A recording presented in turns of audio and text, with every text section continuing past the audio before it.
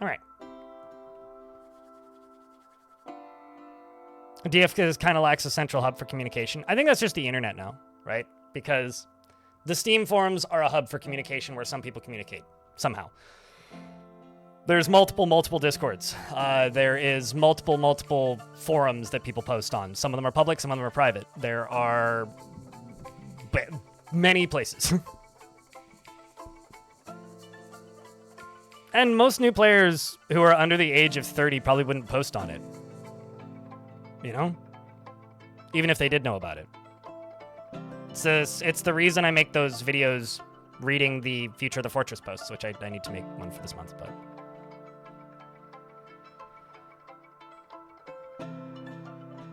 not in a... As somebody who's tried that, Proud Bucket, who says, enemies seem to suffer stress, perhaps that can be weaponized.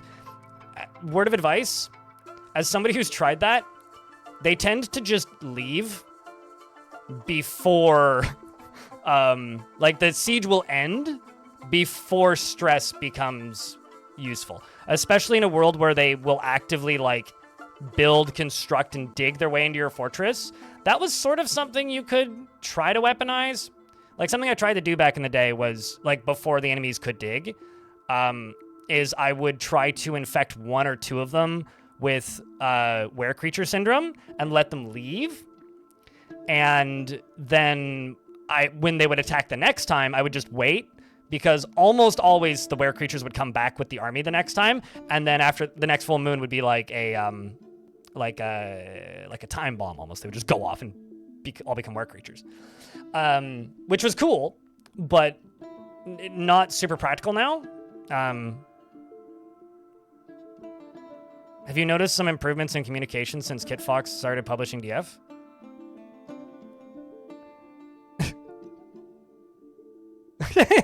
I don't really know what you mean today. Dwarf Fortress didn't have communication before KitFox published it. Like, Tarn would post on his blog, like he does still. They would post the monthly report, and they would post patch notes on the forums, which is what they always did. The only difference now is it's mirrored onto the Steam forums, or the Steam news, and like social media, and sometimes we get previews for patches. Like, have I noticed improvements in communication? Tarn's always been pretty good at communicating. Like, if not Tarn's always been better. I would argue Tarn is better at communicating than a lot of indie developers. Just where he communicates is hard to see unless you know where to look. So I think that's kind of a moot question, because is there improvements? I mean, yes and no. It's always been good. It's just more in more places now. Like, there was no Steam, so there was no posts on a Steam forum before KitFox. There was, like, Tarn had social media, but he kind of didn't like it, and I don't blame him, so he would just kind of, like, tweet when there was a patch. Like, they have a Patreon, and, like, when a new patch would come out, they would post a link to it on the Patreon. Like, and Tarn was active on the forums and still is, and will, like, read threads and occasionally comment on them. And then, like, when he was deep in, like, a new feature build, he would, like, disappear for half a year. Like, it was all word of mouth. Like, Dwarf Fortress got marketing from, you know, a weird post would happen on a forum somewhere, and then PC Gamer would pick it up.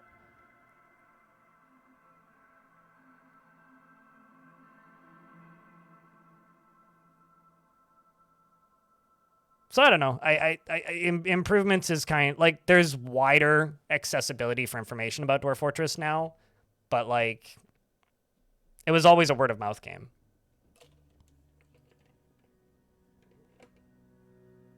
This is a continuation of a fortress I started 2 days ago. Not yesterday, but the day before.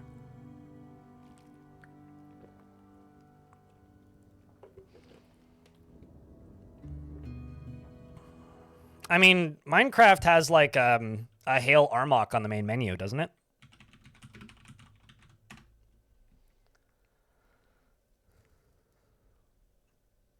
Pretty sure it does, or at least it did. What's up, Yeet Master?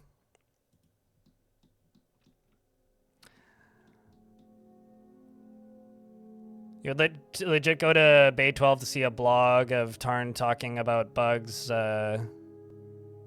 he accidentally created? Yeah, I mean, he would do that periodically. If anything, I think Tarn posts on his blog less than he used to.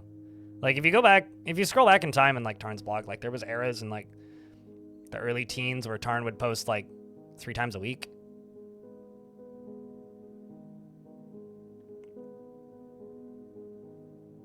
Cut your DF news from 4chan back in the day. They still repost DF news on 4chan. Darth Knight.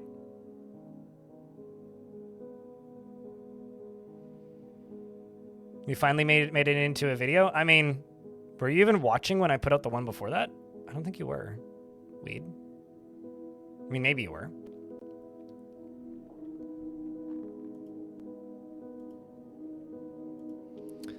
All right, so the named dwarves in this fort currently are Bully, Clondal, Dord, Farquad, Harun Cossack, Joe Bart, Judosi, Carl, Oh Hi Mark, Pain Cleric, Scout Pie, Virtuvius, and Wolfie. This fort is a evil biome, terrifying, and it rains this malodorous filth, which causes severe bruising, dismay and terror, and bleeding. So that's good. I haven't seen anybody die from it, but they're not happy when it touches them.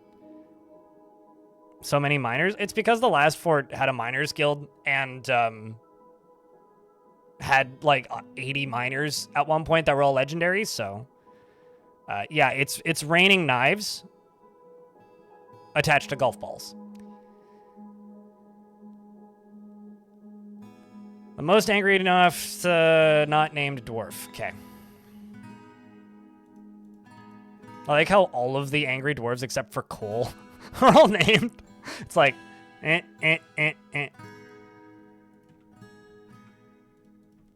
Green Plant McYeet. All right. I could probably do better than that. What do you want me to name you, Weed? You've had a couple different names in the world. Do you want me to call you, like, Weed 420? Do you want me to go with 00_Weed_00? What variety or variation on your name would you like, or would you just like to be Weed?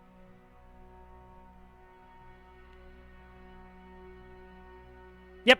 No, I've been playing in the same world for the last handful of fortresses. I mean, my following a vampire for 10 years video is in the same world as well.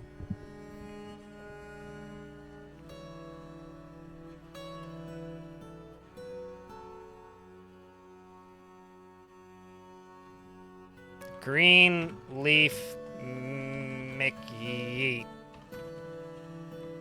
So you have a cap on, which means you're one of the starting 7, because I started with 7 caps. He is shameless and unfazed by the thoughts of others, and is prone to hatreds and develops negative feelings. He rarely looks on others with lust. He rarely feels discouraged and does not have a great aesthetic sensitivity. He is conflicted by this. He values artwork and its creation and does not focus on material goods and tries to keep things orderly. He doesn't try to get things done perfectly, prefers to present himself modestly, and has an active imagination.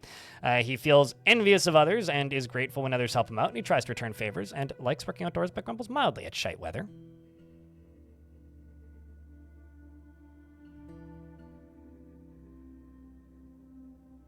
The Empty Ryu? Is that what that? Empty Ryu, maybe? The only word I really can decipher from your name is empty. But hi, what's up? Very cynical, very dwarf, you know?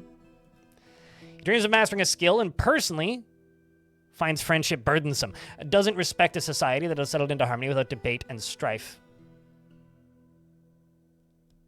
And likes cinnabar, sterling silver, topaz, cockabo leather, or not cockabo, hippo leather, and then purring maggot tooth.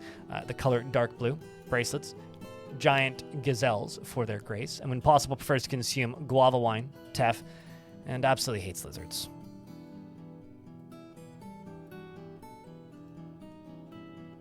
You know, Chris, you'll find that most dwarves are more elvish than you think. He has a very long beard and has short sideburns, which are neatly combed. His very long mustache is neatly combed. His hair is clean shaven. His teeth are widely spaced, and his ears are very short. His nose bridge is convex. His hair is burnt sienna. And his skin is dark brown. His eyes are bronze. He's got a handful of close friends and kindred spirits in the fortress. Is a member of the New Dirt, and of course is a member of the Company of Heart, which is the Miners Guild. And is a member of the Turquoise Fellowship of the North Guilds. Welcome to the fort. It's way less interesting when they're happy. They tend to live longer, though.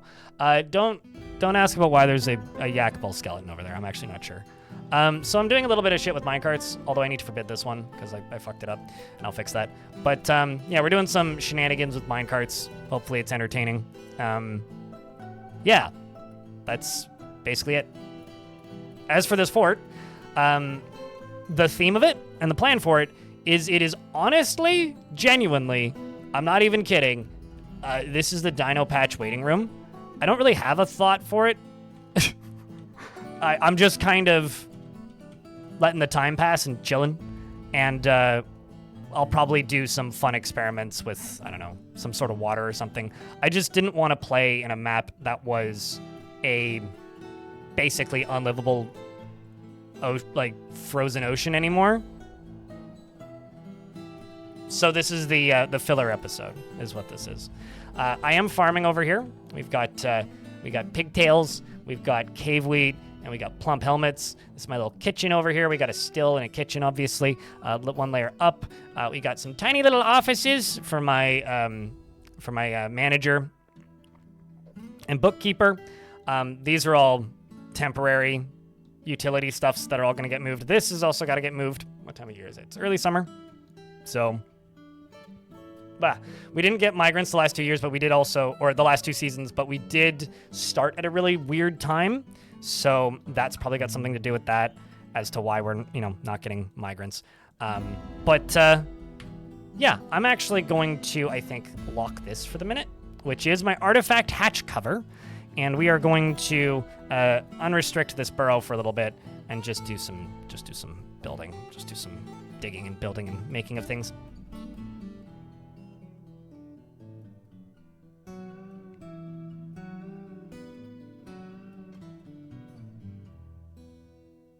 I was going to say, I'm pretty sure The Sims and RimWorld also did that at one point. There was a patch for The Sims, the current one, where, everything became food. And then there was that one patch in the RimWorld alphas where all walls became squirrel meat.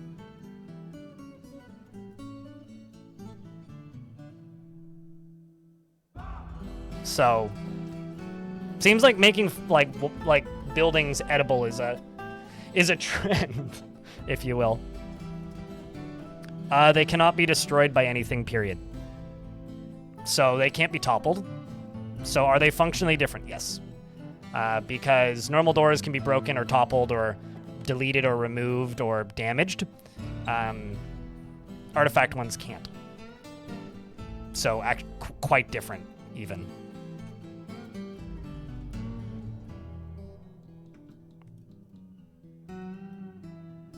I don't know what to do with this water buffalo skeleton. I'm thinking... Let's see, how deep have I gone? Oh. There's traders here? Oh, I guess they're leaving...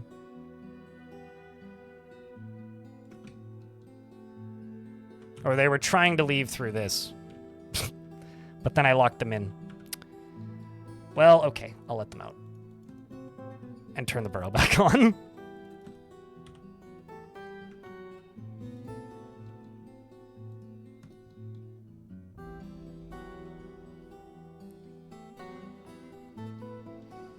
I mean, it is rain that makes you bleed. I mean, it is up to you as to what you think it's made out of. I mean, according to the game, it's made out of malarious filth, which could be whatever. Maybe it's what's the stuff? Not asbestos. The other stuff that they use for insulation, fiberglass insulations. Maybe it's like strands of glass shards falling from the sky. I don't think it's lethal. I haven't seen anybody die from it, but it definitely causes injuries and scars. So, I haven't tested whether or not it's lethal. So I would guess like paper cuts, or because it also causes bruising, I've been kind of going with like, it's like marbles. You know, like that kind of thing is kind of what I've been thinking. It's like sticky toxic rain. Are you telling me that we need to get this rain a restrain in order?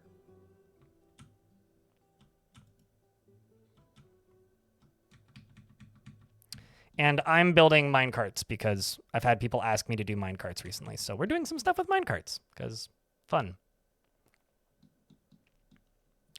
I think what I'm going to do is I'm going to do this. Go down to the bottom of this. And we're just going to make one of these. Except stairs are going to be slightly higher priority. This is going to be trash disposal. Usually I would use lava, but I don't know. Not this time.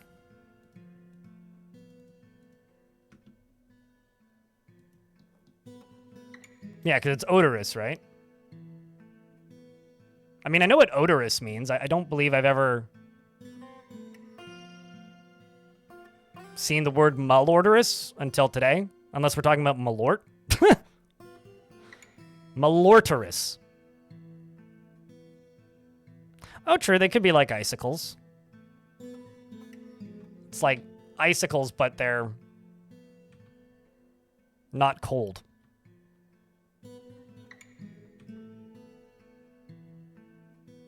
Mal is in malicious? Yeah, no, I get it.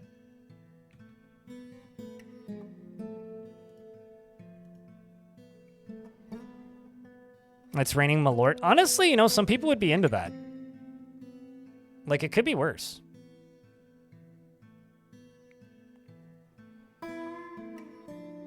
Icicles, but they're evil. I feel like that's just icicles, though.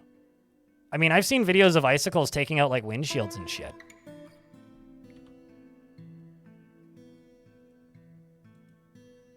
Actually, maybe I should have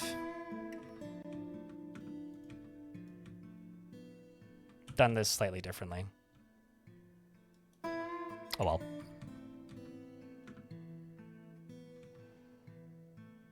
Oh shit, we have microcline. That's nifty.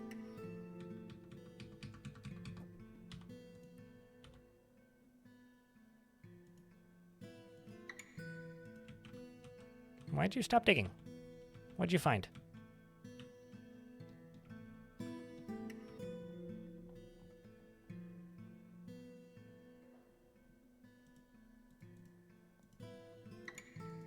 Hunger, I guess, is what they found.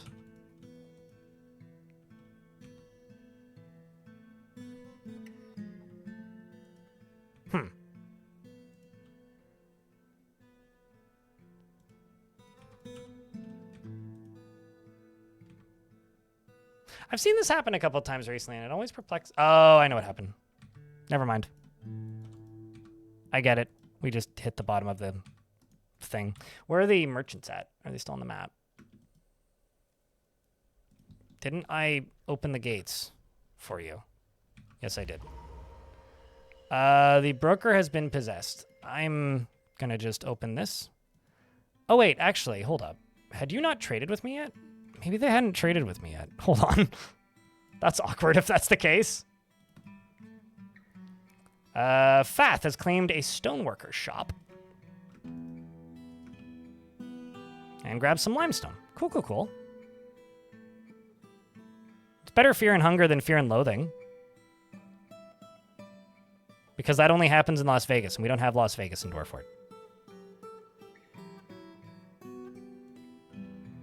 Okay, so it's horsebone and limestone. Bunch of limestone. Any bets on what that dwarf makes, chat?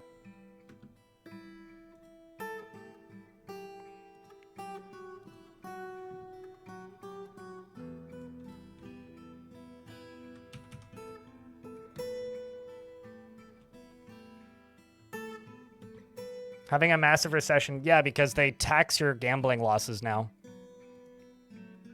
Also, people are broke. It was a stoneworker's shop. Also, I've found an expansive cavern deep underground. God damn it. I was kind of hoping that wouldn't happen, but... Well, this is interesting. It's a very dead cavern. There's some troll blood. It's like discovering a very long dead old forum, you know?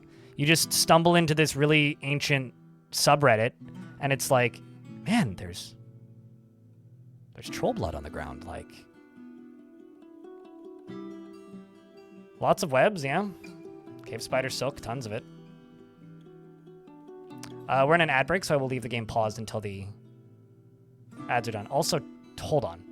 ×2?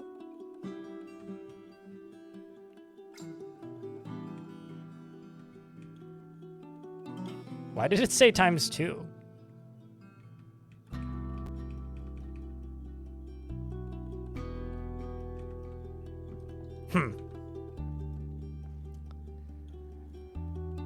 I'm just going to shrink down the burrow and just say do this, this, this, and mine through that. And we'll just wall this off.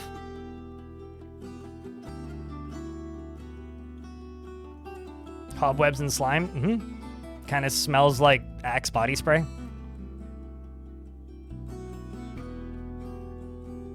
Environmental storytelling. Oh yeah, absolutely. Absolutely. They didn't last very long. Ball moth.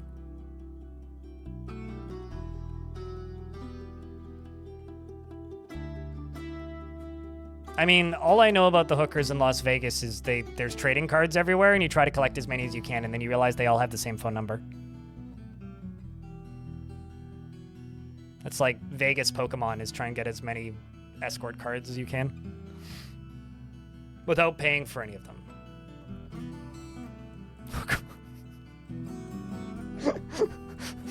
Right, sure, Eric.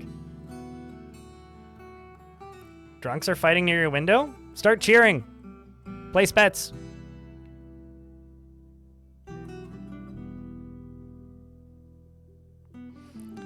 Found 2 sources of that material in different places. Interesting. I don't think I've ever noticed that before. Like where you are, it's raining? Or it's raining in the game? Because it says full moon, so it should be clear.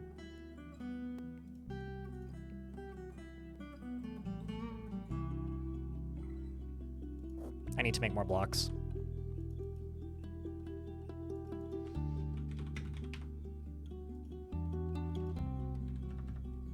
Also need to turn on my numpad. There we go.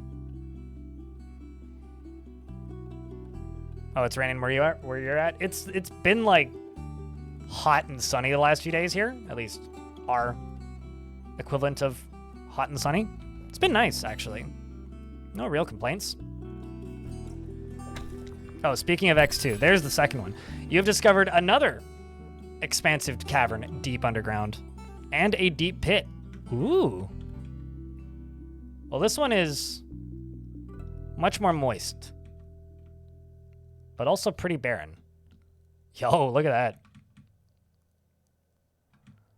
Well, that has various different ores. What else did we find? Hematite, that's good, as well as more microcline. Exciting. Tropics? So I tend to assume that the tropics means that it's like pretty wet outside in general, but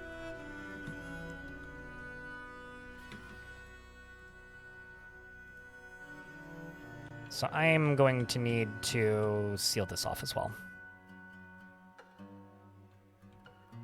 Are deep holes exciting? It means it goes down to a lower cavern layer. That's really all it means.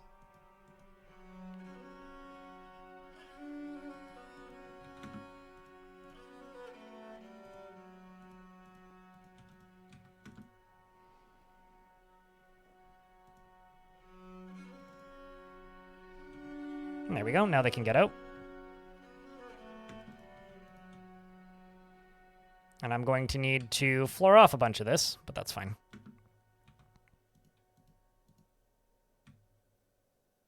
And hopefully nobody falls.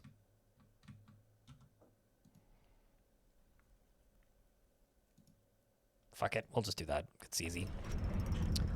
Fath, the broker, has created a limestone coffer and offers it to the new dirt. Well, that's good. Do I give that to the hospital? Or do I put that in Fath's office? Or does Fath even have an office? Does that go into an office or a public space, actually, chat? What do you think?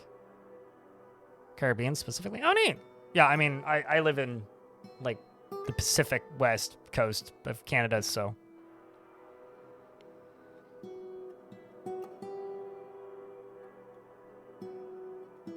Playing on a 2x2 world is chaos because everything is close enough. 2x2? Why so big when you could play a 1x1? I mean, I could put it in the tavern, but then all of our mugs are going to go in there. Tavern doesn't really need it. Tavern's already kind of high enough value. This is the hospital, which does already have a container, I guess. Yeah, okay. We'll put it in the tavern.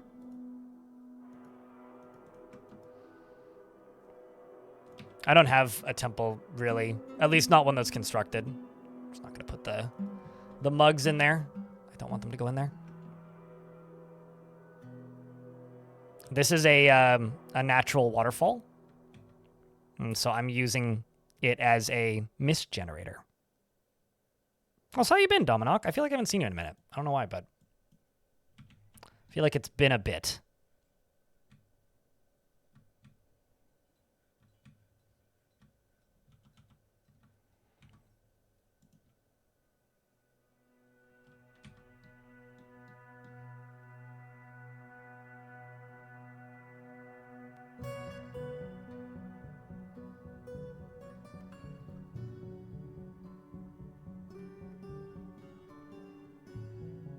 And also Undeath Lol, good morning. Hello. I mean, it's 10:40 here. So yeah, it still counts as morning.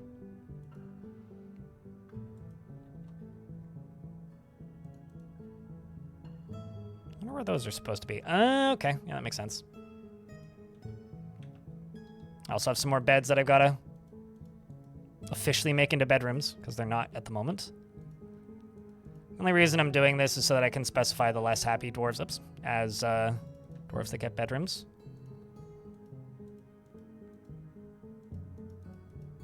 Off the bat, which is good.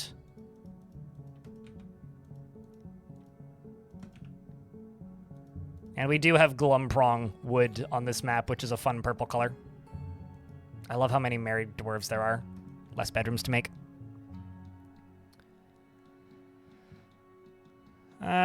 Do I have anything I want to sell these humans? I'll just bring a couple gems over and we'll take a peek. Because they will be leaving soon. I would like to see if they have anything worth buying. I might just trade something small so that they come back. Let's wait for those other gems. You did some modding for Mech Engineer? That's a game I've seen recommended a couple times. It looked a bit too auto-battlery for me, though. Seems like a vibe, though.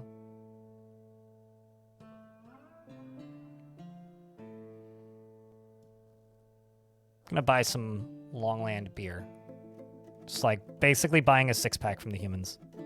And then some empty barrels.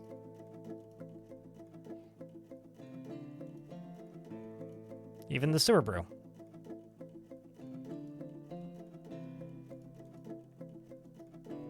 And trade. Done. Very little trade, but hey. Easy trade for us. You know, that is one of my biggest feature requests is I wish dwarves could be smokers. I don't know why that of all things is one of my like dream features for Dwarf Fort, but it is.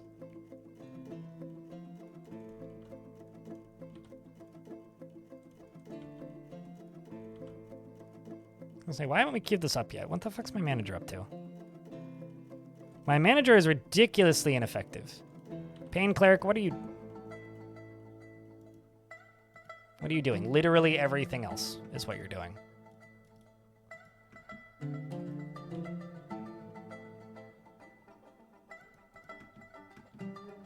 Go manage work orders instead of hauling shit, please.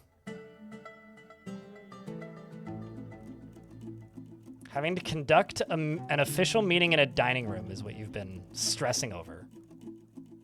What a dwarf.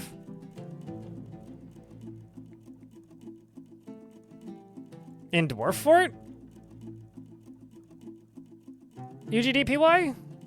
I would say in the case of like low value herbs, ratweed. I don't know why ratweed, but ratweed sounds like a crappy thing to smoke. Burn to all hell. Give like no positive effects. But when you really need a hit, you know? And for higher value, probably hemp. There's probably some good dwarven mushrooms to smoke. Yeah, true. I don't know. I just it's the age old question of, well, what is dwarfy, right? And for me, what is dwarfy is basically what Tolkien tells me is dwarfy. And I seem to recall a lot of dwarves smoking a lot of pipes and a lot of hobbits smoking a lot of pipes. Although, you know, it is very dwarfy, chat. Incredibly dwarfy. Is this a crowdfunded stream? I make a living because people tip me. And sometimes my YouTube videos do well, and that helps too. But I make a living while doing these streams because people subscribe to the channel, use primes or cheer bits and all that jazz. So if you happen to have a Prime subscription on your account or an Amazon Prime subscription and you link it with your Twitch account, you can subscribe for free for a month. And that is a large portion of my revenue. So if you would like to help support the channel, you could do that by subscribing to twitch.tv/BLINDRL. What am I making? A trash pit? Yeah, I've got that dead animal right there that I want to get rid of. So, yes, making a trash pit. What is a dwarf? Why is the dwarf? How is the dwarf? Dwarf is pretty good. What is the dwarf? A short fantasy creature. And why is the dwarf? Yes. Any questions?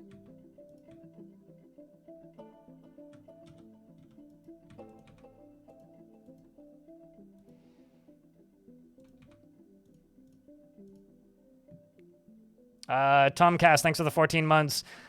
Dune Cat, thank you very much for the Prime. Appreciate you. You have officially doubled the number of subscriptions I've gotten today, so thank you very much. We got 2 resubs right at the very beginning of the stream. Jam Jalopy, thank you very much for the 66th month. Appreciate you. Deep Rock Galactic makes me very motion sick, but the theming is effectively dwarfy. Sir Guapo, in regards to Deep Rock Galactic.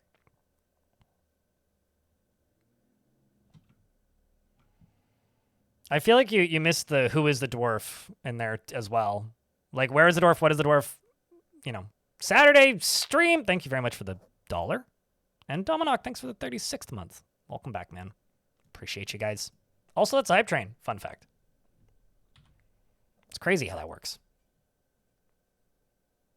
The humans have embarked on their journey.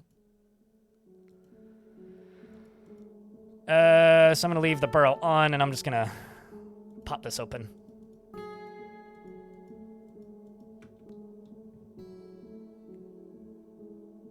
New hat. Yeah, new hat.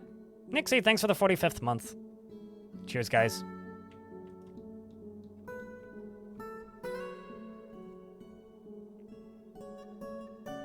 I don't really understand why the dwarves in Deep Rock Galactic are so obsessed with cooking with woks and stones, but I guess it should make sense, right?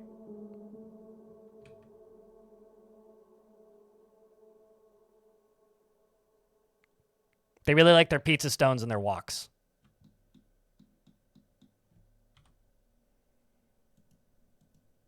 Okay, well, they made it out, so that's good. They took the longer route, which means I can do that, and I can go up to here, because I'm pretty sure they've all left. Yup. And then I can turn off the burrow. And we're gonna just go down to this layer right here. And yap my way through that. I don't. Man, I know almost nothing about Warhammer. I have slowly gained some knowledge of Warhammer over the years, but that comes almost exclusively from the knowledge that people have given me by the internet, and so I personally don't have any real thoughts or like ideas of Warhammer in general, because it's not something I follow. Gristeth, thank you very much for the 47th month. There is this, I think it's probably just video games in general, but I noticed this a lot with the Dwarf Fortress community, which is there is kind of two portions of the Dwarf Fortress community. There's people who play Dwarf Fortress because it's like a very deep game that's very replayable, which is why I play it, and it's a systems game that entertains me. The fact that it's focused on dwarves is like not the draw at all for me. For some people, it seems like it's the draw, and I think it might be fair to keep in mind that I kind of don't give a shit that there are dwarves in this game. The dwarves are like, yeah, it's fun theming, but like that's all it is to me. It's theming, so I'm not drawn to other properties or things that have dwarves in them because they have dwarves in them. So, shrug, I guess. This is where you go, fake fan. Fraud. Krista, thanks for the 47th month. Welcome back. Like, this could be Human Fortress or Elf Fortress, and I would play it. The fact that it's dwarves is just like a coincidence.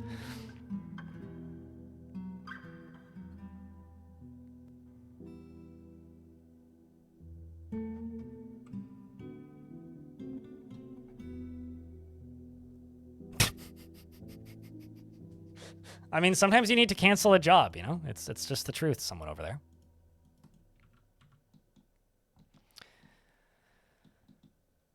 Okay, I do need a stockpile for gems, though.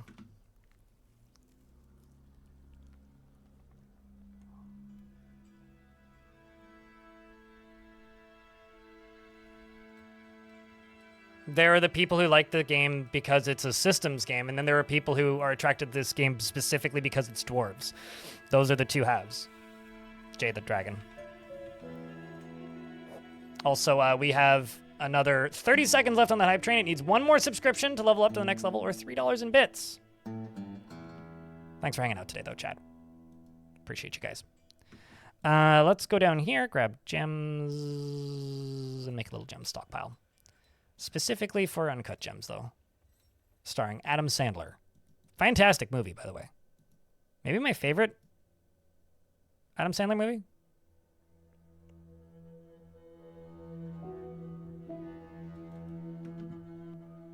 Thanks for the $5, Jam Jalopy. Appreciate you, dude. You were neutral to dwarves until you played this game? I guess. This is a very heretical stream, John Doe. I mean, I even got a comment on my last big video about from somebody who said that they really liked the video, but they loathed the fact that I take the Lord's name, that I profane the Lord. No, I loathe the profaning of Lord was the exact wording that they used, to which I have to say, oh my fucking God, I'm so goddamn sorry. Jesus Christ. I didn't mean it. It wasn't intended. Ugh.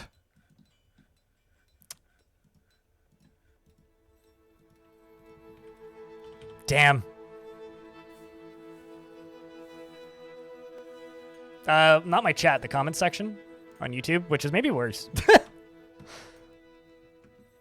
Although it is a well-known fact that one of the most memorable moments in my chat's history was the time that somebody told me that I was uneducated and potentially violent and a dangerous person because I was going to stream Doom. So...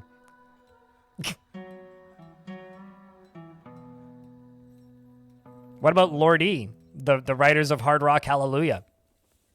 Killer 90. This was like 2016, Linfer, and it's been actively in my brain since. Good memories, as I would say.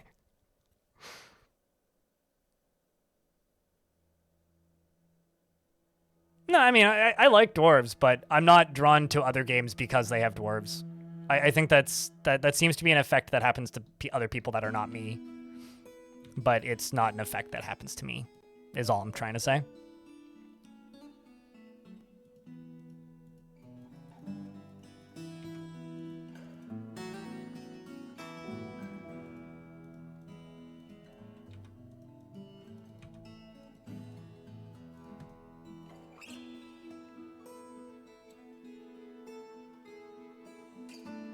Was against their religion. So growing up, my family,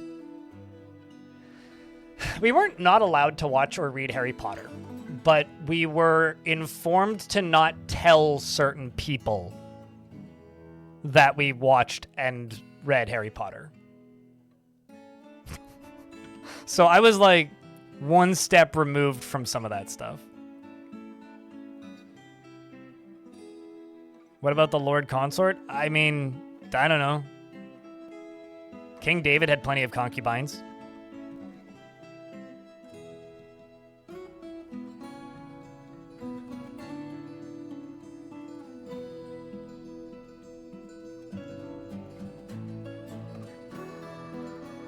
It's a waterfall, Jay the Dragon.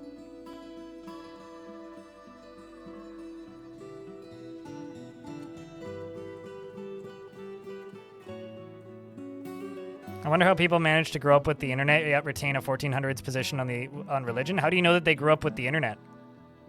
Like, this person could have been 50 in the 90s. There's too many numbers in that sentence, but I think you know what I mean.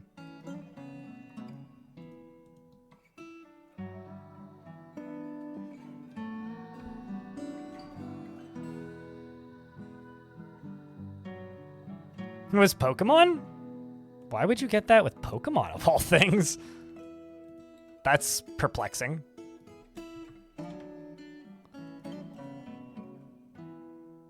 There we go. Let's get those bins filled up with gems.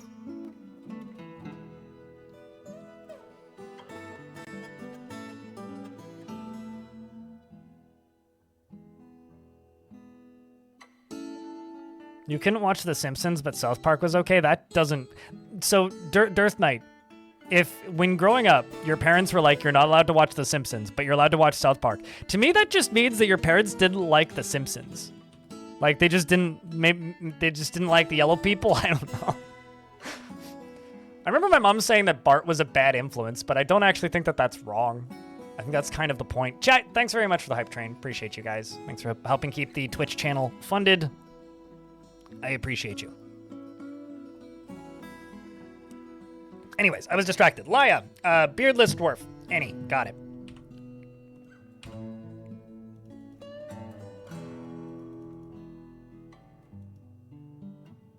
You are Asmil.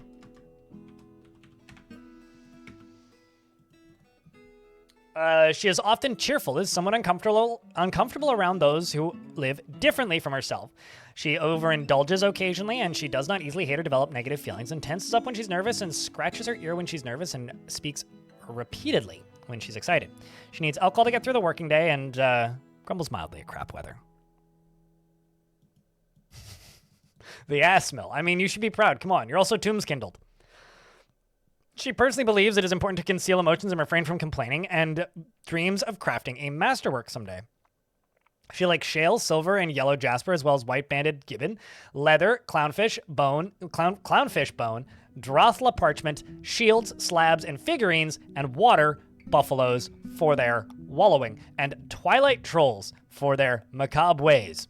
They think it's dumb that the vampires are sparkly, and the sound of the basset tresses, and the sight of the lute of poets, and when possible, prefers to consume wine, and absolutely hates mussels. Thanks for $2, Darth Plagueis the Wise. Do I like Stellaris? Not really. Although, when I played Stellaris, it was right when it released, so I think I played a different game than it is now. But when I played Stellaris, it's not for me.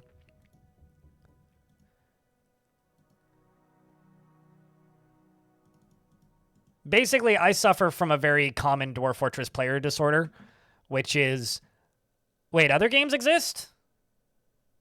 Syndrome?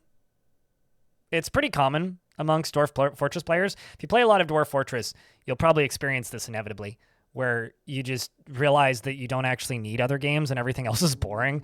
And then every other game that's kind of like Dwarf Fortress is just a pale imitation and uninteresting. Like, Stellaris, I'm sure, would be a lot of fun for a certain kind of person. It ain't me. Although, a lot of my enjoyment of video games is one of two things. It's either something that I can enjoy on my own time, which is not the kinds of games I stream, or it's the kind of game that I like to stream, and I've never had a good time streaming a 4X. I've tried. I've played Endless Legend. I streamed Endless Space 2. I streamed Stellaris. I streamed that other Paradox game, the Rome one. I streamed several different Civ games. I've streamed Humankind. I streamed, what was the name of that other game? Warhammer Gladius. I streamed at least one other, maybe more.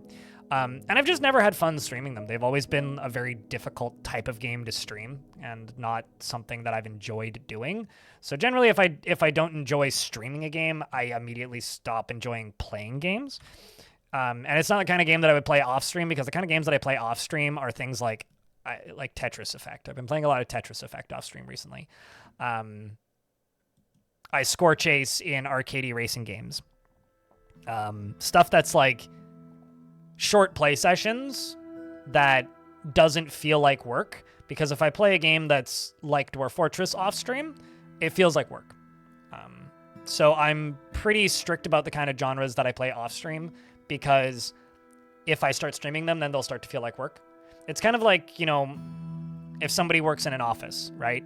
And they work from home in a home office, and they spend all their time at a computer, and then they don't have any PC games at home because you would rather have a PlayStation, because it doesn't feel like work, because you're at the TV, not at the computer. I'm kind of like that. Like, I have a controller on my desk, but I don't stream games that use the controller, right? Because if I'm playing a game with a keyboard and mouse, it feels like work.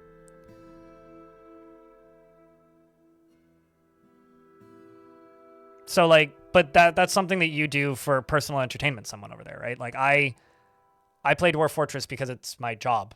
It helps that I like it, but it has become a job. There is a alternate path in my history where, you know, I never ended up doing this for a living, where it is likely that I would be playing Dwarf Fortress for personal entertainment. But I don't live in that reality. I live in the reality where I became a, content creator, for better or for worse.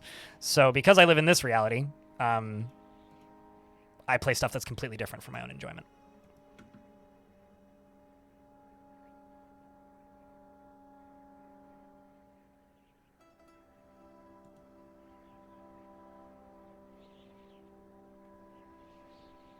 Currently, it's mainly Terraria with the dash and No Man's Sky. Yeah, that's fair.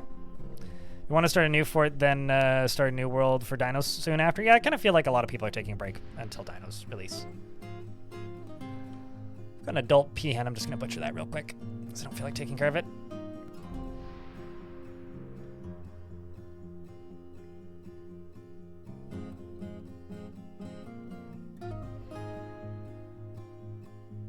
I think that the truth is still this. Someone over there, we are currently living in a safer, generally more peaceful, stabler point in time than any other point in history. It's very easy to obsess over everything that's going wrong. And it's very profitable to make people obsess over what's going on, because it makes people emotional. So do remember that you are the least likely to get killed in the street just in front of your house unless you live in an active war zone, than you have been in almost any other point in history. So, I don't know. I think it's worth remembering that while things might seem horrible, they're not necessarily as horrible as they seem. It's just profitable to make it seem horrible. So, just my 2 cents.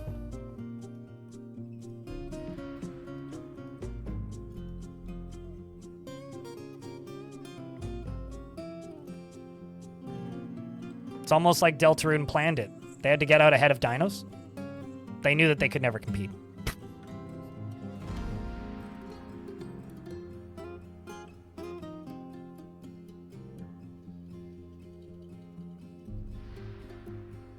Well, I mean, you know the dude got stabbed, right? Cheesemonger? You know? Like, if you were alive 500 years ago, the whole village next door could be torched. And you wouldn't know until you went to go sell them your wheat in the fall. Or until you got sent over there because the messages hadn't come for the last 6 months. And that could just be like, 2 days walk away. Maybe if you see the fire in the distance, certainly, but it depends on where you live, right? They could have been pillaged and everybody stabbed to death. It's just very easy to know that somebody got stabbed. It's like I used to live in an area where there was quite a bit of crime, like just a lot of gang activity. And people would always be like, there's shootings all the time. It's like, yeah, but like fucking 2 million people live here. So like the odds that you're going to be the person getting shot are very low. And I just don't sell drugs and don't buy drugs and you'll probably be fine.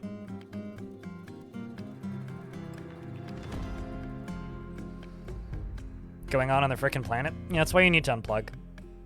I try to like schedule my news reading so I don't just sit around and obsess over it. That being said, I do obsess over the AI bubble, mostly because it doesn't actually like make me dismay at reality. It mostly just kind of makes me mad.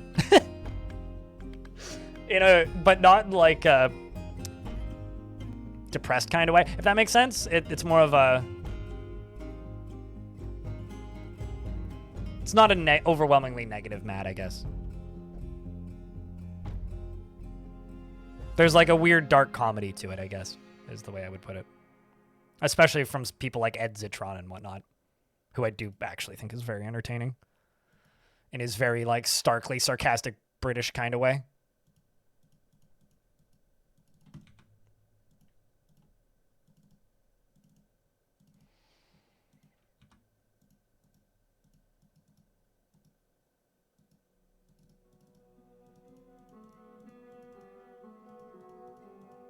This is the most overbuilt trash bin I've done in a while. Gotta get those lollipops somehow, Leia. Being mad at things can be healthy too. It is a expulsion of emotion. I think like what really fucks me up, and this is also largely why I have an ancient phone that doesn't actually work with a lot of current social media apps. And I don't spend much time on social media, is what really fucks me up is like the way a lot of algorithms work these days. Like YouTube's guilty of this, TikTok's guilty of this, Instagram's especially guilty of this, which is just like the positive emotion, overwhelmingly negative emotion, positive emotion, positive. It's like it fucks with my psyche in a way where it's just like I can't handle it.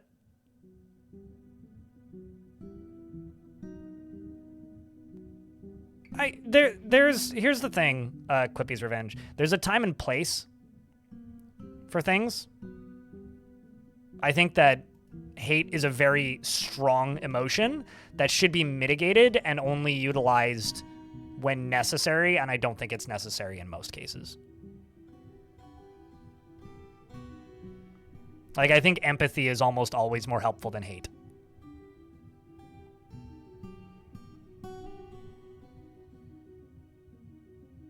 And misplaced hate can be very dangerous.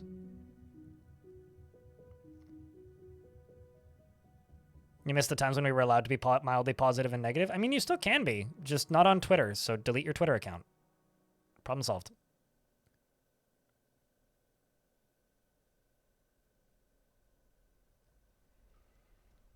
I mean, Robert Field in YouTube chat says they did a study on that. The internet's making us schizo. There's been a few studies on that, but I will just note that King Crimson was right.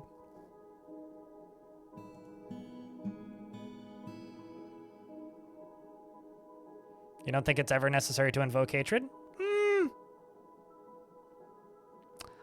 I think it is acceptable to invoke hatred against crimes against humanity.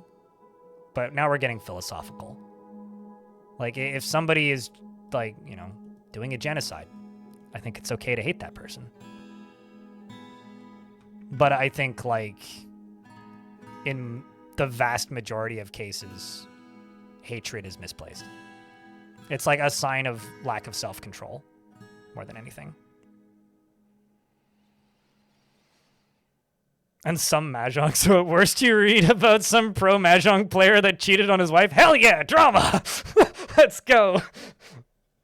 Otherwise you just stick to the very local newspaper. I really like the very local newspaper because, like, the mayor of the closest American town to my Canadian city, the mayor of that town has a column in that newspaper where he talks about the tourism that their city gets from people over here traveling over there. To which I have to say, why the fuck would you willingly go to Port Angeles? What's wrong with you?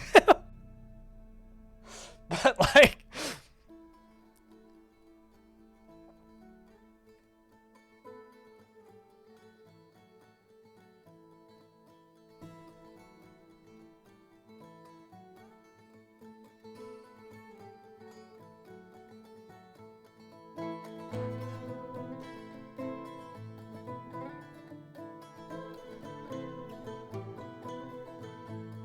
and compassion is greater than empathy. I'm kind of conflating the two, but yeah.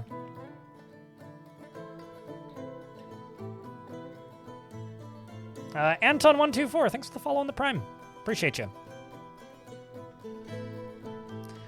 I would almost say that's true to a point, Trigger. Like, we have control over what we consume, sure. But not in everything. Like, you have control in what you consume to a point.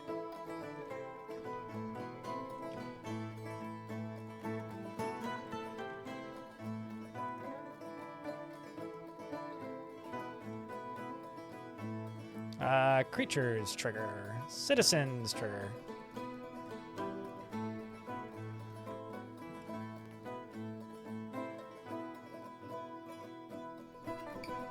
You have a Dwarf Fortress question. How important is letting your dwarves idle?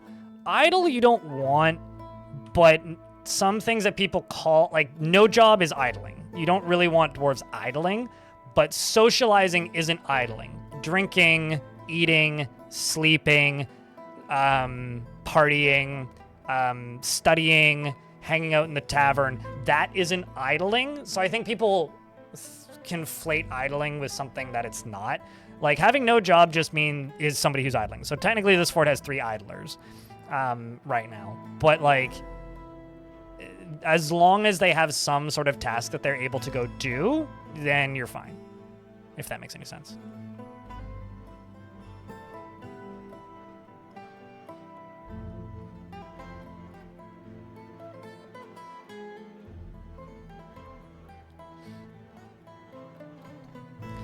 I think that there are platforms, like, if we're talking about, like, not TV media, like, not traditional media, like, if we're talking about, you know, modern media, I think you do have some control over what you're exposed to but only to a point. Like, you don't have control of how the algorithm works.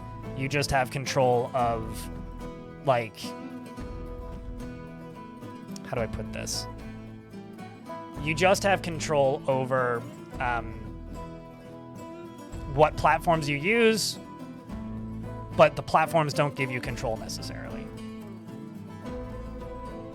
Like, I can't modify my algorithm on Instagram to not show me certain things.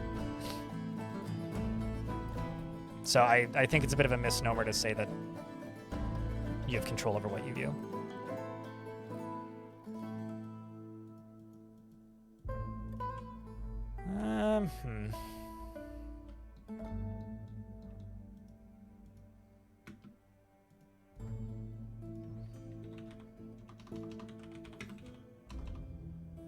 Let's do rock cabinets. And let's make them out of chalk, and let's do 3. So I just want to get that chalk out of there.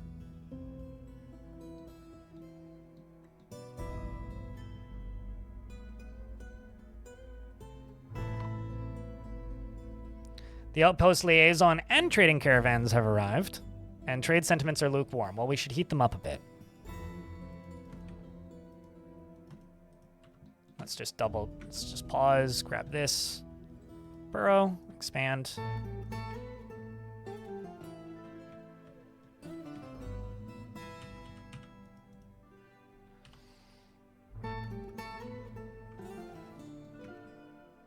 My miner is attending a meeting.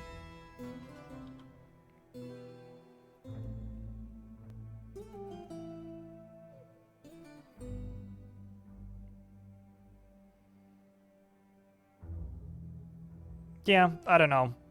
Our Hoel. I mean, like, who says it's difficult in today's media environment with influencers and misinformation? I think what you need to remember is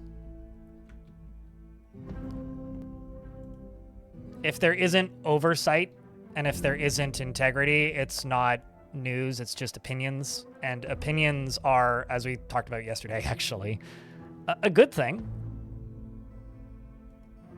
in most circumstances, but can also be dangerous if they're malicious. And while important to hear other people's opinions, you should take them with a grain of salt if there isn't a reason for them to be honest. Like if they're not incentivized to be honest. Should be cautious.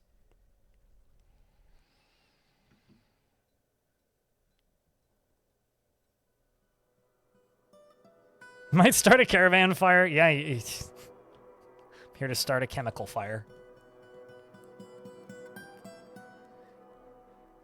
A dragon sneezing in the forest can cause mass hysteria and damage.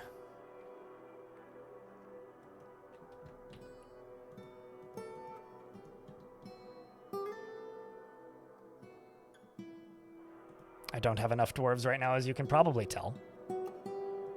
You guys can follow Joe Bart here. I'm going to go use the washroom. I need to pee real bad.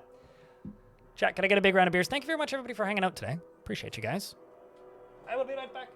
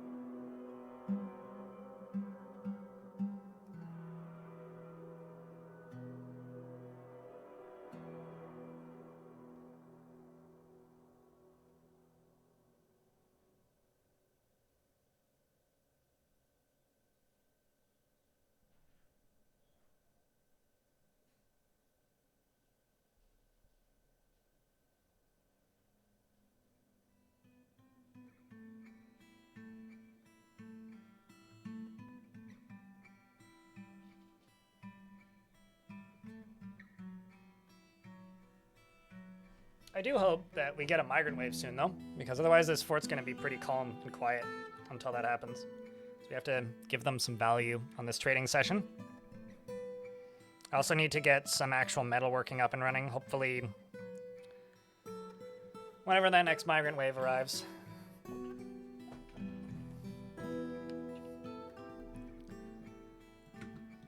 Okay, so right here, I'm your liaison from the Mountain Homes. Let's discuss your situation. My situation. There's much to share. I'm just gonna ask for wood. They want amulets and musical instruments next time. Ooh, that's interesting. Okay, amulets are doable. Let's just queue up rock amulet. Just do 50 of them. And you, let's bring just gems. It's nice and easy for the minute. Same with the large ones.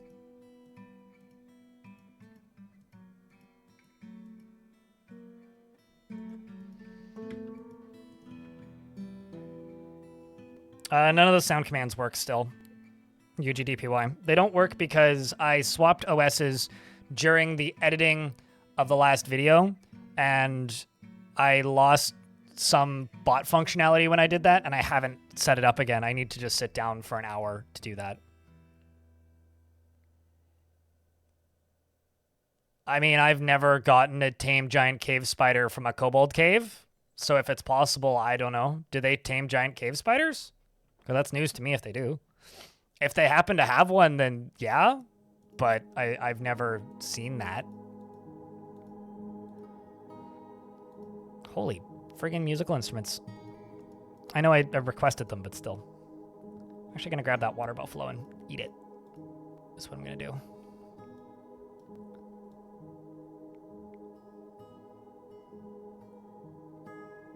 Is written in the DF Wiki? Well, if the DF Wiki implies it's possible, then I would smile and nod and agree with it. So if you've read that in the DF Wiki, then I guess so. The only giant spiders I've ever gotten that were tamed when I got them were from elves. And I got that through trading. So I wouldn't want to tame one, though, because it would be harder to get webs out of it. I'm very well aware that the sounds are disabled, yeah. UGDPY. It sucks. I need to fix it. I do still have all the sound files. Like, all of the code is still there. I need to... Basically, what I need to do is I need to download my list of Tier 2 subscribers on Twitch and Tier 3 subscribers and manually re-add everybody's names to the list, because most of them are wrong. And then I need to go in, get all of the original sounds, move them into the correct file, and then relink them to the sound commands. I just need to do it. And not to... At risk of sounding very lazy, I didn't do shit yesterday. I did fuck all. I did nothing. I had like a list of things that I wanted to do yesterday, and then yesterday started, and I was like, I'm fucking pooped. I did nothing because I, kind of spent more or less my entire week. Actually, if I look at a calendar right now, I could tell you what my schedule was like the past week.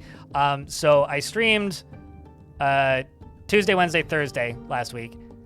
And then Friday, Saturday, Sunday were 6-hour editing. Or no, Friday and Saturday were 6-hour editing days. Sunday was a 10-hour editing day. Monday was an 8-hour editing day. Tuesday was an 8-hour editing day. And then I've streamed twice. And then I had Friday. So I was like, I just need to lie prone on the floor for a day and go on a long bike ride. I uploaded a video too. Like, I did more than make bread, but the last thing I wanted to do was just sit here and stare at like files. It is on my list of things to get done this weekend though. I also have no notifications, which you might notice. Why does everybody assume that if I do something, it burns you out immediately? I edit like a big video like that once every 6 or so weeks. Well, every 5 weeks-ish, I start another big project like that, and it takes me a handful of weeks to finish it. Do you immediately burn out on having to do a different kind of work? Immediately? I think like the only time I've ever gotten burnt out on editing was when I edited the boat murdered video, but that was because I spent like a month editing that thing, and then nobody watched it, and it made no money in the first month that it was out. So like, unless a video wildly underperforms, I don't really, this is a job. I do it and I like it, and I don't really get burnt out on it. And if I feel burnt out on something, I don't do it. So do I enjoy editing work? Yeah, generally. Do I feel burnt out on it? No, not generally. I don't know. It's kind of there's this like, how do I put this? There's this trap that I think a lot of content creators fall into that I think gets parroted a lot because it's true, which is, actually, and I've seen this happen a lot, especially like in the last year or two, from people who started doing this in 2020, which is, the reality of, if you've never worked for yourself before, and you've only ever worked for yourself, it is very, and you've only ever worked for other people, it is very easy to get stuck in a trap of oh, this is my job now. I like this job. I work for myself. Nobody is making me do this. So I'm going to do literally nothing but work all the time. And I think I fell into that trap at points in my history, where I just work too much. I am at a point now where I've been doing this long enough that I know what my limits are. I know what I'm capable of doing, and I know what burns me out because I've been burnt out before. I don't really get burnt out. If I'm going to get burnt out on something, I just don't do it. Like it is that simple. I just don't do it because I know that there are things that I need to do that I don't like doing. There are things that I need to do that I don't want to do. And I do them when I feel like I can. And I can just get it done, which is why I haven't gone through the process of rebuilding my bot sounds because I fucking hate that part of the job. But I don't know. I hadn't really edited a video like that in a couple of weeks. And I started working on it about right around the time I got back from my vacation, which was a very short trip, but I came back from that trip and started editing. And, you know, what's going on today? Babbling. Waiting for the dino patch. Vibing. What about you, Ranger Rick?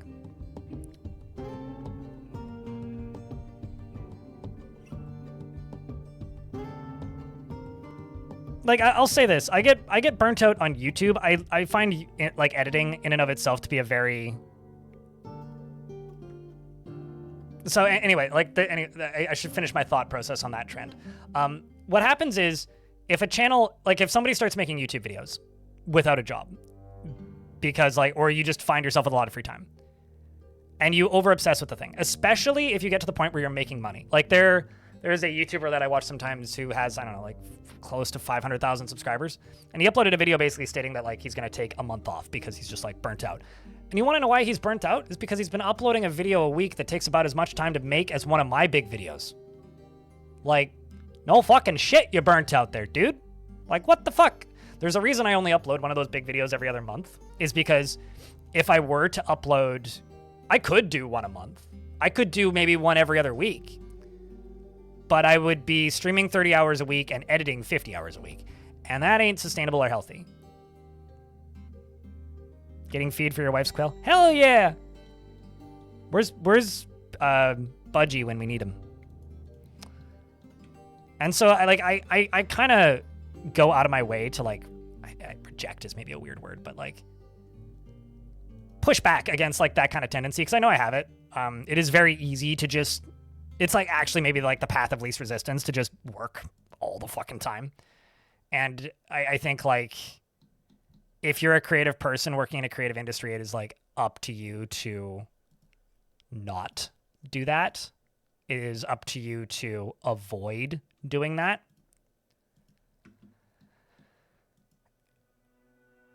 And I do my best not to do that, you know?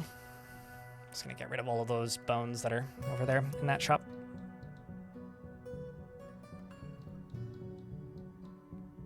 Well, it's better than being all American, huh?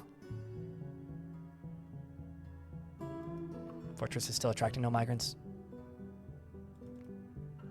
Hopefully we start attracting migrants after this trade caravan leaves. What are you so pissed off about? Being unable to fight for too long. All right. Expedition Lydia. I'm going to swap out the manager for somebody that's not you. I'm going to give it to Judosi. You can keep your office, though.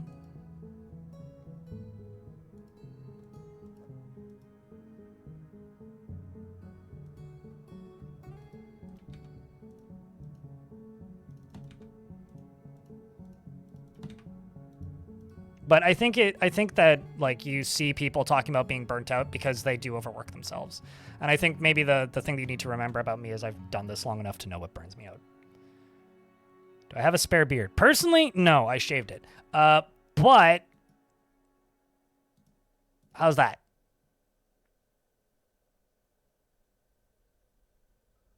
Aren't the dwarf tiles, like, 2 meters squared already? Or is that still, like, up for debate? I actually don't know. Because I kind of stopped caring at a point. Dominoc. He never envies others, their status or situations or possessions.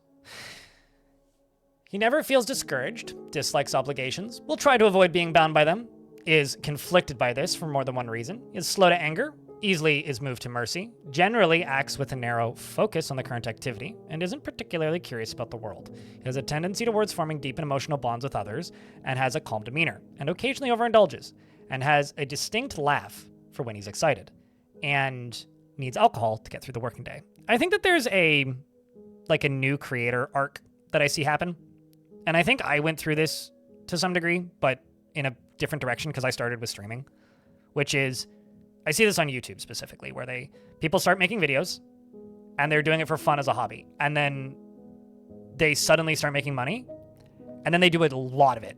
And then they forget that free time exists and life exists.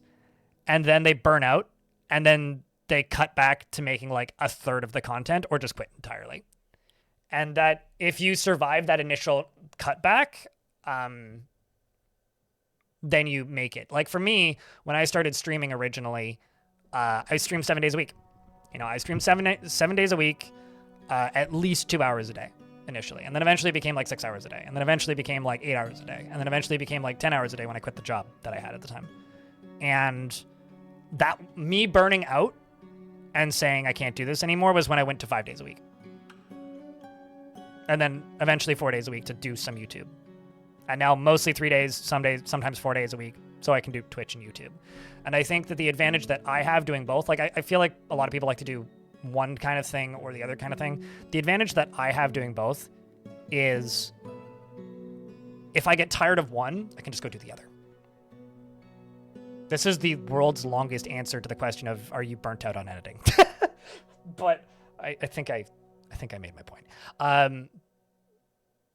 This dwarf is very slow to anger and is easily moved to mercy, generally acts with a narrow focus on the current activity, isn't particularly curious about the world, has a tendency towards forming deep and emotional bonds with others, and has a calm demeanor, occasionally overindulges, and dreams of raising a family and personally sees no value in holding back complaints and concealing emotions, and doesn't really value the point of working hard. Doesn't really see the point of working hard. He likes nickel, silver, and onyx opal, the color orchid, pink, and short swords, slabs, rings, blind cave ogres for their echoing howls, and the words of the fatal death and the sound of the droplet of berries and the sight of the sable blossom, and when possible prefers to consume goose, asparagus, gutter crewer, and dwarven syrup, and absolutely hates hamsters.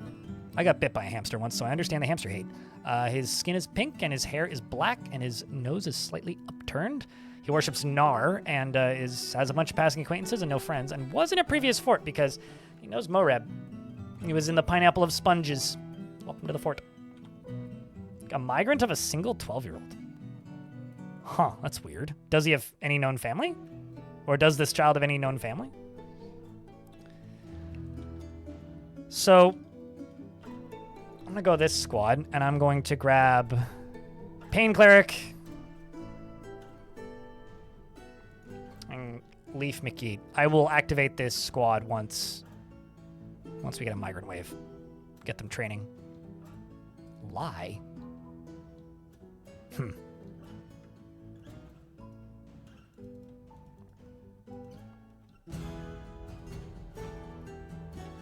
gonna butcher that water buffalo.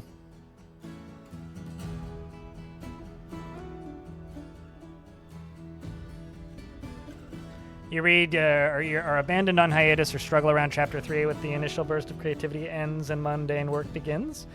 Maybe like 10% works get past that hurdle.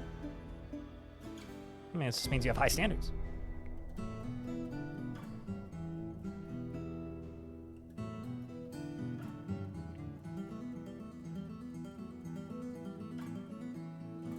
That water buffalo never saw it coming. I'm sure it's been told.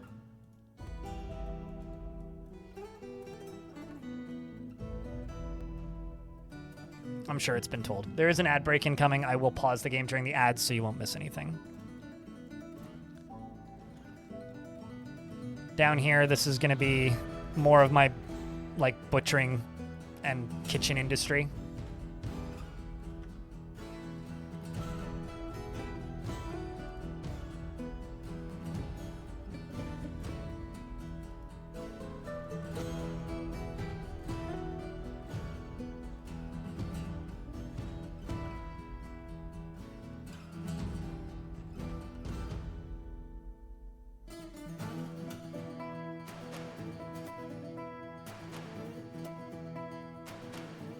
kills off a lot of initiative. Sure. I think, like,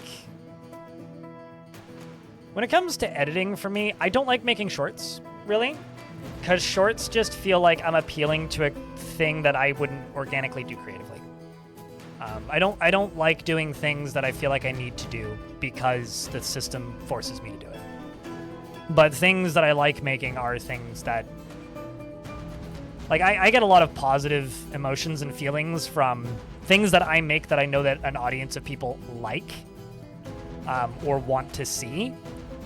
And that feels good when it does well. I definitely get burned out on YouTube, but I get burned out on, like, YouTube, not making things for YouTube. And there is a distinction there, and it's a pretty strict one for me. You feel like you should save it for steel production? I ain't saving any of this because, like, this is all limestone. This is all limestone. Most of this is like limestone. There's also chalk further down. Like, I'm not worrying about it at all. Like, at all.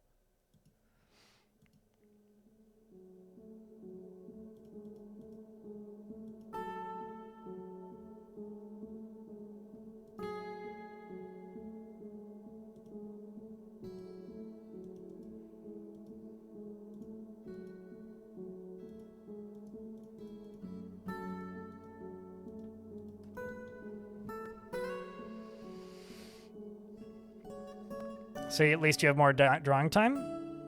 That's good. Is this like something you'd want to get published and like sent out in like a paperback form, or is this something that you would just want to put out as like a webcomic kind of thing?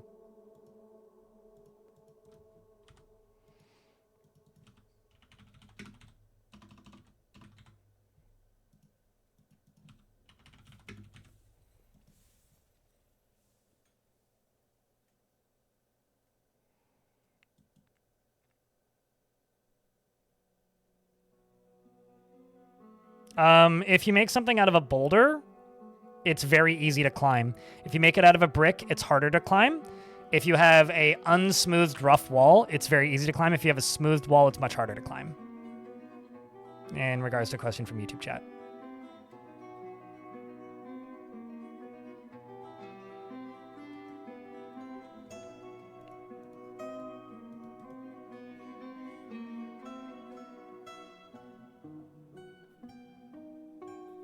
But, you know, to me, like, to give it a bit more of a historic context, for me, like, working on a video for a month and then releasing it and nobody seeing it is probably a similar feeling to, like, more traditional directors working on a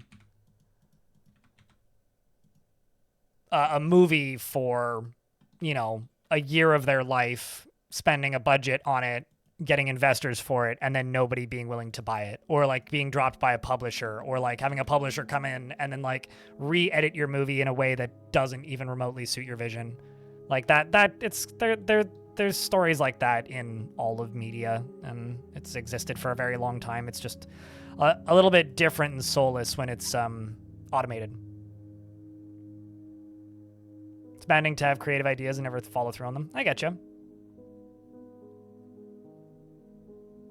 That's the thing about entertainment. Sometimes people just are not interested in your creative endeavors. The problem, I think, with the YouTube version of creative endeavors is people might be interested and still won't see it. Can I show my trade post? There's really nothing special about it. It's just in this room because there's space. So there's literally nothing special to do with my trading post. Actually, no, I gotta leave the burrow on. Just gotta wait for them to leave.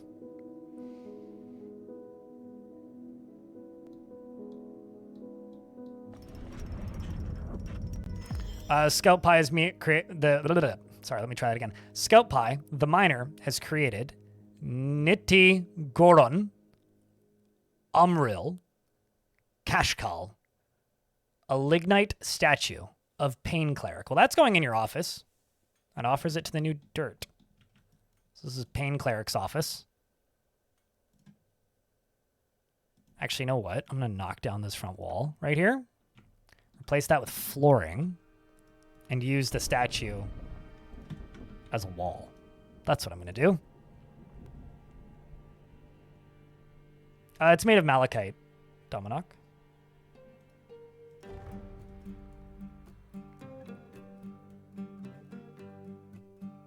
Malachite is one of those materials I'm always very happy when I realize I have.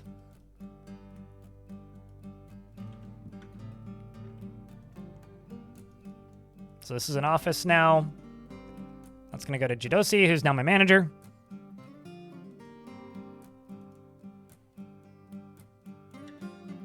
So this is a lignite statue.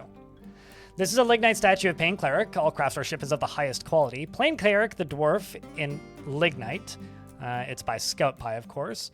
Pain Cleric is laboring. The artwork relates to the settling of the dwarf Pain Cleric in Mortalsludge in the late autumn of 269. It is encrusted with rose-cut banded agates, as well as adorned with hanging rings of lignite. On the item is an image of emerald-cut gems and fungi wood. On the item is an image of the strifeful Zephyr, the mists, the Minotaur, or of mists, the Minotaur in fungi wood. The strifeful Zephyr, the Minotaur, relates to it wandering in the scabrous morass in the mid-spring of 185. What'd it do? It's a statue. Not sure what else you're asking. You got really angry. All of them were about music, and it was like playing the organ and people criticizing without knowledge or being proud of composing something to only see. Organs are cool because it's an instrument that's literally a fucking building half the time. It's like, what instrument do you play? The church? How can people not respect an organ? Like, you could not like the music, but fucking love organs. They're cool. That's not a song. It's a statue. The actual, like, Zephyr is a minotaur who wanders in the regions that we're settled in, which is the scabrous morass.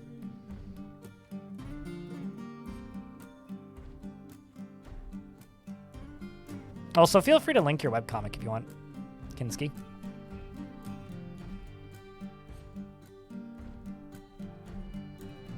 Like, when it comes to badassery levels, Hyperheliosphere, certainly really high. Do statues increase happiness? High wealth in a room increases the happiness of the dwarves who use that room for whatever they use it for. So if a room is high wealth, then it increases happiness, and statues are often a higher wealth object. So yes, they increase happiness, but asterisk.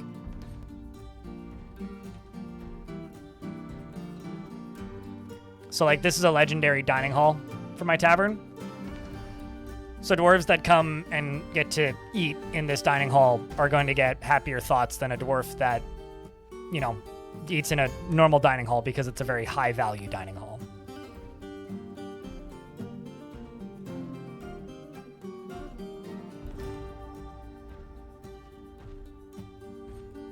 Organ music can be modern as well. I mean, I guess you weren't, like, talking with many jazz fans then.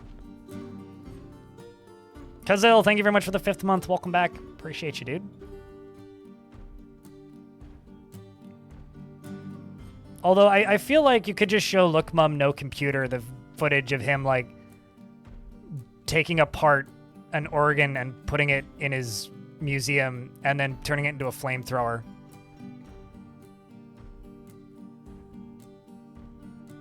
That'd probably get some people excited about organs, I think.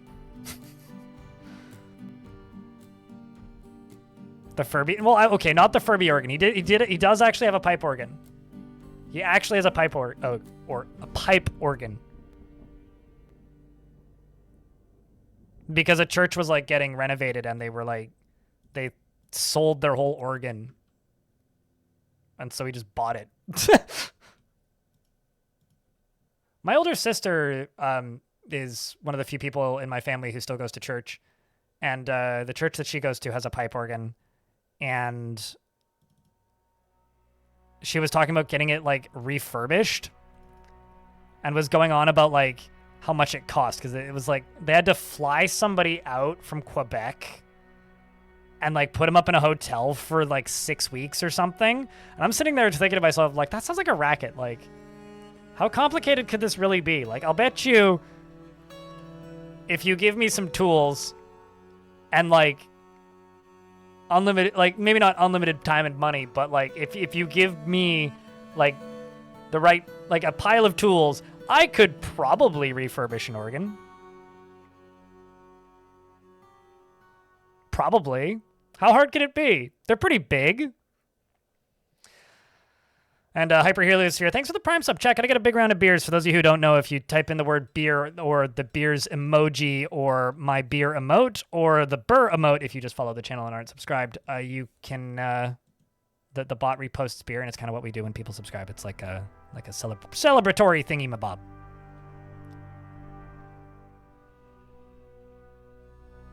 Those pipes take up a lot of space. Oh yeah, I mean you need a high ceiling. What, neighbors are gonna hate this trick? It doesn't work in the YouTube chat. Sorry, Jake's Fox. What, neighbors are gonna hate this trick? So I put an organ in my house. I mean, I don't know exactly where Look Mum No Computers like museum is, but it's not in like housing space, if that makes any sense.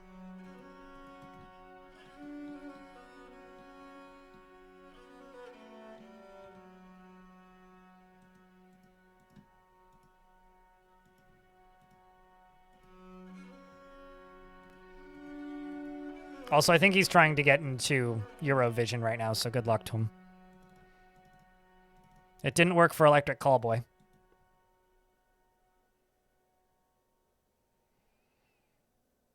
I mean, you don't. I'm not incentivizing people fall into alcoholism. I'm simply saying, please post my beer emote when people sub. That's all.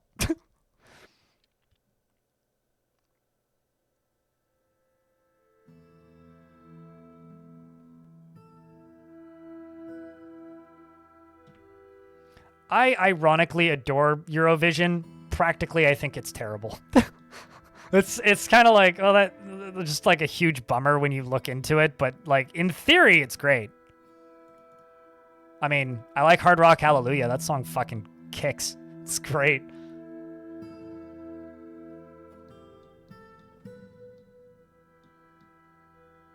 He did it and got last place. He was in the tryouts for Eurovision, I thought it was. Which is like trying to get into American Idol. As in, you don't, really.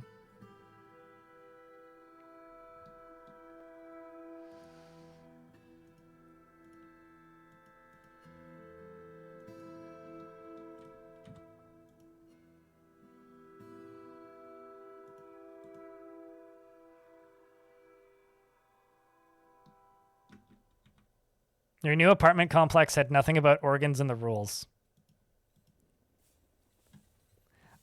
Somebody made the like all-time constant Twitch joke when I moved into this apartment, Idle Villager, which is, now that you own the place, when's the pool stream?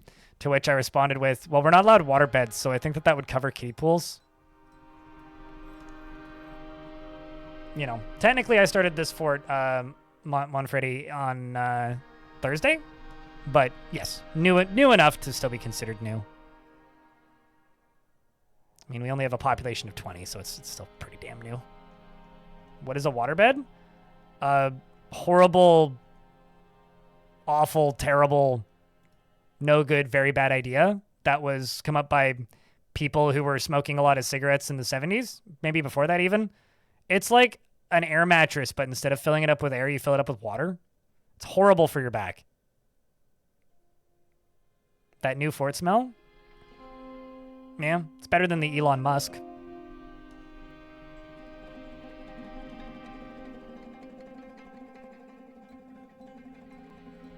This is a ballsy move. I mean, putting the cigarette out on the mattress of a waterbed is a ballsy move.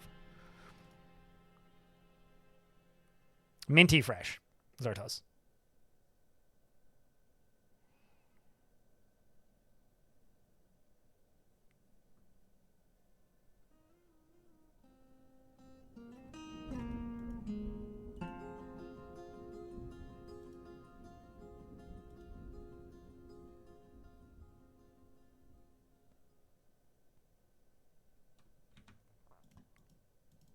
as I get all that dealt with. There's more gems up there, but I guess they managed to huck that corpse into there eventually, which is good. I've got so many little amulets, random crap over there. All right, it's time to move my metalsmithing industry plus a bunch of other industries over here, so let's just let these dwarves put blocks away for a little bit. Because that's probably what most of these dwarves are doing, right? Oh, hey! My most pissed off dwarf is no longer the most pissed off dwarf. Or as pissed off as they were previously. I guess that's good. I think I'm going to let you guys go train for a wee bit. So I'm just going to put a barracks here.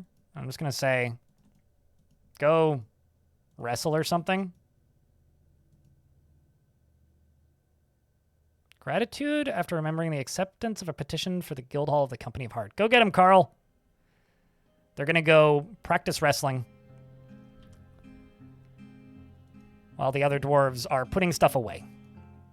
Because my expedition leader wants to fight, so I'm hoping that the process of training my expedition leader in a little bit of combat will help. That's the hope. You know, this dwarf being an axe dwarf, maybe this will be an axe dwarf fort. What do you think, chat? The past few forts I've done, I've had a lot of spears and swords. It's been a while since I've done axes.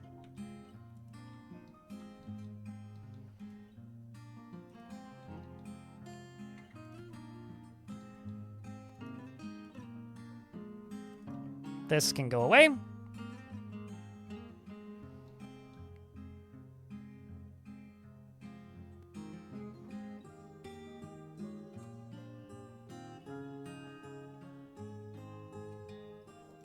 Okay, so, or transport. I need to unforbid you because you were fucking up earlier. Let's see.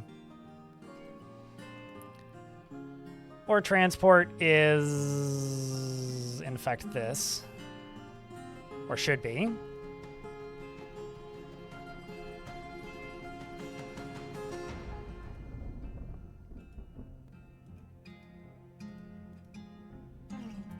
And empty of desired items. Full of desired items. You are empty of desired items. I think I'm just going to nuke or transport one and just rebuild it because it's not working for some reason. So let's just start here and say when empty, you're going to go this way. You're not going to load into that because you'll be empty. We're going to throw you right there. And we're going to call this metal ore. Metal or not, here I come. And then you're going to go down to here and load from this stockpile. And you're going to load all metal ores. And then when full, I'm going to go back up. So let's see how this goes.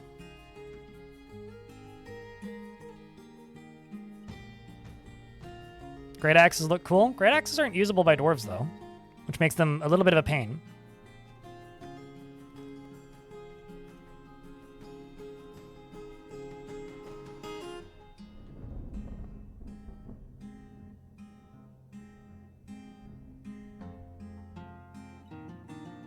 Okay, now we wait.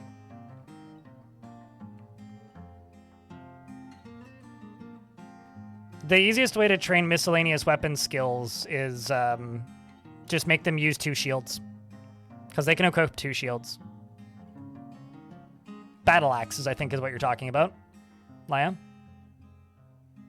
Because dwarves can't make hatchets, which I actually think is a little bit weird. I kind of feel like we should be able to make hatchets, and then they could specify between, like, hatchets and battle axes, you know? Like, it does actually weird me out a little bit that they can't. Then the minecarts come back up here, and plunk. What do you think of my weedy bitty, itty bitty, teeny weeny, itsy bitsy, yellow polka dot minecart route?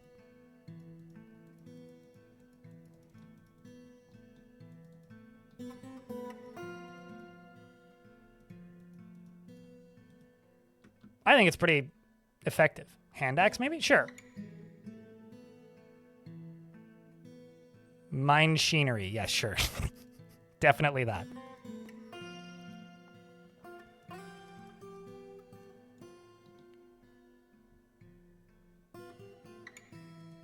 Okay, so you over here.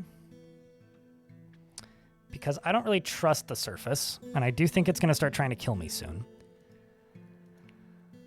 I'm going to go plop some of these weapon traps down, except I'm just going to put 1 disc per, because you don't really need more than that, unless you want to take a really long time to build them.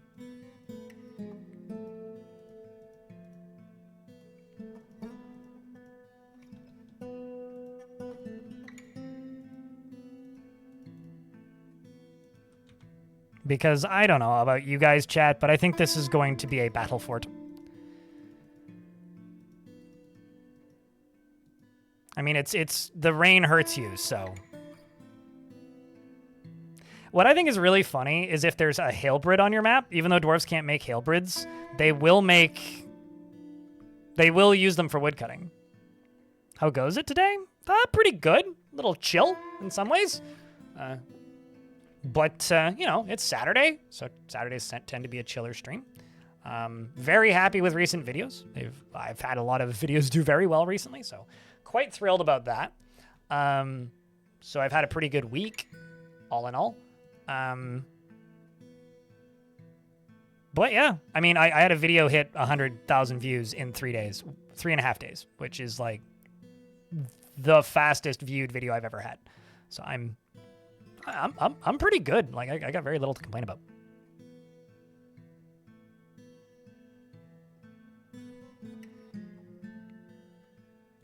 Although YouTube saying that they give their miners miscellaneous weapons skills makes me real tempted to just make my dwarves use shields as weapons. It's been a while since I've done like a shield walls fort.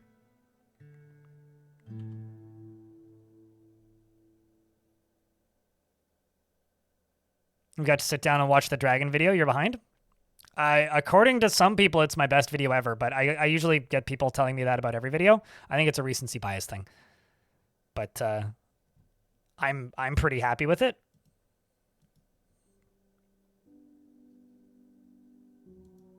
For whatever that's worth.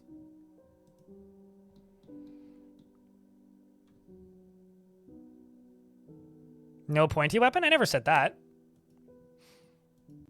I might just make some squads of shield dwarves. Which, by the way, shields do make pretty good bludgeoning weapons, so it's not like it's ineffective. They're just not very good at taking down forgotten beasts, generally.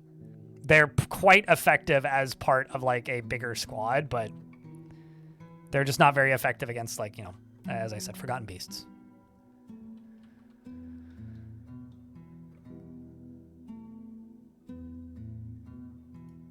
Okay, so down here...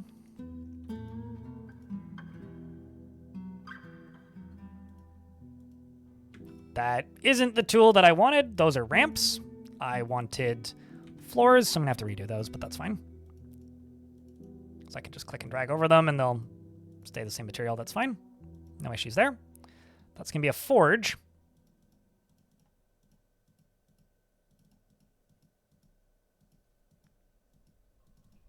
Going to move my stoneworking in here, too. Probably my craft dwarf shops as well. Gonna move my tanner and kitchens down into there. It's gonna be a lot of construction.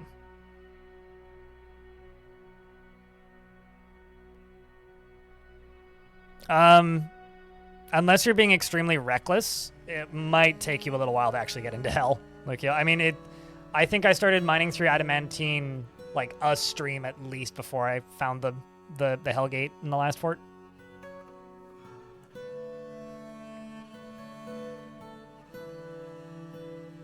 That's interesting, because I didn't think of that video as a follow-up to anything, really, in regards to the dragon video. Because he could, yeah?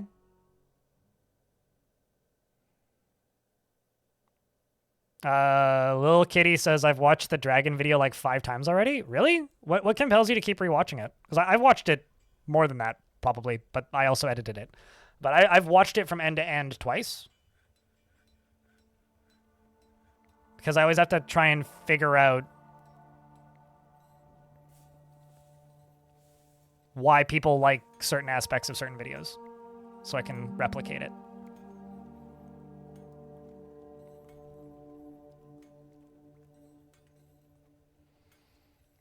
Those long form vids that are only an hour plus vids you'll watch without distractions in one sitting? Oh, really? Well, that's very kind of you.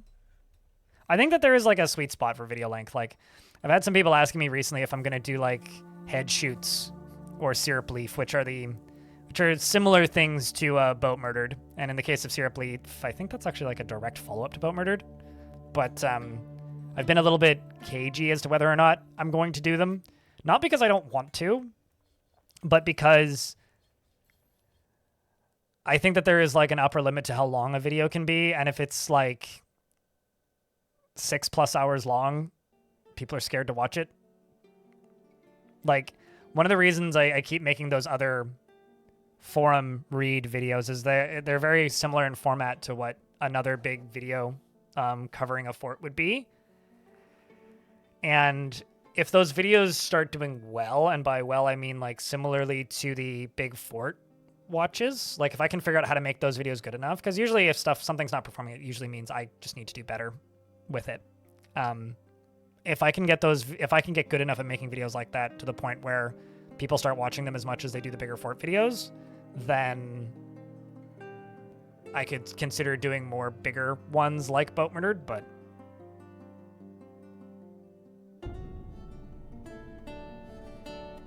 there isn't much dead air in those videos. Yeah, I think you're probably right, which is unfortunate because I think like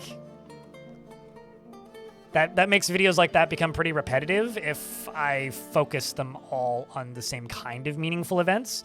For a lot of people, it's like combat is a very meaningful event, right? And I think that combat's one of the less interesting things that you could focus a fortress on, or video on, I guess. Blink, what up? It's good to see you.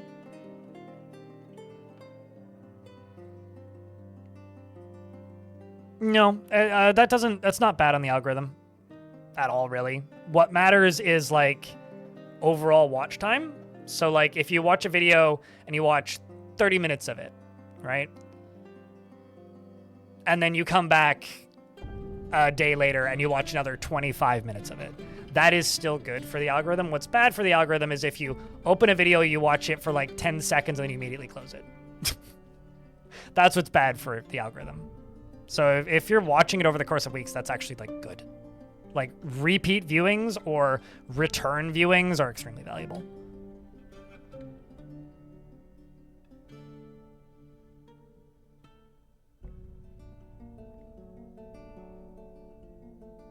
So like as an example, if you see a video, you watch the first 10 seconds of it, you close it, and then go watch something else and never come back, that's bad.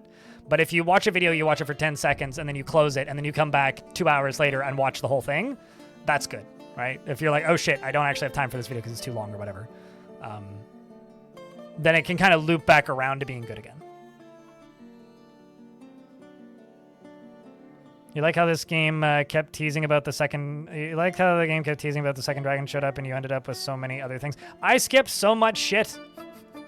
Like, I could not tell you how many dozens of hours of footage of random fights with unrelated beasts I cut.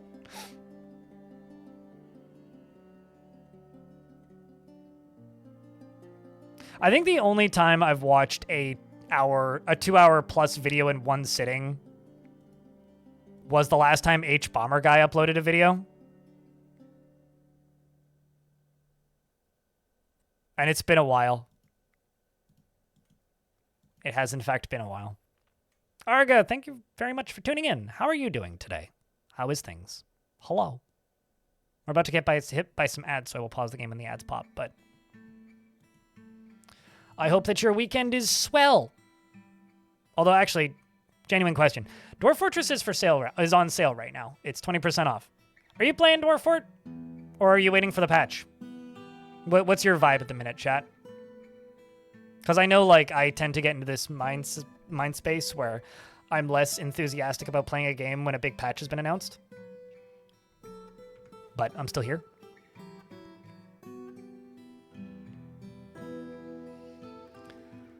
You listen to like 3 2-hour videos a day. Sounds like a work day. Guy is waiting for the patch. Quippy's Revenge is playing right now. You're waiting for the patch, Kazul.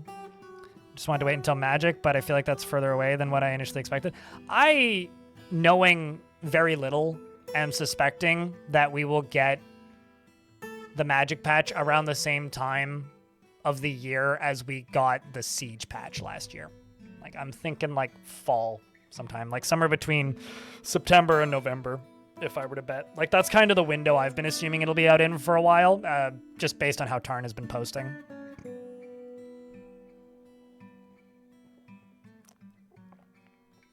So waiting out for the patch, but potentially depending on what is interesting in that patch, Dominok? Just stopped your current fort, waiting for the patch? Gotcha. You're waiting until we can all sit here and non-ironically say, everybody do the dinosaur. Yeah. I will actually state, having thought about it a lot this week, I'm more excited about, like, mammoths than the actual reptile or feathery dinos, specifically. Like, there's a lot of other creatures that I'm more interested in.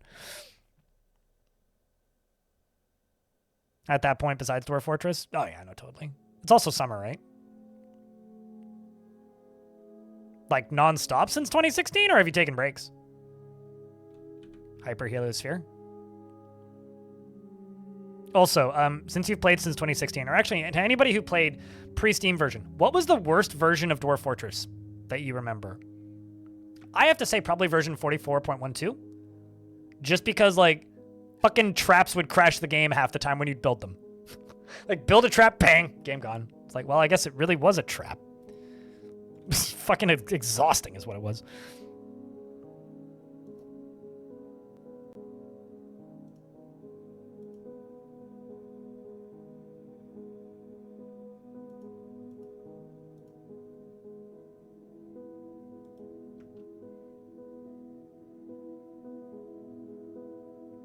No, this had nothing to do with DF Hack. It was like, I remember like when I was streaming that version, because that was one of the first versions I streamed, because I hadn't played in a while. All of chat was just like, do not build traps. Okay, so I have some dwarves in the military. They're all named. I don't have weapons yet, and I don't really know what they're going to use as weapons, so I don't have crossbow dwarves. I don't have a dyeing industry or a clothing industry, so I can't give you either of your dreams because you're too early in the fort. If you requested it in like a year, when we had more than 20 dwarves, maybe, but I don't have either of those things, so you can select from the list, basically. We don't have any farmers. You can select from the list. Nobody is specialized. We have doctors and miners. And some of them are both. You can have the broker. Sorry for, like, ruining all your hopes and dreams, but... Oh, I missed a G.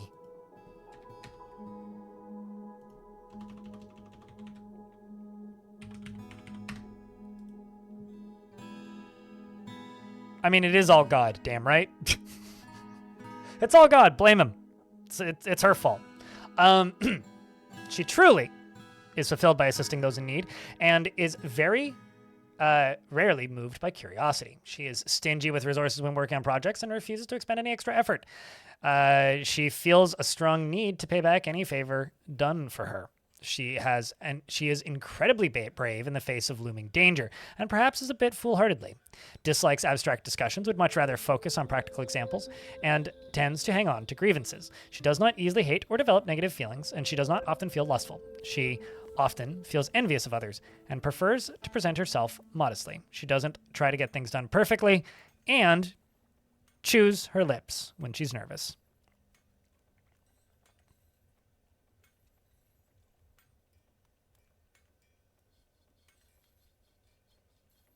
Is there a way to slow down growth? You can limit your population, like Graknork's saying. So if you go to your game settings and you scroll down to strict population cap, you can set this number to whatever you want. So if you want like 5 years to build a big fort or whatever, just set your population to whatever you want, and then you could have the 300 bedrooms or whatever you need for when you crank the population up.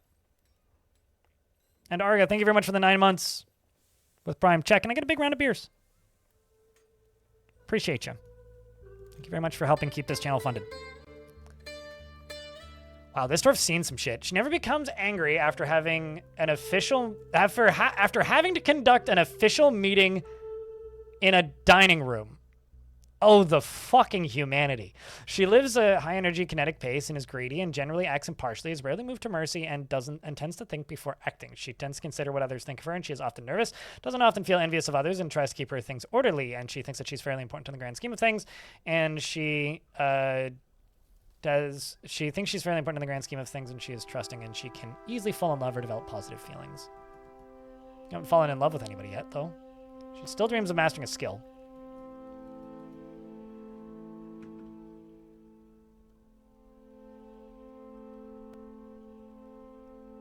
You were proud after teaching fighting, though. Well, that's good. Maybe I should just get them training consistently for a little bit.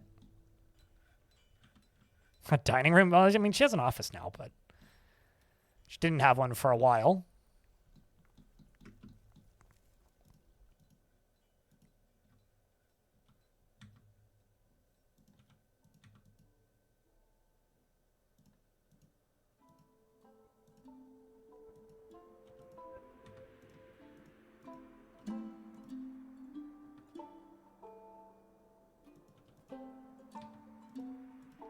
Just building some additional bedrooms.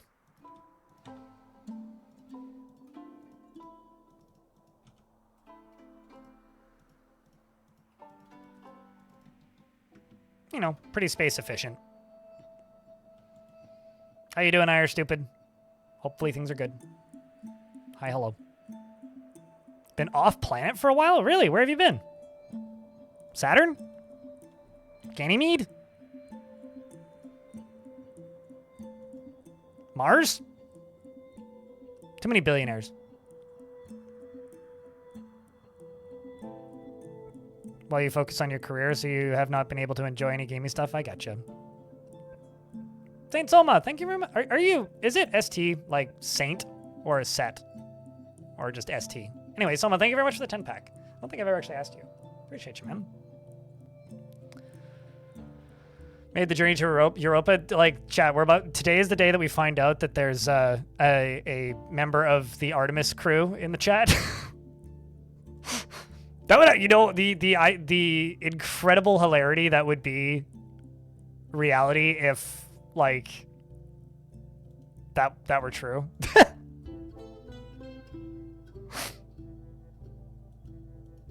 Imagine the fucking flex. I want to say thanks for the content. Cheers, man. I'll be honest. I am forever amazed that people watch the VODs. Like, I'm just perpetually amazed that people watch the VODs. I don't know why exactly I'm amazed by that, but it is still kind of incredible to me. So, thanks for watching them.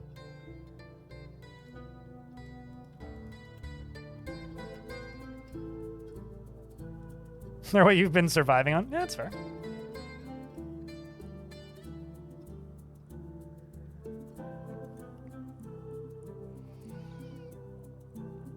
Don't go to Ganymede. It's a don't go to Ganymede. Picked up a nasty virus there. Are we into the Expanse now? Like, which lore is this? I think that's the Expanse, right? I think that's the Expanse.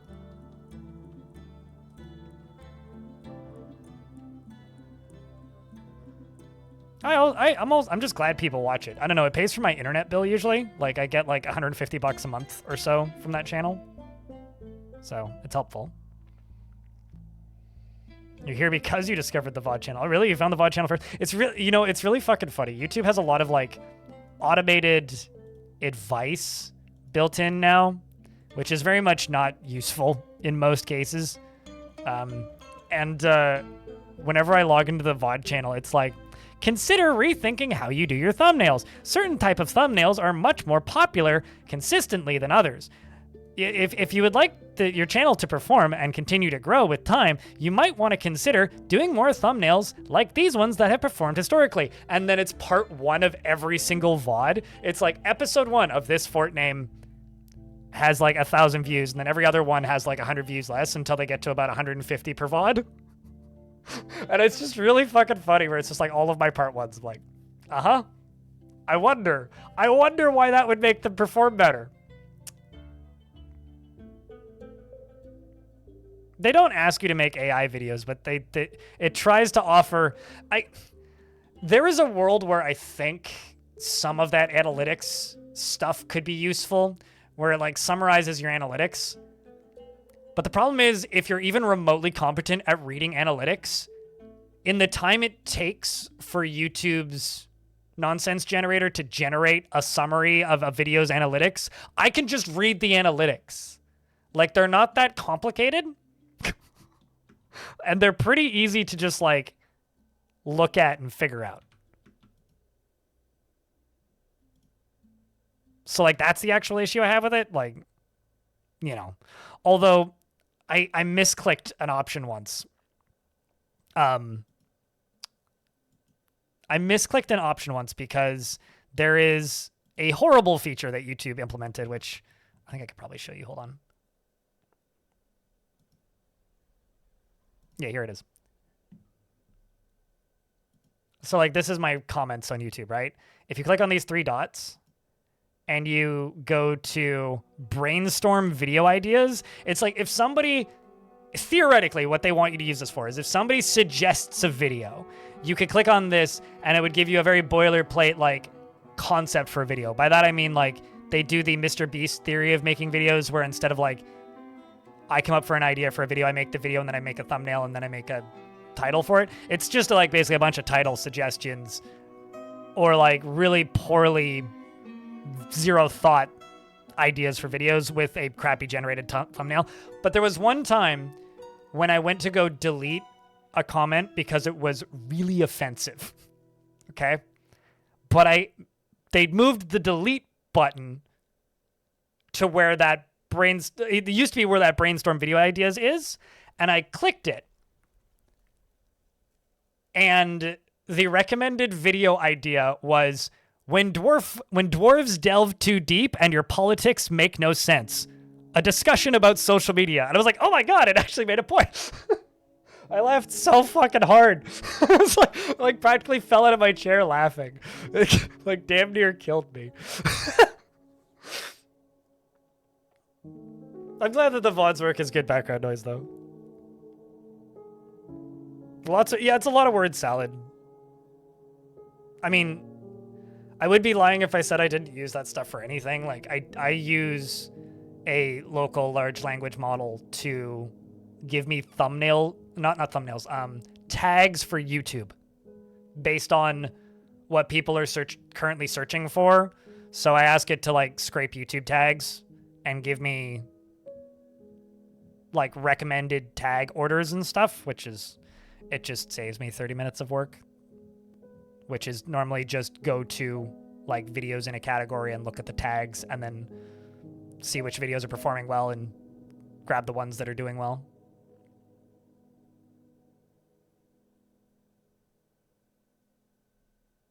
But that's literally all I use them for. Although if I were to actually listen to like YouTube's video performance summary things, I basically according to that tool thing, according to the bullshit generator, nobody likes adventure mode and I should cut all adventure mode content from my videos. Which I think is really funny. Because I don't know where it's getting that from. Well, I kind of do, but I also kind of don't.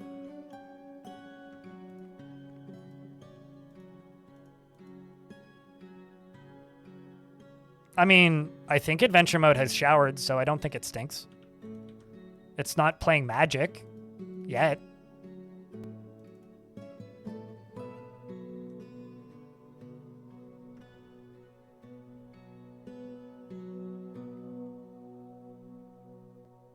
Do I notice a power impact? I mean, if I have BTOP open, my GPU goes brrrr. up to the maximum. So yeah, do I notice like a power difference? No, not really. It doesn't really affect my power bill, but I don't like run it all the time. I run it for like 10 minutes when I'm at finishing a video. I used to use it to what's the word? I used to use it to do subtitles for shorts, but I don't do that anymore because I don't edit my shorts anymore. My editor edits them. And I think he uses DaVinci Resolve, which has like built-in automated systems to do that instead of you having to do it yourself. Which the software I use, you have to like set up your own model and do it manually, which is kind of neat. I mean, it's kind of, you get to choose how big your install size is for Kdenlive, because if I put a massive fucking model in there, it's going to be a giant install.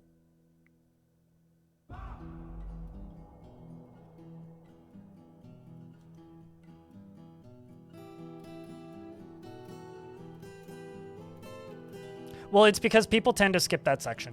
That's why. Like the most skipped section of my Dragon vid is the like minute of adventure mode. But I don't think it's because it's adventure mode. I think it's because that's the setup, if that makes sense. Hold up. I have to do the thing.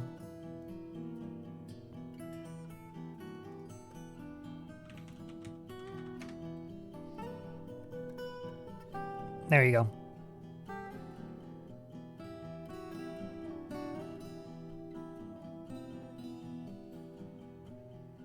You shouldn't watch any Mr. Beast videos, but what you should do, Reinhardt, is go watch the Folding Ideas video when he got invited to the Mr. Beast campus. That's what you should do.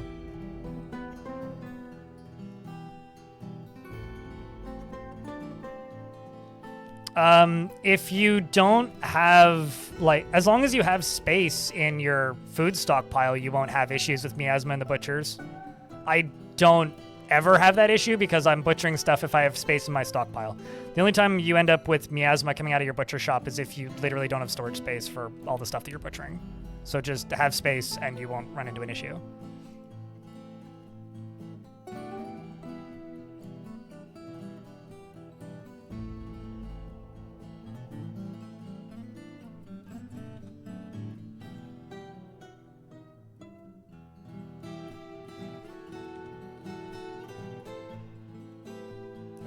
No, like not a university, but like campus is same way like Microsoft has a campus. It's like place where his company runs. Cause like a fucking whole town of people work for Mr. Beast. It's kind of nuts, actually.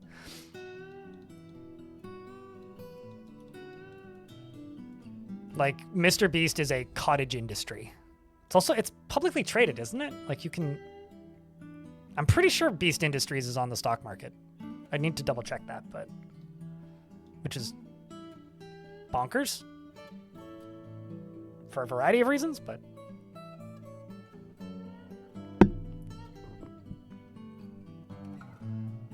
sorry, I smacked my microphone.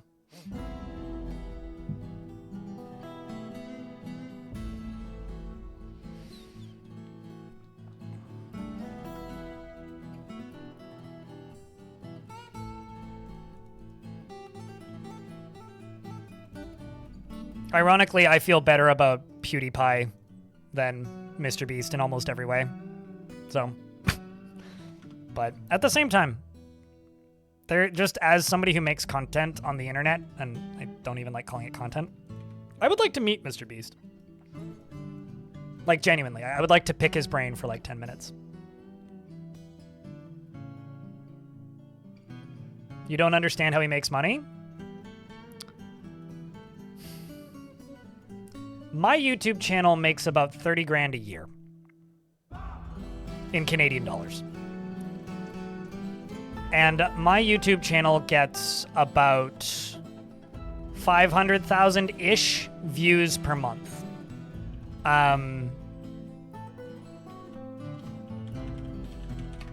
Mr. Beast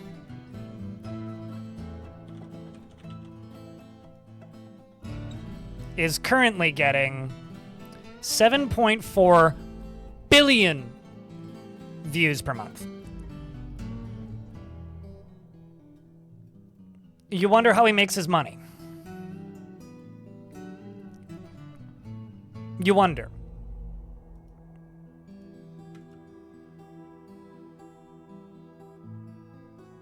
Well, you only need like a billion of them to watch the video 7 times and patooey! How many people are on Earth again? Well, according to Jensen Huang, a billion. Which I don't think is correct. Jensen Huang being the guy who is the CEO of NVIDIA. Does pay-per-view go up or down with view count? It's not pay-per-view, it's pay-per-watch time. Also, people at that size get better rates than people at my size.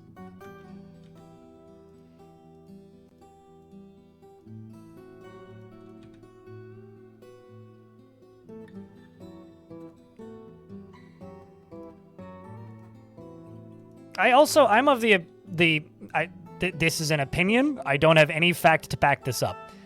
I get the feeling that Jensen Huang is rarely sober when he's talking on stage. So, you know, he says a lot of things. He's also not a great public speaker, which is funny as hell to me.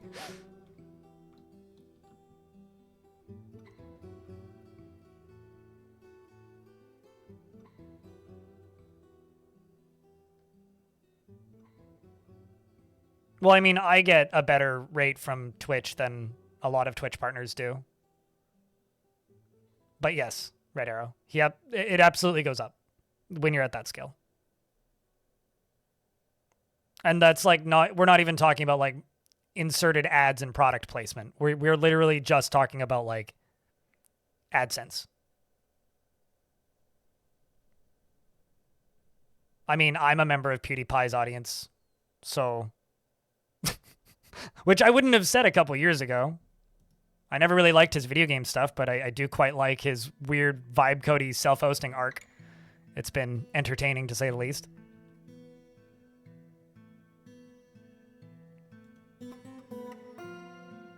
This is the Steam version of Dwarf Fortress, if that's what you're asking. Purple Haze in YouTube chat. Can't wait to watch that video a 3rd time before bed. You're up to the Hydra breeding in your Awake watch. Well, cheers. Glad you're enjoying it.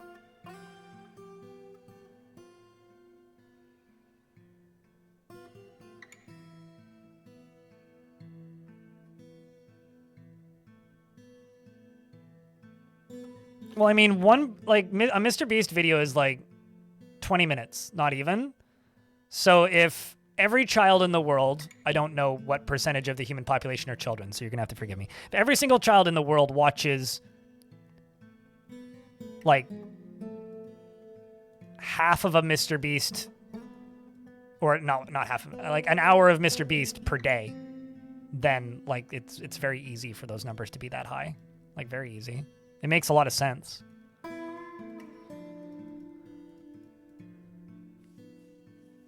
Like, I'm not saying it's good or, like, insightful or interesting or good content in any way, but, you know, at the same time, I watched fucking Nickelodeon, which, sure, it had soul, but, you know, it's just, I don't know. Oh, 100%. All of the biggest channels on YouTube have younger audiences, except for, like, legacy channels like PewDiePie. PewDiePie had a younger audience, but managed to age with his audience and do something different now that people still enjoy.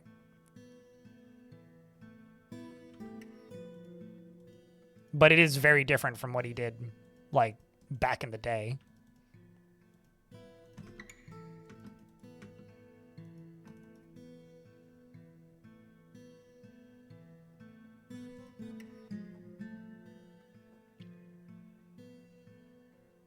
I think he uploaded one video game related video in the last, like so far this year, at least that I've seen.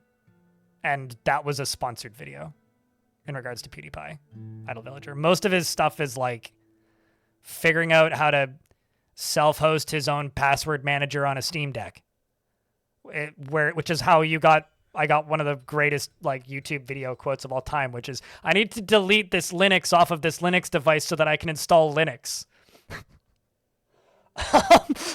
Like I don't know.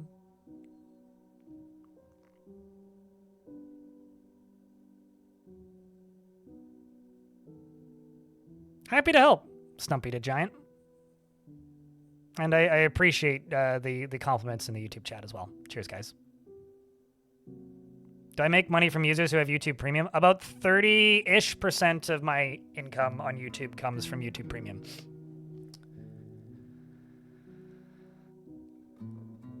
When he was doing an Amnesia playthrough, so like 16, 17 years ago. Whenever when did Amnesia 1 come out?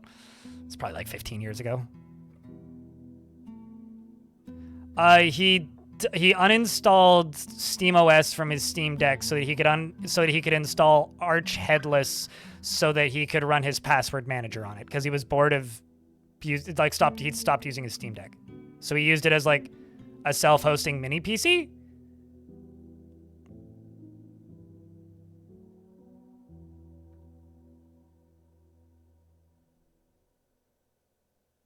I don't know.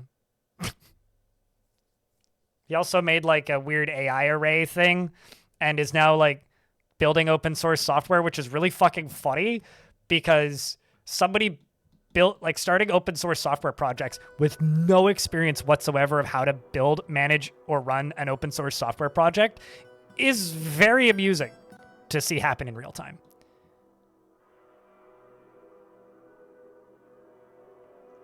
You just started your first waterfall fortress? Hell yeah. I mean, like there was a quote on his open source project, which is like basically a local AI suite. This is one of the most poorly built projects I've ever seen. 80% of it is vibe-coded bullshit. We need to hire a project manager stat. Help. Was the most recent comment I saw on the GitHub repo when I looked at it. Because like, a dude with 200 million subscribers on YouTube releasing an open source project to the masses is kind of bonkers. I mean, it's just a computer, Dark Master. But Blink, thank you very much for the 10-pack. Appreciate you. And with that, you're off. Enjoy your weekend, dude. We'll be back on Tuesday.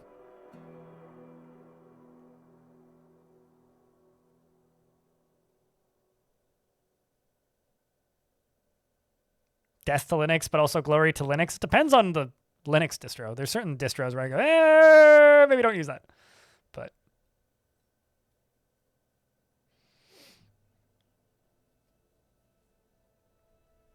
I mean, that'll do it. I've never actually done that, sheep herder, but I have thought about doing that whenever I'm like, I'm gonna move my laptop to a new distro.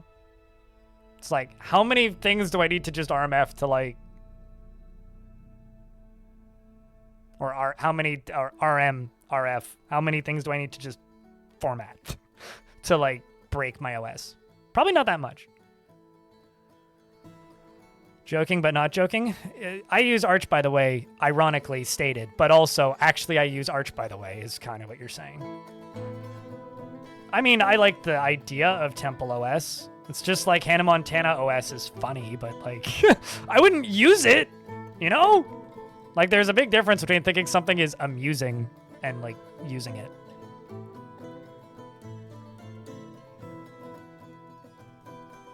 And I do think it is perfectly normal to think that Temple OS is amusing.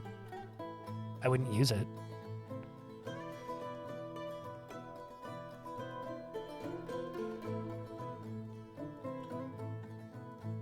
This is just going to be for coal. Maybe ashes. Nah, just coal.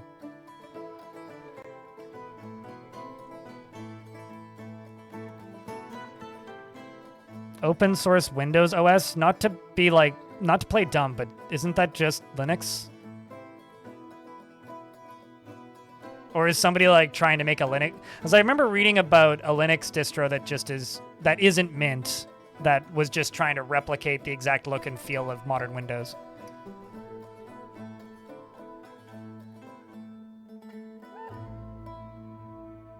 You know, Stumpy to Giant, I don't disagree. However, I do really, really, really, really like short form cooking videos.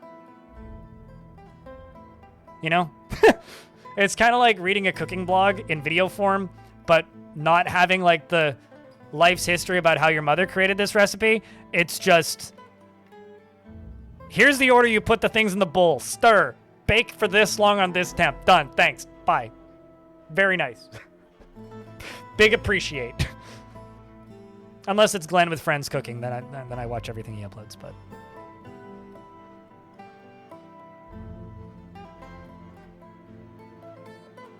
More like Ubuntu, CS 1937.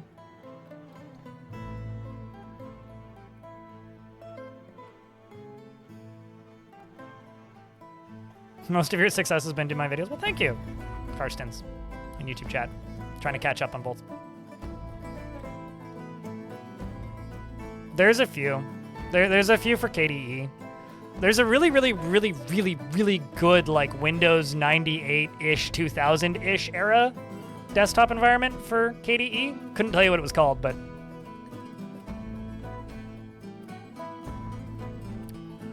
solid Canadian content indeed. It's either that or Zorin. Found it. It's called ReactOS. Seems like Sheep Herder also found it. And no Linux plus wine? Interesting. I would hesitate to use that. It's about damn time the fucking lazy fucks did something like that, UGDPY.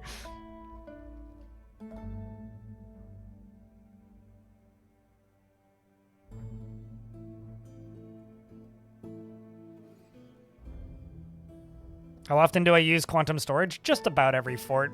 In at least 1 or 2 instances. But only for, like, boulders and wood and stuff. I don't use it for, like, general crafts, usually. Sometimes I'll use it to sort furniture, but it's not usually something I do.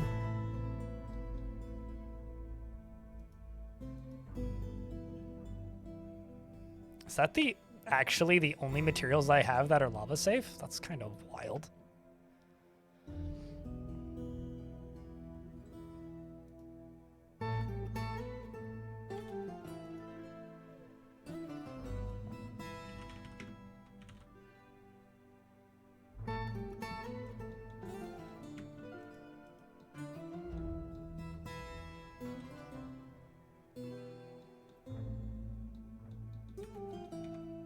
Let's just throw some beds into here.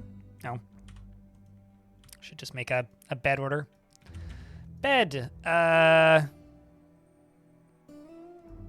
If less than 10 bed, make 20 bed.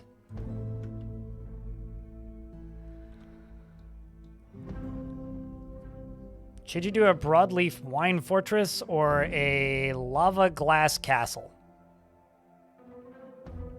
Whatever you're okay with saying goodbye to when the Dino update releases, assuming you update your game. That would be my response. Yeah, why don't you build a broadleaf wine glass lava castle with hookers and blackjack?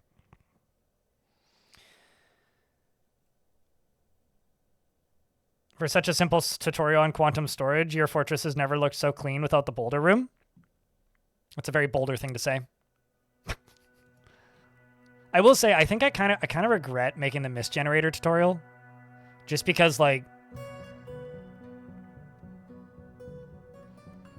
I think that there's some portion of, like, the Dwarf Fortress player base that is convinced now that you need those in order to build a fort, which you certainly do not. They're helpful, but they're kind of a band-aid for pre-existing problems, not really a solution to problems.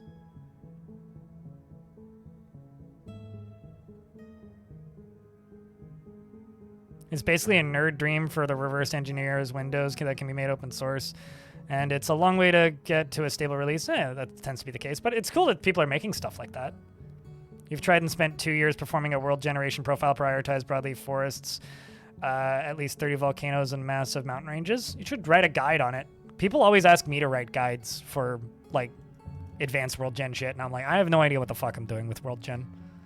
Like, I try. I know some of it. I'm certainly no expert.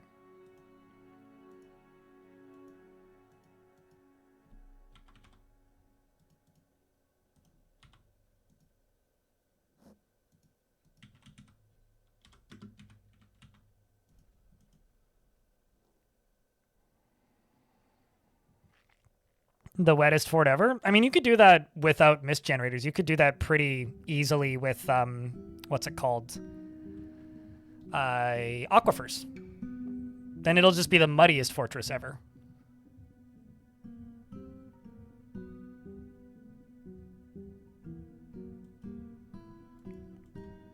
Okay, so let's do steel shields. Steel shields. And armor stand. Rock armor stand. I should type in rock armor stand. Rock weapon rack.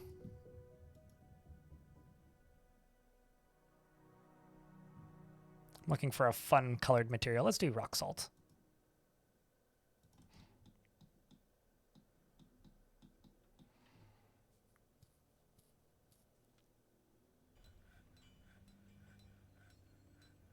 Yeah, but the game is also not designed to build 500 plus population dwarf forts.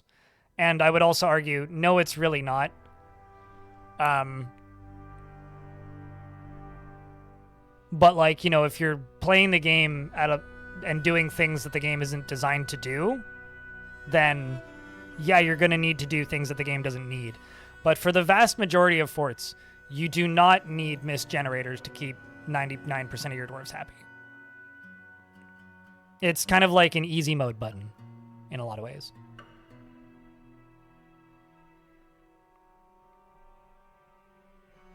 What's some of the most insane stuff that you can do in adventure mode that you can think of?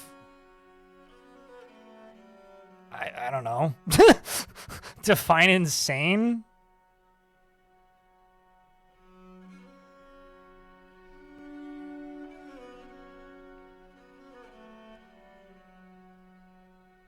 I mean, I've had 500 dwarves in a fort. Well, I've had 450.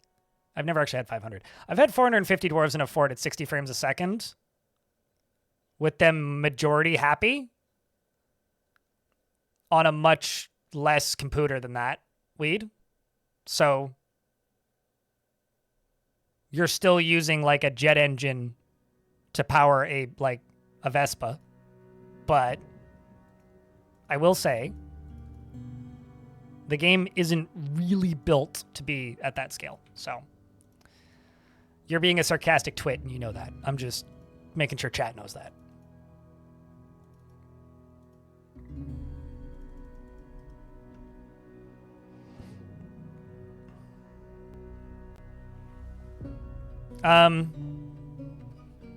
If you haven't, okay. This is an evil fortress.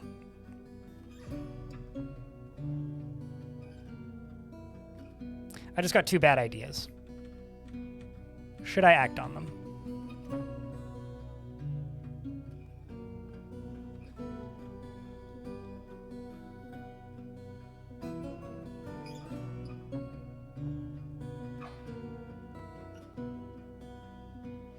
Just don't encourage other people to do it in my chat, and don't make it sound like the game is designed for those levels of population, because it doesn't really benefit anybody, weed. That's my actual request. Is I have to spend weeks explaining to people that, yeah, the game lags when you have 500 dwarves, because the game isn't designed to have 500 dwarves.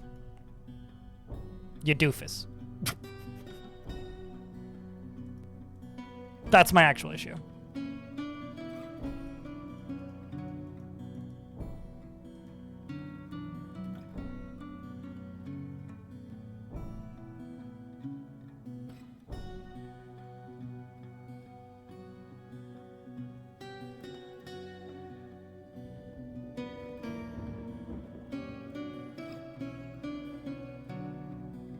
A computer in the future can handle it. Theoretically.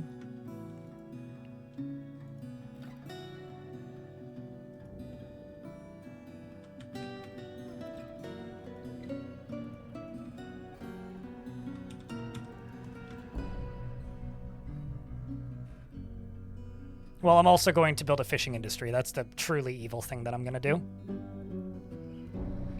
But I also need more migrants.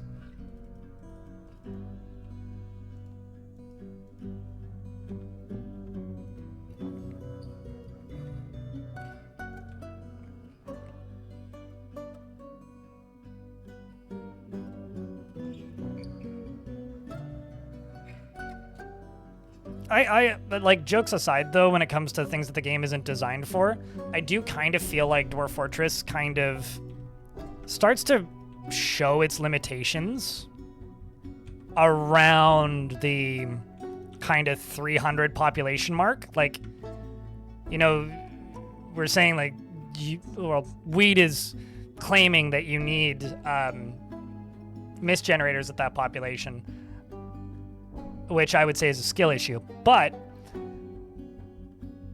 it starts to show its limitations in that the game doesn't have the capacity to maintain stability when you hit that population, if that makes sense. Like, around the 250 to 300 number, you can maintain a stable population pretty consistently.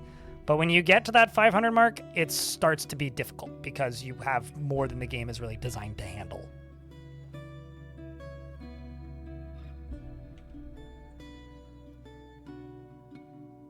Poor fisherman industry while making a catfish industry while being out of the loop? I don't get it. What? What's wrong with noodling?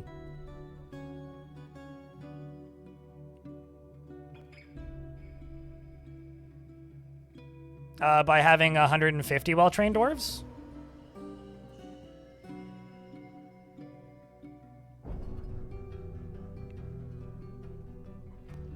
Hi, Emily. Bye, Emily.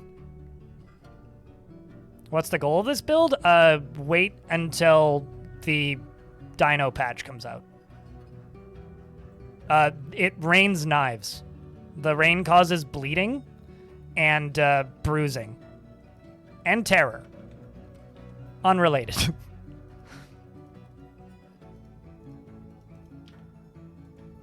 I don't really have a big end goal for this one. I'm just kind of twiddling my thumbs and enjoying a horrifying map. Mostly. My manager, Jadosi, is going to go make an artifact.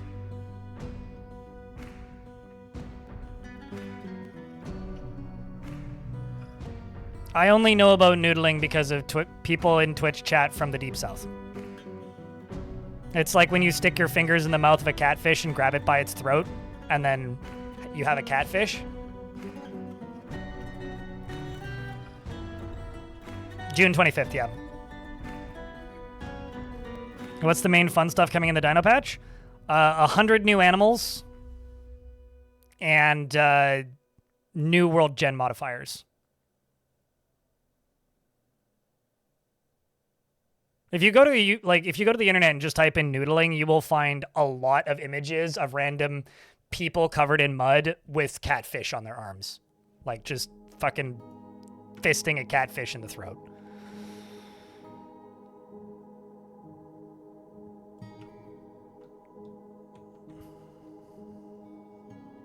With saltwater, because dwarves can't use saltwater for what they would normally use water for, so it makes the game harder, allegedly.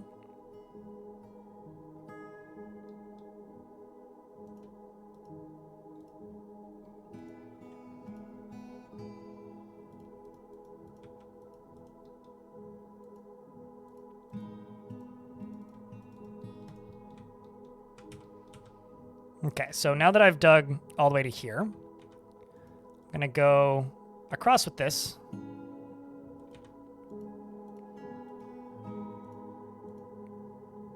I need 25 materials. I can just use this. It's fine. Oh, no, I need floors, not walls. Wrong button.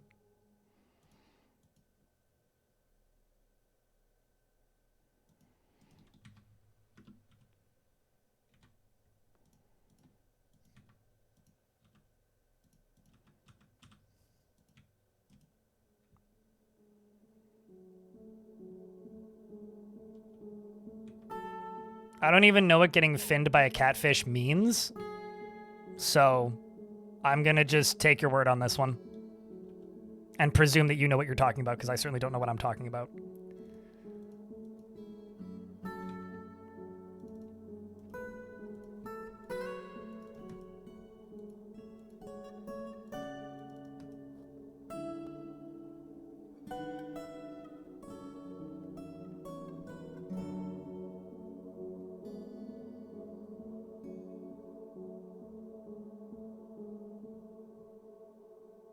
You got invited to go catfish noodling once and politely declined. To me, catfish noodling kind of seems like the sort of thing that you get dared to do in college. If that makes sense. Why are Americans so weird? Because there's weird people everywhere. And if you encounter a new type of weird that you aren't previously accustomed to, then you think it's weird. That's why. I think that people who spend all of their time on beaches in bathing suits are pretty weird. And that's not limited to Americans. Judosi, the manager, has created Ilbubunus, a rock salt floodgate, and offers it to the new dirt. Hello, Mellow Mallow. Mellow Mellow? Mellow Mallow. That's how you say that, I think, in the YouTubes. Oh, really? Catfish have sharp fins? Today I learned. Anyway, Judosi, the manager, has created a rock salt floodgate, which he offers to the new dirt. Don't know what I'm going to do with it for the minute. Maybe just like kerplunk it here as like an art piece or something. Or actually, I could put it up here in this. That's what I could do with it.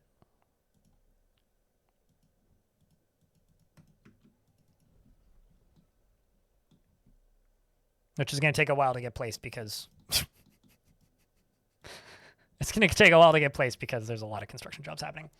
This is a rock salt floodgate. All craft store ship is of the highest quality. This object menaces with I think it's being carried.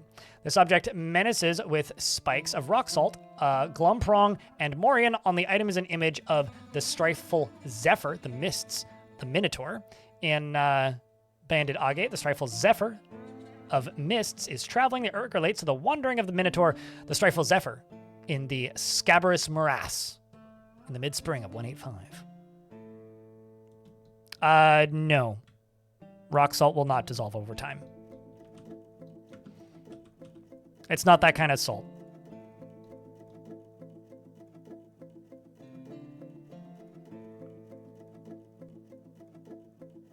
Well, it can't be toppled, right? So artifacts that can't be toppled cannot be destroyed. So it's impossible to steal because it can't be toppled. If I pour lava on it, that would make it disappear, though. I've got an ad break that's going to run in 6 minutes. I'm going to run it and go use the washroom. So I'm just going to pause the game. You're not going to miss anything. Now's a good time to refill your cup of water if you need to do that. And, I don't know, post a round of beers. I'll be right back.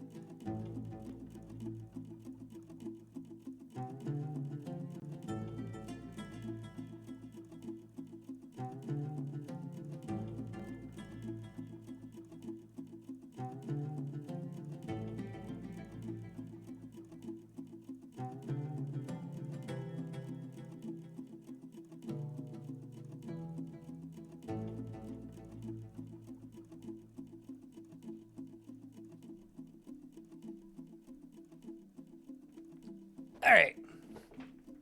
Hath returneth. ISO Sheepington. Thank you very much for the prime. Appreciate you.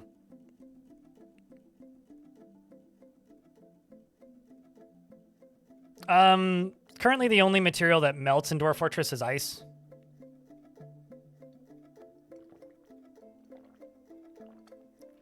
And I guess also soap, sort of, because like, well, I mean, a lot of things will melt if you put them in lava, but like, just with time, like soap as it's used to like get the bars become smaller and they lose weight. Not that I'm aware of, Shadow.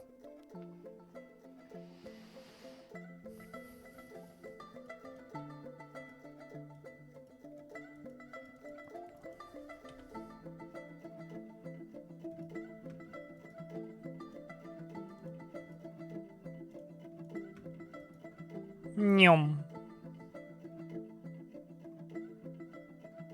I'm wondering how long it's going to take for somebody to die trying to, like, pushing one of those minecarts, because if somebody stops moving while pushing one of those minecarts, it could just, like, fly out of control and just ricochet into somebody, which would be not ideal.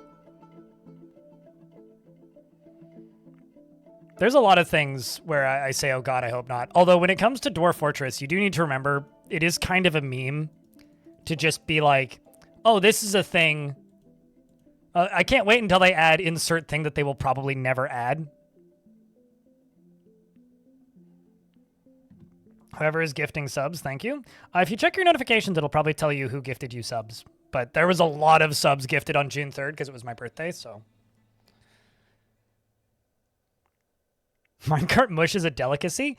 You know, there's something special about mashed minecart duck. Because it didn't duck. Get it? Ha!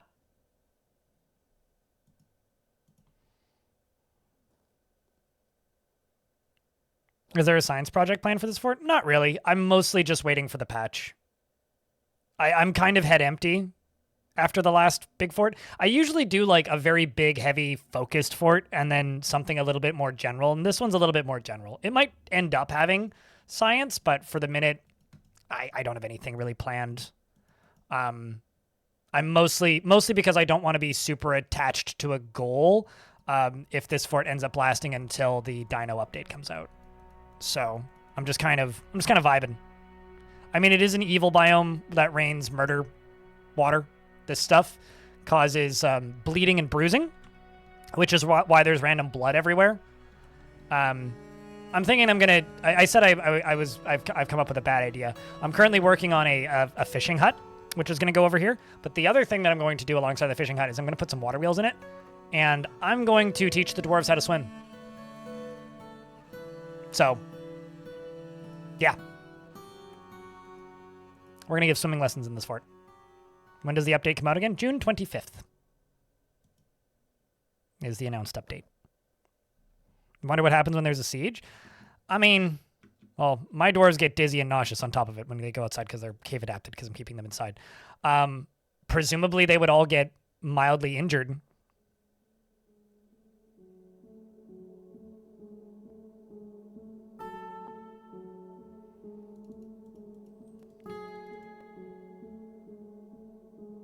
Now that is scary. I don't disagree. Maybe water cannons? I don't know.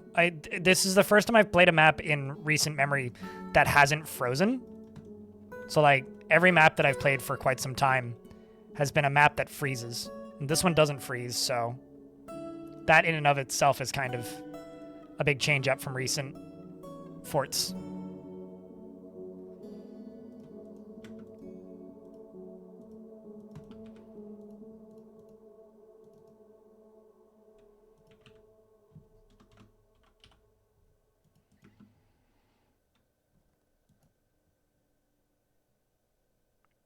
Don Juice, thank you very much for the 6th month. Welcome back.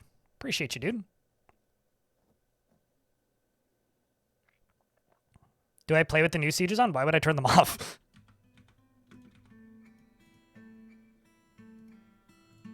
But yes, I do have...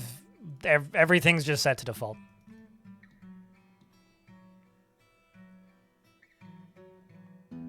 Just endless forgotten beasts spawning in the depths. Hey, chat, can I get a big round of beers for the 6 months from Don Juice? I have to say that like ever since the siege update, the enemies are a lot more reluctant to invade you. But if you start an invasions with them or declare war, they absolutely still invade like crazy. At least on the default normal settings. Okay, so here's what I'm going to do. I kind of want this to be a little bit closer to the surface, so...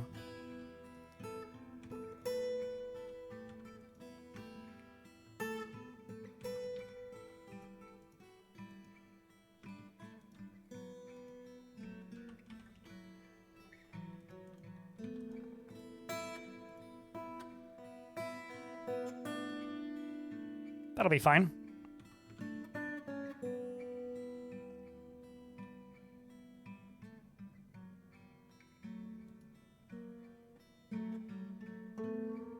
Something I'm also going to need to do once Magic releases, I don't know how many people have seen it, but I have a series, I guess you could call it that, of videos covering what I have dubbed the worst map in Dwarf Fortress history, and I need to do a follow-up to that fort sooner than later.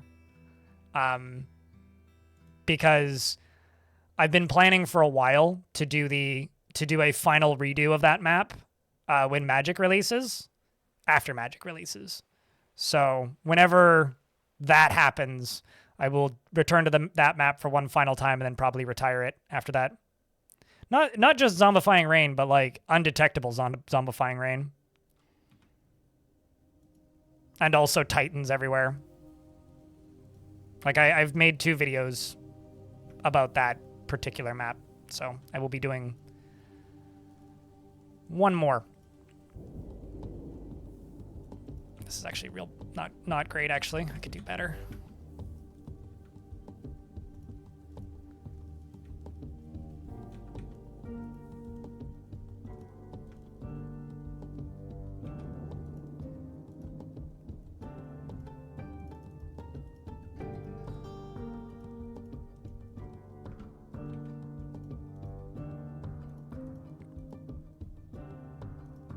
Just to use this shale because I got 8 of them. Get a little bit of color variety down in here. Those are some very fun videos. I'm glad you liked them. I also quite like them. Actually, you know what? Fuck it. Why don't I just do it this way? This is a little bit ridiculous doing it that way.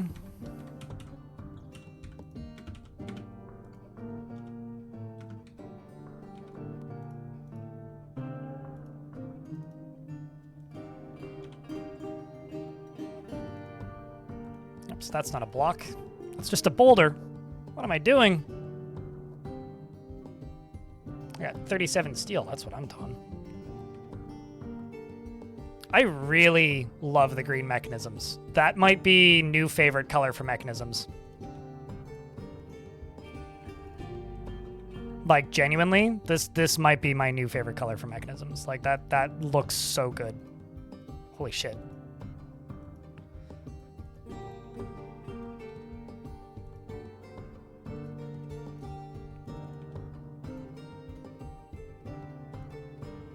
Chat, what's your favorite color to build with in Dwarf Fortress? I think I flip-flop back and forth between Jet and Malachite. I also really like a lot of the wood colors. I think like Bloodthorn is a particularly good color.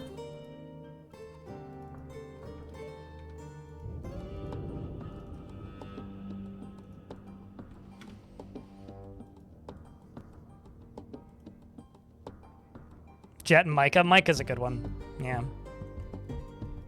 I also like Pudding Stone and Petrified Wood a whole lot. The red one, Bauxite? Yeah, there's a couple red ones, but Bauxite's a good one.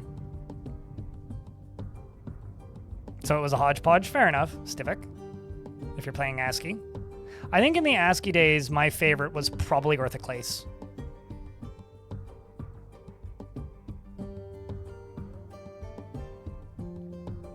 Olivine and Mica? Olivine's up there, yeah. All of the ones that are like the rarer materials that you don't get as much of them at a time were the real good ones.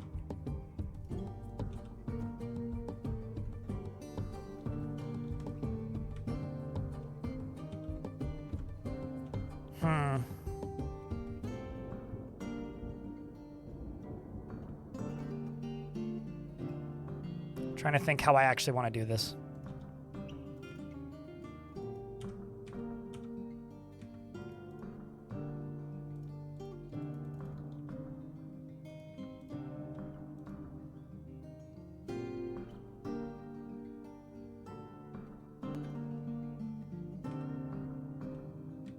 Yeah, that'll do it. That'll work.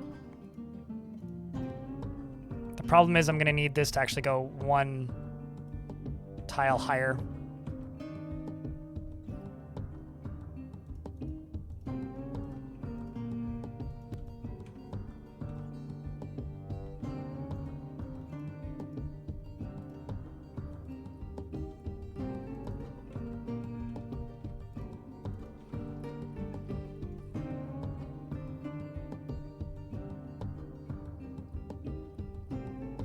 Yeah, that'll be fine. Okay, cool. Although, except just for construction purposes, I'm gonna just get rid of this for a sec. Dig down with that, and then go up to here, and then just get rid of these. Chromite looks nice, yeah. Although chromite just makes me think of Caves of Cud.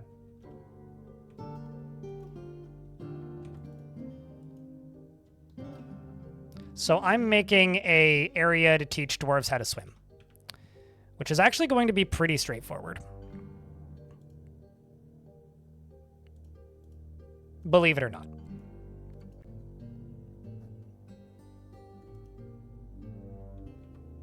What I need to do is I need to get power down into this area. I then need to build a set of rollers. And I need a minecart, and then I need to fill it up with water. Aquatic dwarves? Not really.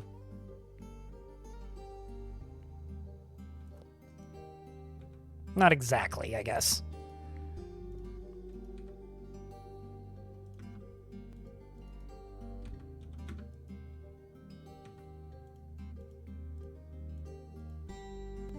I feel like it would look better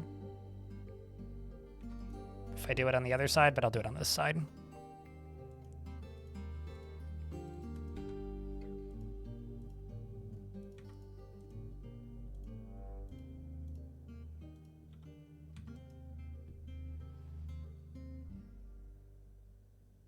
On pumping lava? I can't remember. I mean, it's just pumping non-lava, but... And I have one on water, and pumping lava is just pumping water, but you need lava-safe materials for your pumps. Like, if you can do the one, you can do the other. It's just you need to use materials that are lava-safe.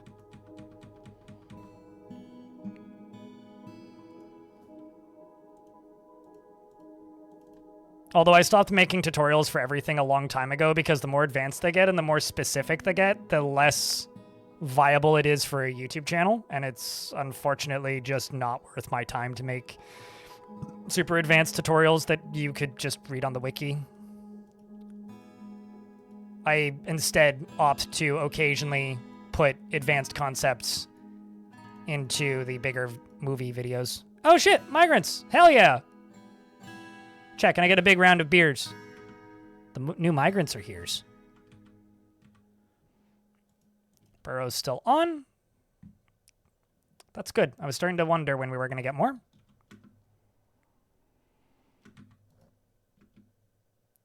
Simmer pillar. Hey, it's Gerd.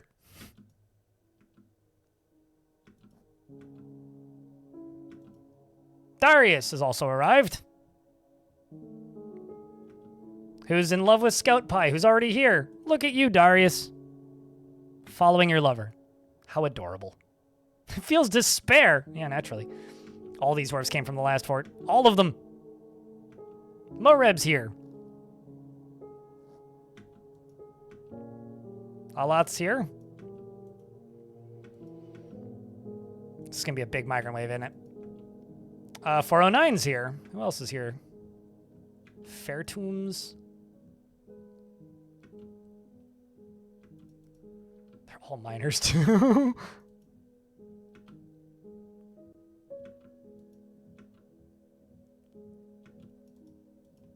Frosty Noodles also made it. who's married to Cyril and in love with carbohydrates. I mean, aren't we all in love with carbohydrates? Maybe not married necessarily, but...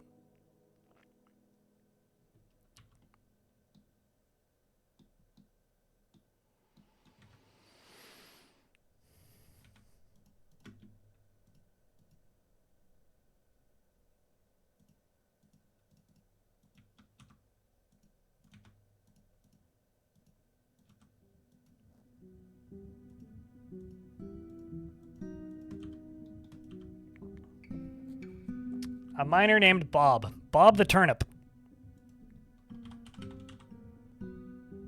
I'll just give you the happiest unnamed miner who's Amish. How's that? Does that suit you as a Bob? Bob the Turnip? It's real nice of you to turn up today, by the way.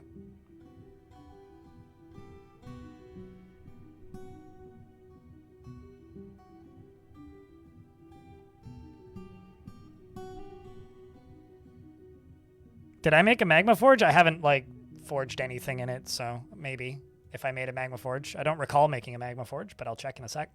Bob, did I make a magma forge? Hold up. You are correct. I did, in fact, make a magma forge. Whoops. I kind of wish they had more different sprites, because I do that kind of a lot. Make the wrong forge.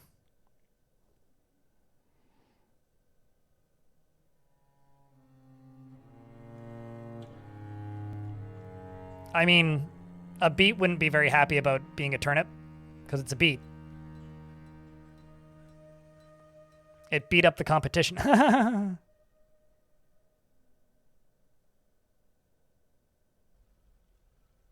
getting to the root of all these jokes.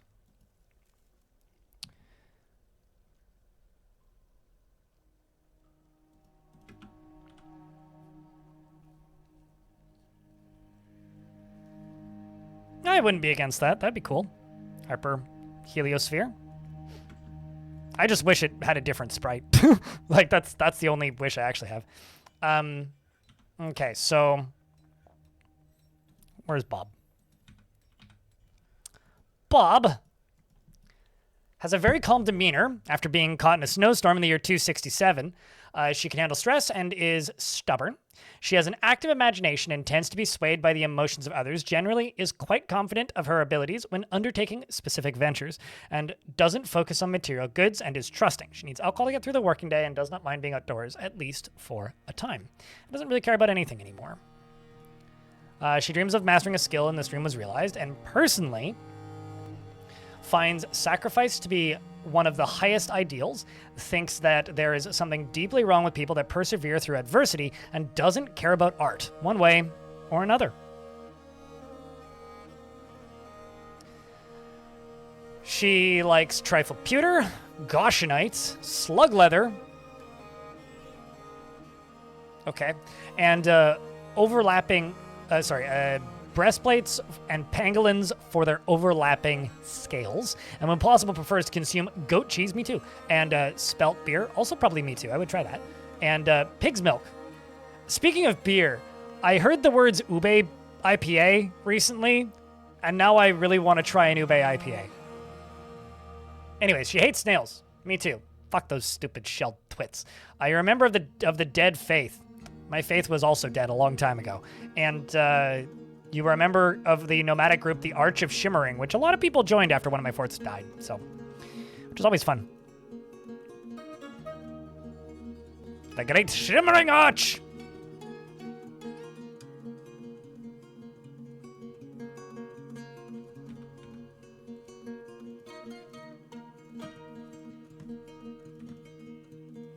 Oh, I see, that's the problem. I was like, well, it's because they don't have access to it.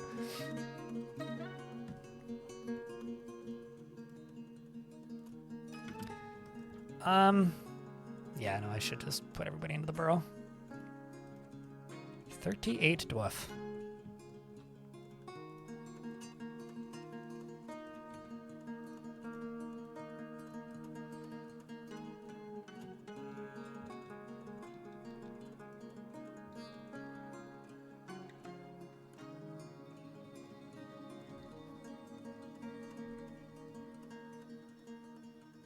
Why would you make something so sweet in IPA?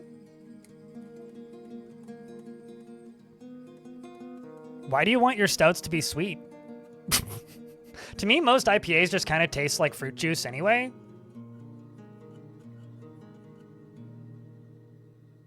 And I like a very dry stout, so I think we like different kinds of stouts and probably different kinds of IPAs, actually.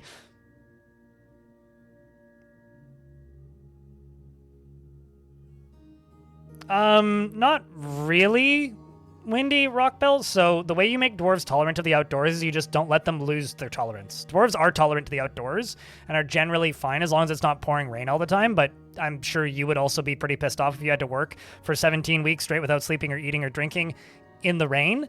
But when it comes to dwarves just in general, they are pretty resilient to the outdoors. They stop being resilient if you keep them primarily underground. So it's less of a, can you make them more resilient to the outdoors, and more of a, they have resilience initially and it's up to you to maintain that. I'm just not maintaining it because the rain hurts you on this map. So I'm kind of, intentionally doing that. That is one of the normal effects of this map.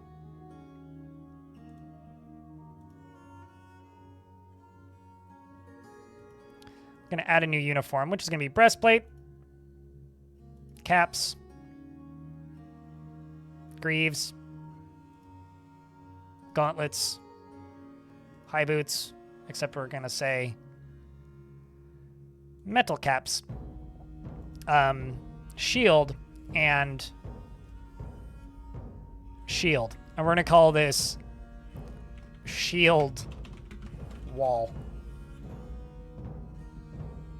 Save and confirm uniform. Shield wall.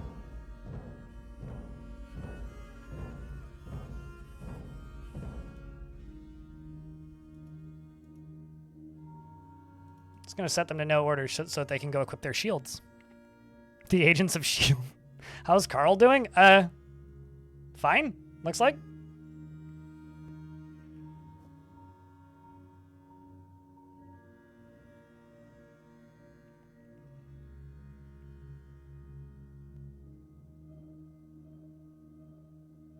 But you like a tart IPA?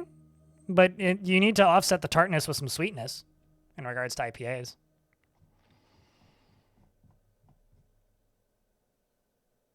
There's a lot of fried carp here. Also some baby drossels.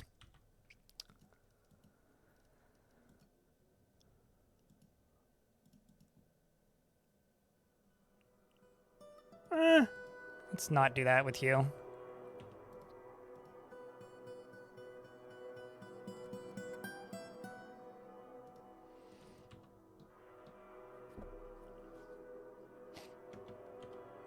You can have Gandalf move in? I mean, you could already name any dwarf Gandalf.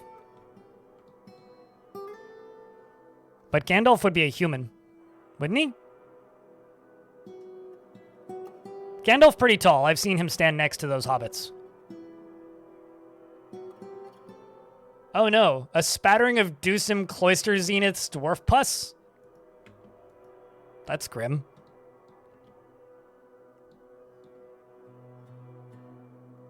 How often make two of same workshops and which most often? No idea and no idea. I don't really understand the question, I guess. Like, I don't have, like, a build order or statistics for anything that I do. It depends. I build what I need in the quantity that I need when I need it, where I need it. So sometimes that's a lot of a thing, sometimes it's not a lot of a thing. It depends.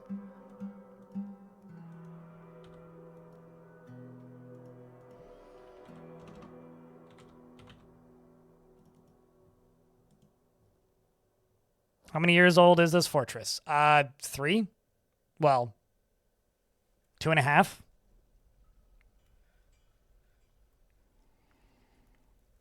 There can be only one? How do you know? What if there's 2?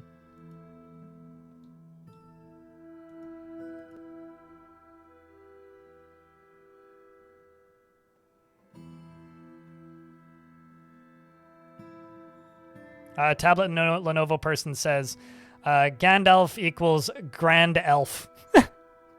According to the Rings of Power. Well, good thing the Rings of Power have no jurisdiction here.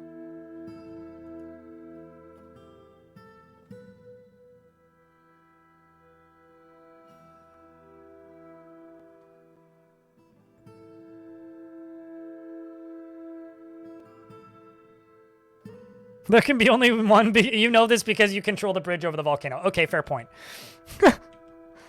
Fair point. I hear you, and I accept that as a valid reasoning.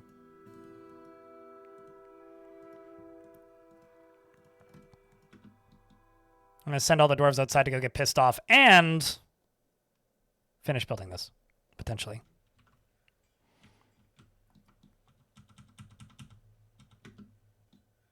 Because we need to get these logs.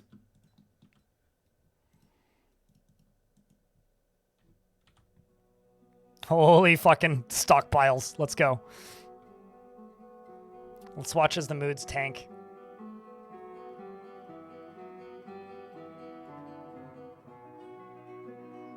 Most of my knowledge of Highlander comes from, like, people referencing Highlander and not actual Highlander. Lava does mist, and it also misses you. If you want to see lava mist in full force, I would watch my video with the thumbnail that just says cult in all caps. Because I weaponize a whole lot of lava mist. It spontaneously combusts anything it touches. That's flammable.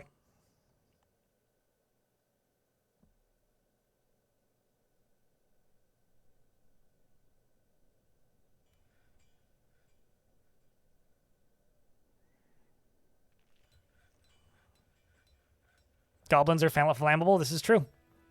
But so are dwarves, so you have to be very cautious with it.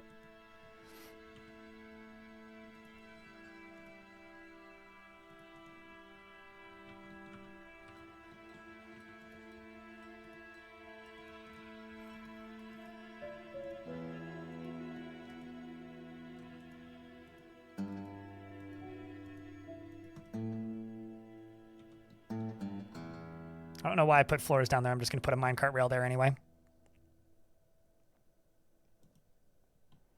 And there they go. They're going to start training miscellaneous objects.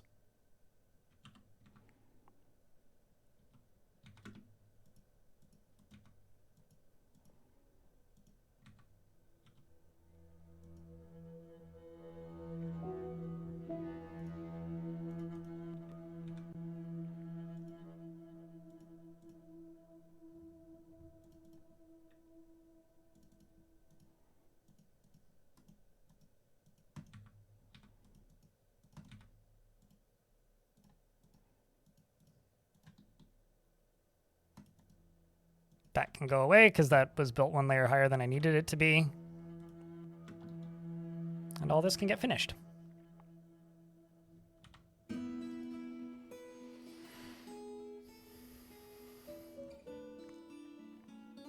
I don't know. They tend to attack you pretty recklessly. They don't exactly strike me as cautious. I mean, I always go back to this one, but years ago, before the Steam version, I had a fortress that was on the edge of a volcano, and I had lava forges inside of that volcano. I was like, this is impenetrable. Nobody will ever attack us. And then I got attacked by a goblin army, but that army was made up mostly of elves, and they were mounted on giant undead ravens. And those giant undead ravens didn't give no shits about my, how do I put this? Lava. And they went swimming into the fortress. And while most of them died before they made it in, because the elves on their backs were living, when they did make it into the fortress, the carnage was massive. So Raven? I guess so. I can't deny that.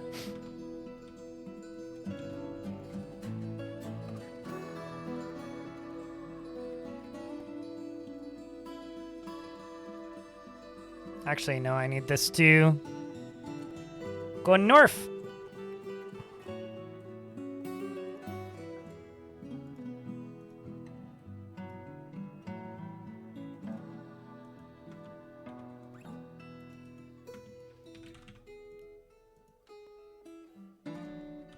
Let's do copper grates.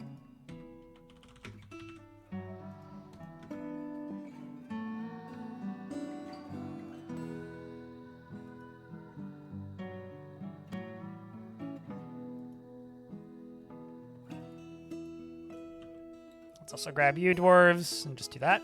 I'm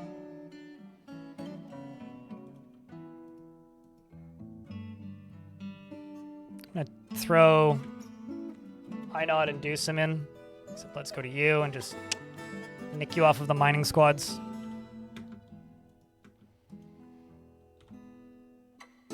Also managing work orders.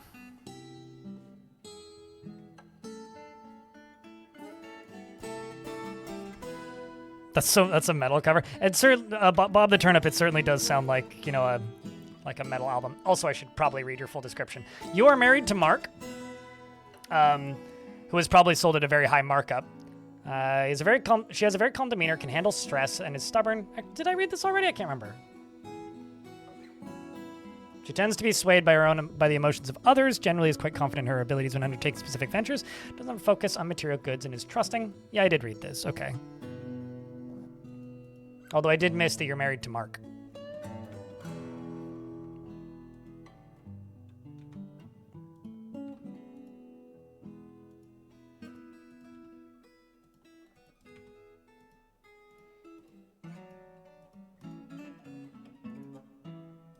Okay, so this is all going to get assembled like so.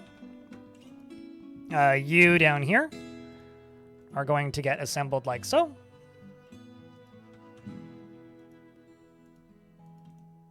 That is going to get unforbidden.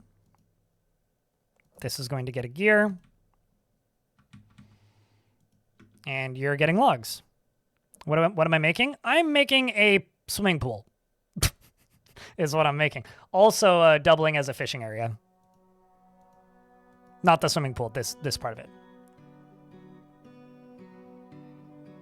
Might come back later. Alright, Eli, enjoy your break to do weird shit. What's your weird shit of choice on the day?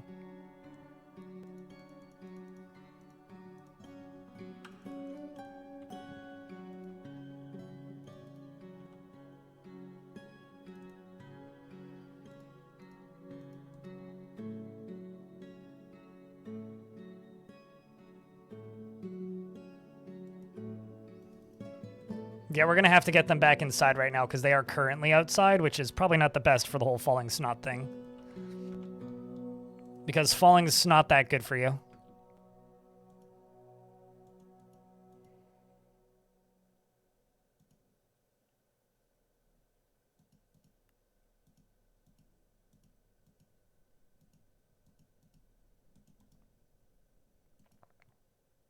Good news is we are making some soap, though. Because we're going to need more of that.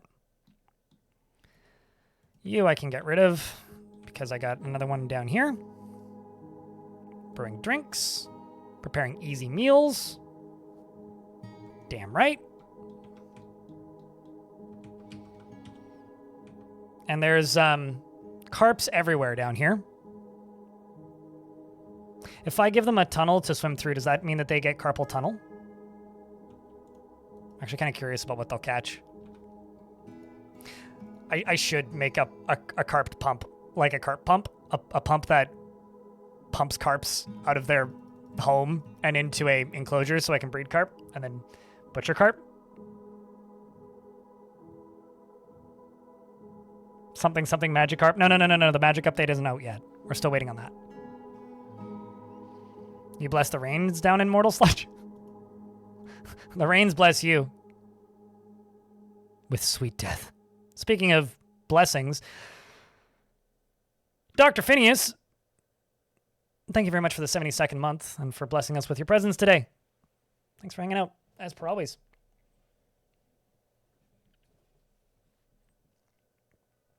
And Port at 3M5, thank you very much for the 4th month with Prime. Welcome back. I should also mention, carbohydrates. Did you see the drama?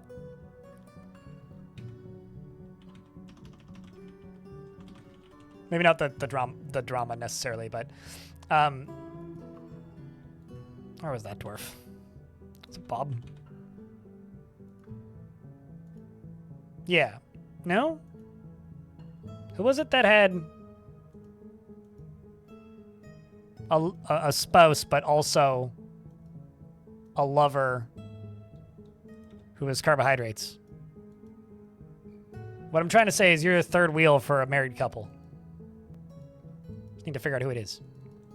Because I had it up a minute ago, and now I've lost it.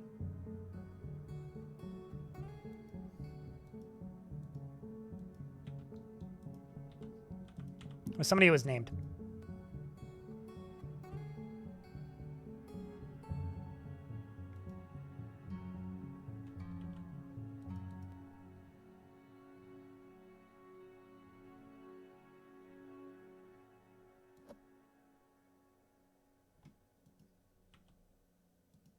Was it Darius? Nope. I've lost it. Where'd it go? Was it Laya, maybe? Nope. Wasn't Gerd. It's literally a minute ago, so now I feel like I'm going crazy.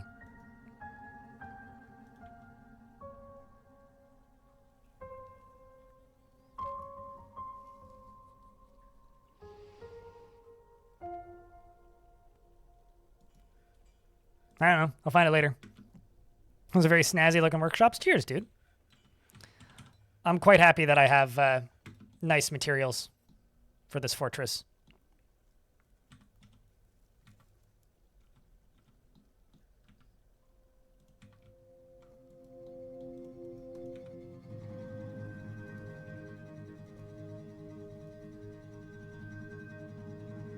So the horrors of Dwarf Fortress childcare, old beards do be crazy. Yeah. I think like one of my favorite parts about that video releasing is that, you know, you get the usual people tuning in and being like, RimWorld is much more fucked up than this. To which I have to retort, you see, in RimWorld, the fucked upness is a feature. In Dwarf Fortress, it requires ingenuity and creativity. So I find when fucked up things happen in Dwarf Fortress, it's significantly more impressive to me because it requires like ingenuity. Like if you have the creativity to build something screwed up in Dwarf Fortress, that's impressive.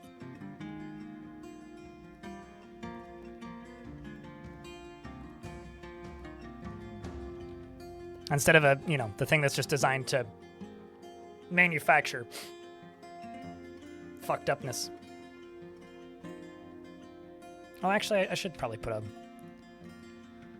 brick wall there.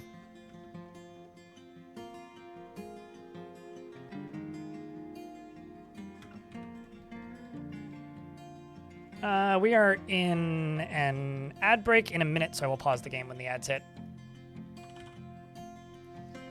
Let's also turn the burrow back on.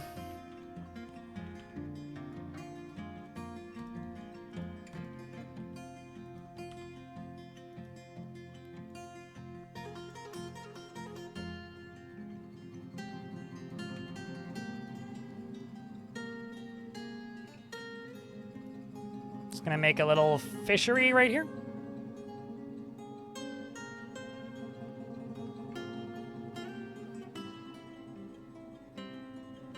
It's always felt like there's something missing when it comes to cage trapping baddies. Shinobi. Although you can pit them straight out of traps, which is more or less the same thing.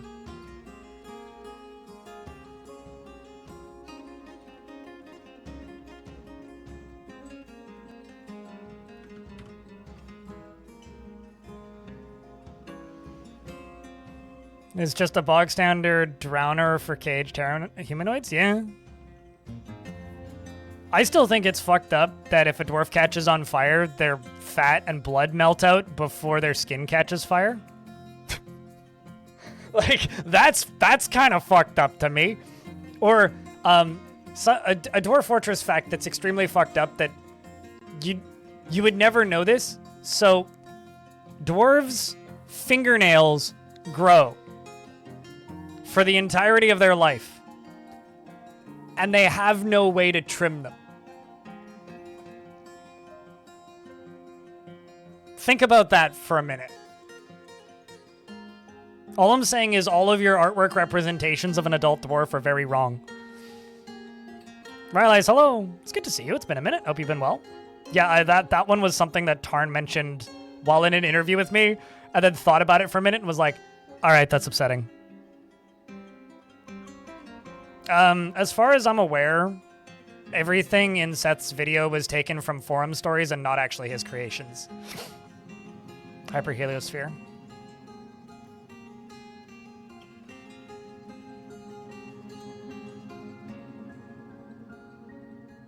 Scratching posts? Yeah, sure. Crafting, you know? No wonder they can smooth walls and engrave with their bare hands. Yep. Mm-hmm. They're like classical guitarists.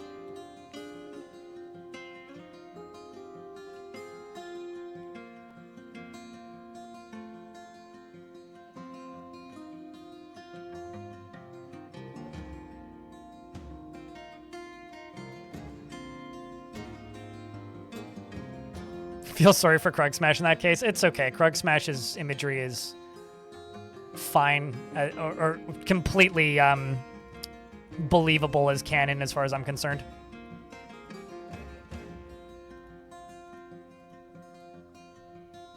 This can be for... Where is it? Unprepared fish. And this don't need no unprepared fish.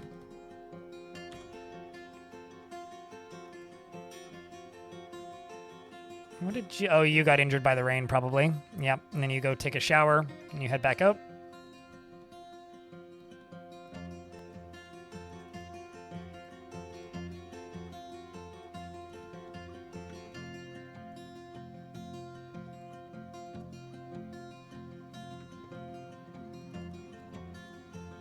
That's farmer shops. I need to do that, but okay. All right, we're getting a shed, steelhead trout. Nice. Good stuff. Good stuff. Mark over here pick fishing like a goddamn champ. Okay, all this is running. All that is running. Sweet. So now, literally all I need is a minecart stop. And we're going to call this swimming pool and diving plank. And it's going to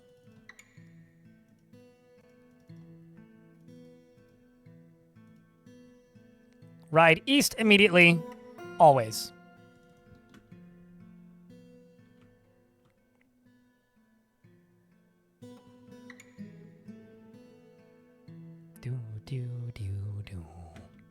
So now they're going to do that. See? It's beautiful. It's magical. And then we just have to wait, and another dwarf's going to come get it. They're going to grab it, run it all the way over here, and then we're going to wait, and then and then they're going to grab it. They're going to carry it all the way over here.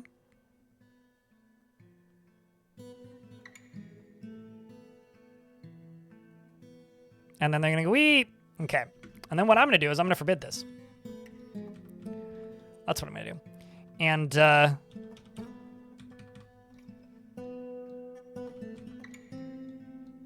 then I'm going to go here, and I'm going to do this, and this. I'm going to go down to here, and I'm going to smooth that and fortify it. I'm going to do this. I'm going to say...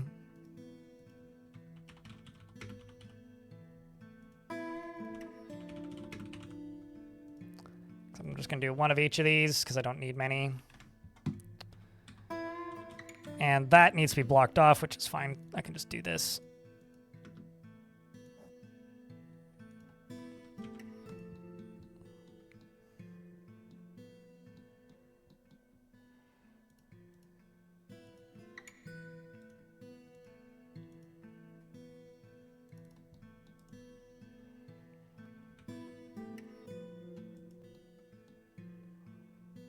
What's this unholy contraption for?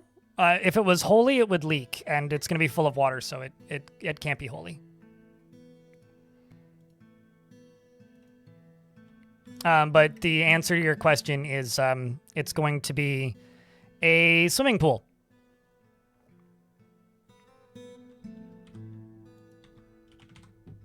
No. I have 2 fisher dwarves, and they're both named already. So I can unfisher dwarf one of those fisher dwarfs and give you a different fisher dwarf, because I don't need more than 2.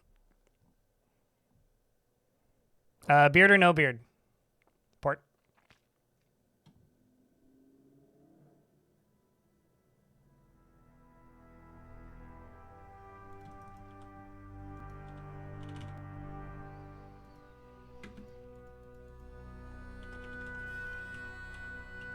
Port 3 and 5. Oopsies. Finger packed. Figure packed? Not finger. Doesn't mind wearing something special now and again. Is somewhat uncomfortable around those that appear unusual or live differently from himself. Not naming it drowning chamber? It's not a drowning chamber. It's a swimming chamber. If it was a drowning chamber, I would name it drowning chamber. That would be an inaccurate identifier. He is somewhat uncomfortable around those that appear unusual or live differently from himself. He does not often feel lustful, and he doesn't tend to hold on to grievances.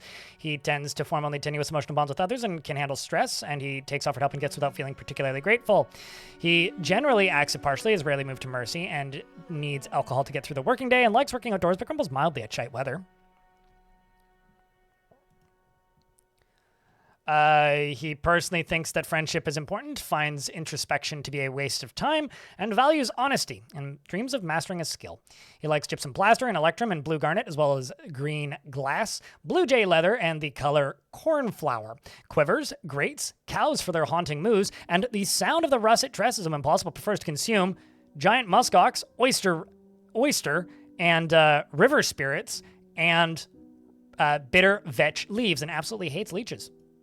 And he is very skinny, and he has a very long beard, which is braided. You worship Lycott, and you have no family nor friends. You were previously in the Pineapple of Sponges, my last fort. We can make bedrooms once all this is done.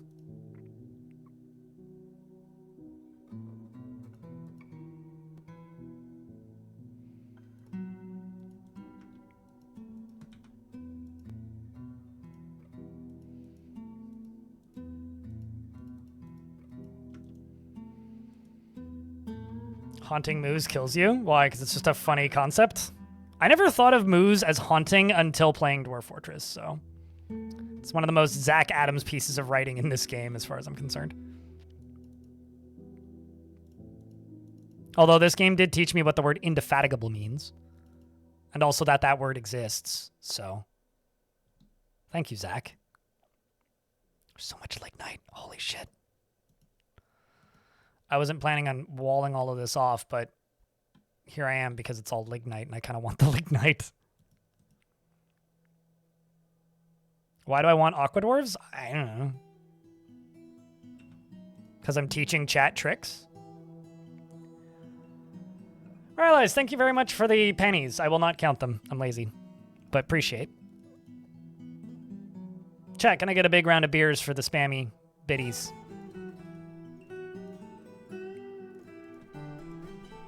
The canned bits.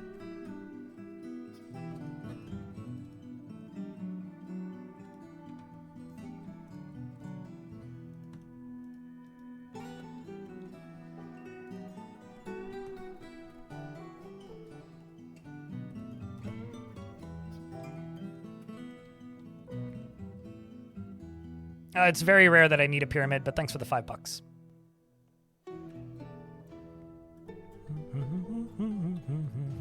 Mostly because I have no plans on dying anytime soon, and I generally think that those are used as tombs, so I won't need another one of those for like at least another 30 years. It's raining knives because the rain causes bleeding and bruising. Darius, hello, your dwarf showed up, by the way, if you missed it. Thank you very much for the 5-pack. Appreciate you. The 5 divisible money units, yes.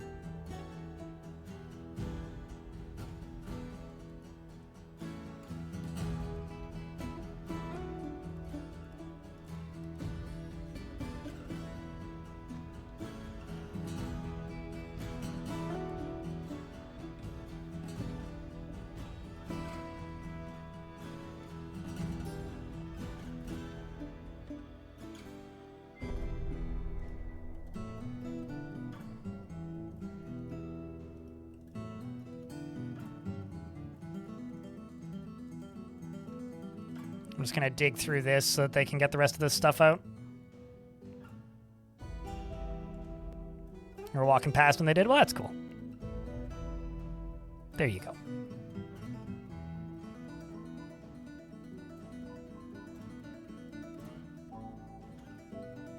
Just plugged it into a different PC.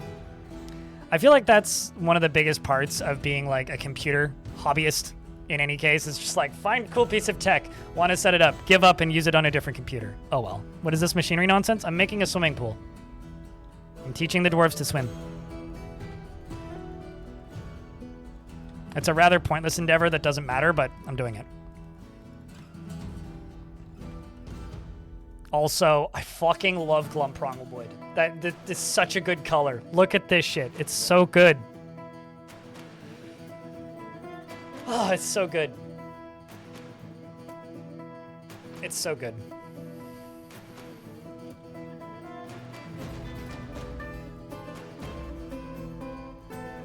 I'm just gonna turn that off. And suddenly there's gonna be a whole bunch of stockpile jobs.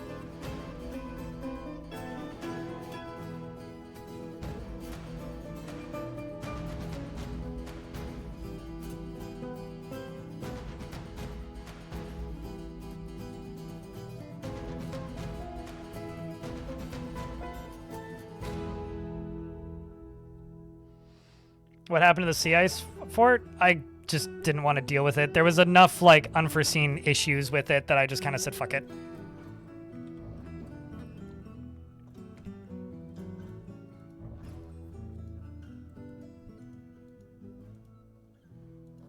Like, that's kind of the boring answer, but it's the truth. I just got tired of dealing with it.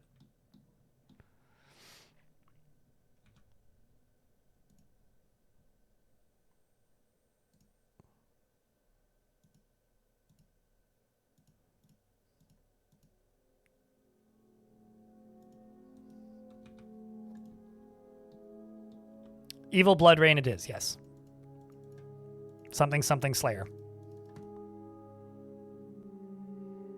It's also not Blood Rain. It's Sludge Rain. So, simply put, it rains a material that causes bruising and bleeding. That can wash off the knife rain? Yeah! It's raining ninja stars. That's what it's doing. That's what I'm going to stick with now, which makes less sense than knives, but is a very funny mental image. So I'm going with it's raining ninja stars.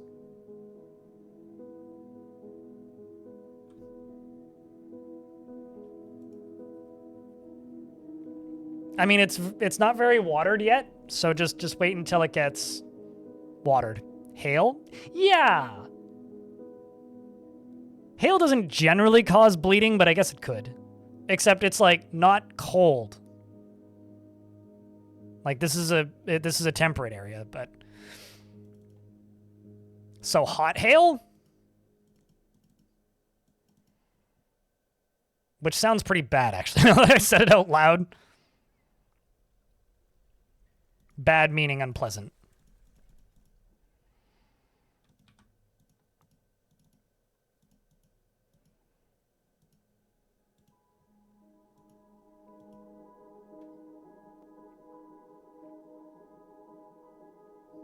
It's raining gritty soap. Or maybe just sand. You know? Or like we were saying earlier, it could be raining asbestos.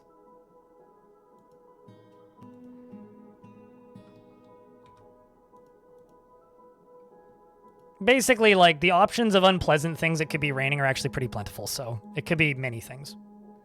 You know what? This is going to bother me if I don't wall the rest of this off, so I'm just going to do it. Because I've done this much of it, I might as well just finish it. I've got the blocks.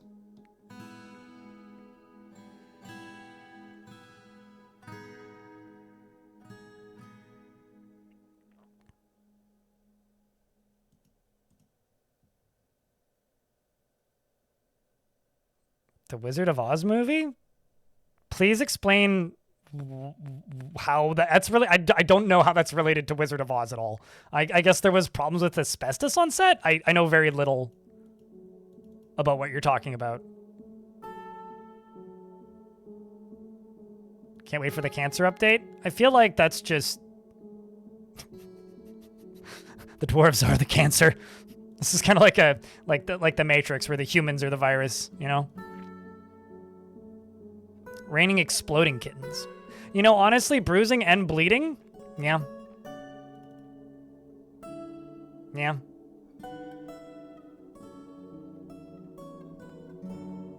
They lay in a field of asbestos in one scene? So I had that movie on VHS. What scene?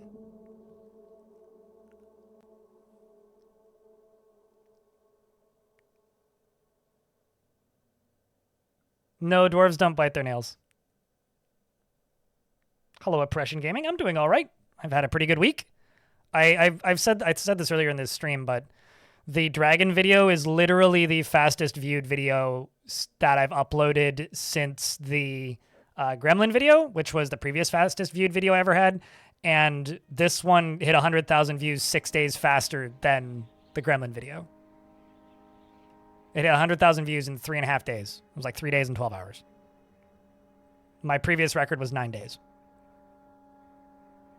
So I'm pretty ecstatic. It's been a good week.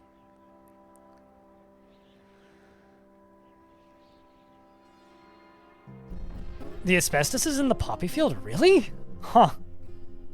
I knew about the painting the witch thing. Also, like, the actress who's in that movie, like,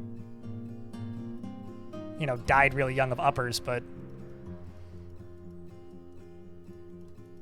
a lot of tragedies out of that movie. Growing up, a friend of mine's great aunt, who him and his family lived in the basement of his great aunt and great uncle. His great aunt was one of the kids in the beginning of that movie. She was like in her 90s when I knew her, like, I don't know, 15 years ago. And she was an interesting lady. They had a lot of memorabilia from that movie around, like lots of big posters, and then like little pieces of paper cut in a circle around her in the cast, which was kind of neat. Bunch of signed posters and things. Wonder if there's a Wizard of Oz mod for DF yet? I mean, what is the Bronze Colossus if not just a really tall Tin Man? We've got lion people. We kind of have everything from the Wizard of Oz. We got glass palaces made that are green glass. We've got, like, just need a yellow brick road and, like, merchants need a trade depot to unload their goods. Well, I guess I should rebuild the trade depot.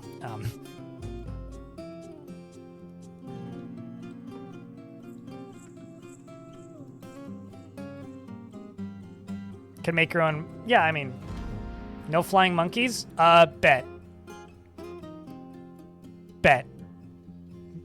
I've seen, like, necromancer experiments that are basically flying monkeys.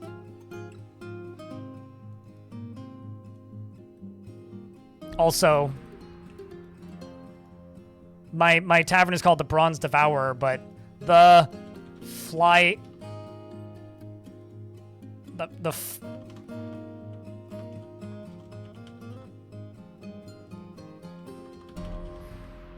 The fleshy monkey. The flighty monkey? I could name a tavern the Flying Monkey. The flighty monkey. Or maybe the falling monkey, which is more accurate. Although, you could absolutely have flying monkeys. You just need to have some more enthusiasm. I think I need to catch a bunch of carp. I'll put a drawbridge, and we'll call it the Flying Monk, and we'll make those monkeys fly. They'll never see it coming.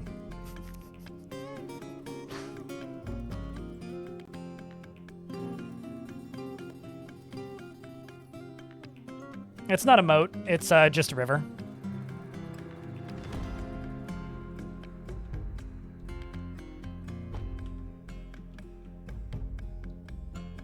Okay, so with all of this done, I'm now going to turn on this pump.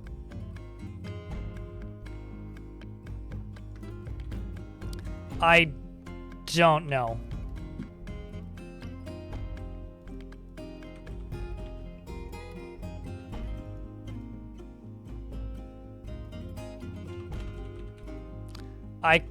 Crusty doesn't seem to be a word, but I could call it the the crusher crab, I guess.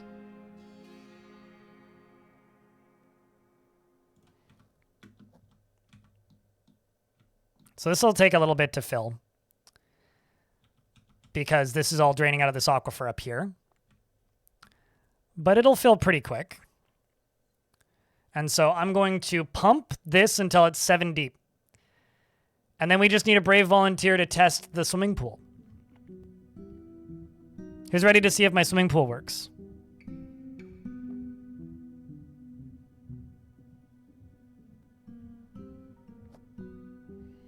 Well, see, just like real life data centers, Survivor-y, when we find them in Dwarf Fortress, we gut them, resalvage all the parts, and turn them into something useful, like a fortress.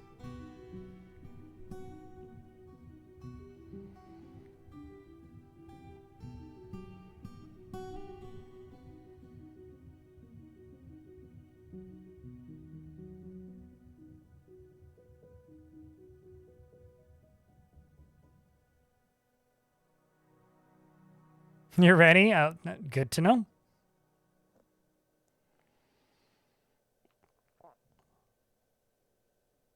It's taking a little bit, but that's because we ran out of water. So let's just let this refill. It'll refill pretty quick. Oh my god, there's fish in here.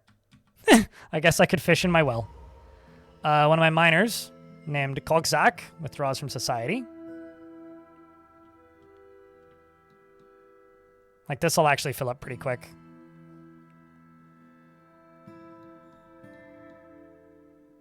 But I do have to wait a little bit longer.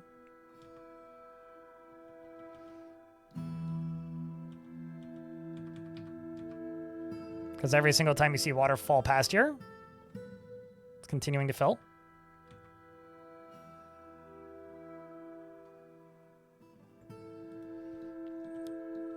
The other thing I could do is I could pit pond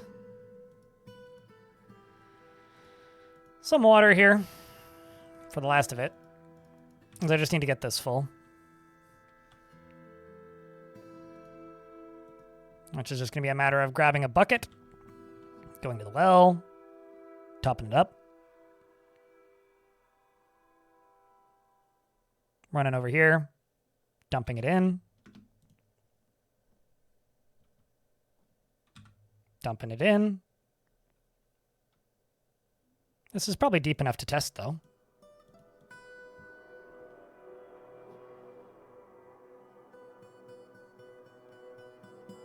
So here we go.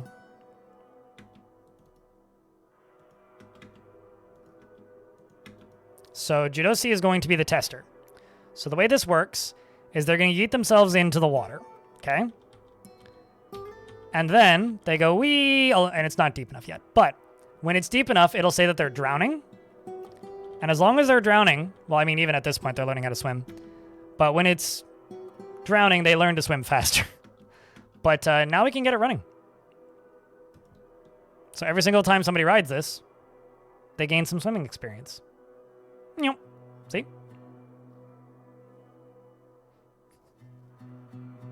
I should have actually made this run slower. Oh well.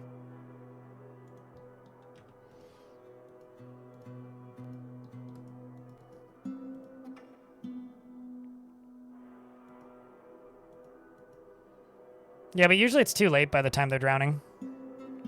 Some migrants have arrived. Swiftwing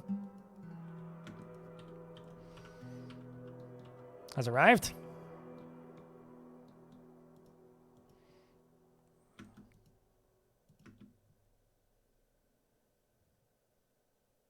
Yep. And they also gain muscles by hauling the minecart repeatedly. So I could just put a heavier minecart on it. If you could constantly get fish to show up in an aquifer, I guess so. I mean, I've absolutely fished in my wells before, just because it's kind of funny.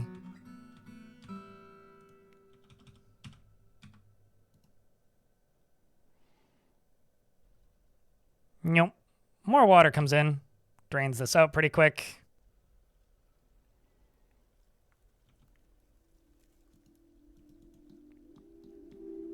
Dwarves go back to it.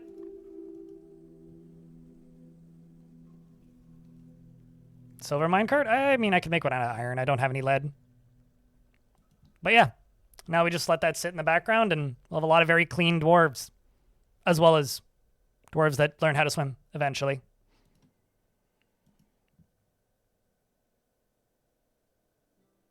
Although I don't think they get any happy thoughts from doing it, which is a bit of a shame. So dwarf swim sesh. And very slowly. See? Dabbling swimmer. Magical. So if I enable the... there's something I need to do up there. If I enable the overlay, which I usually leave off, but...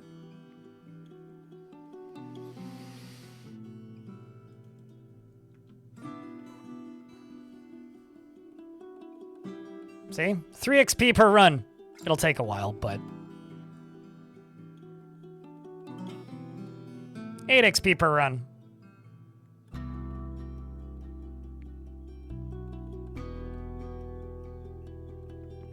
Something.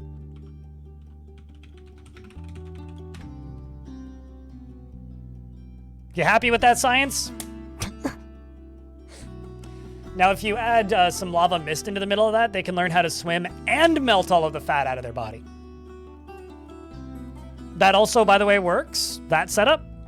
If you make them go through water, out of the water, and then into lava, or like into lava, dump the lava out, and dump the dwarf into water, you can set the dwarf on fire and then thaw them out before they catch fire, or like do that. Why would you want to melt their fat?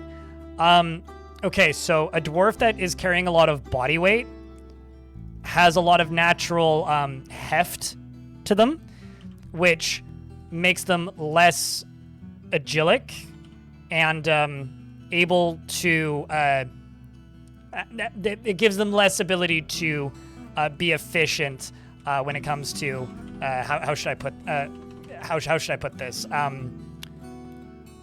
Dodging. So if you burn the fat out of their body, then they can run faster, dodge better, and we can just let this run in the background for a while. Although I should have made this go slower so that they spend more time in the water, but oh well, it's fine. Soup. I mean, how's your skills doing? Dabbling. Let's just pause this. Turn this on. It's not really a danger room. This is more of an obstacle course.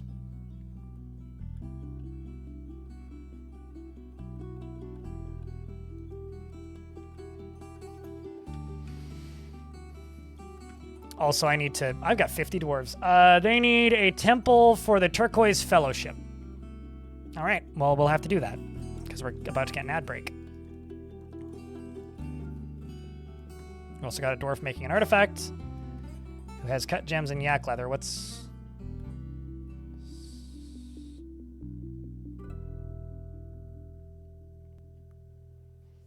Cut gems. What's after cut gems? Stacked cloth. Okay, you just need stacked cloth. That's fine.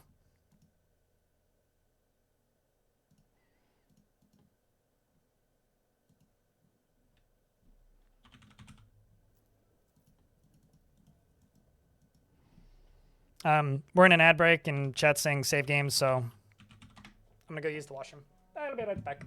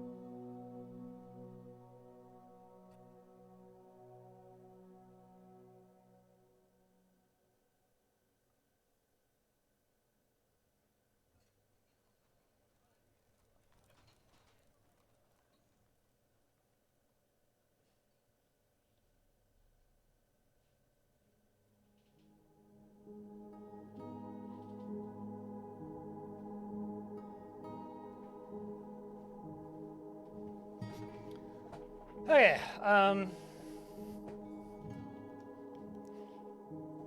cleared. One thing that you think would be nice would be an easier interface for finding goods you want to trade. They have made the interface easier in the literal last patch. Like, it's significantly more straightforward to find stuff than it was like even 1 or 2 versions ago.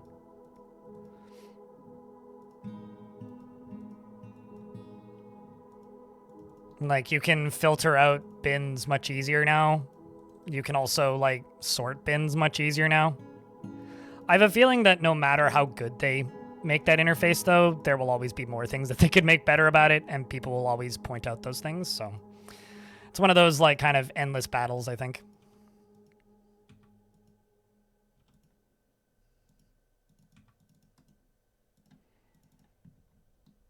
What's the objective of this fortress? Hang out and build an entertaining fortress until the Dino patch releases. I don't really have a strict objective on this one.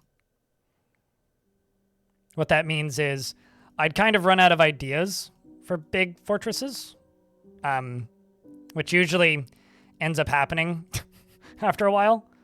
And so I'm just kind of vibing and building a fort and seeing where it goes. And just hanging out until Dino's release. That's where I'm currently at.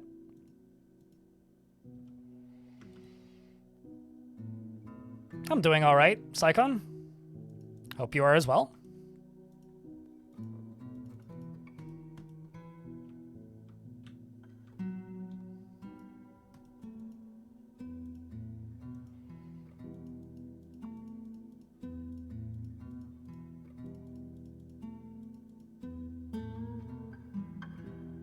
I'm just gonna buy that 1 rye beer barrel because it sounds tasty. I'm gonna buy 1 of those, 2 of those. Says buy them. Who am I kidding?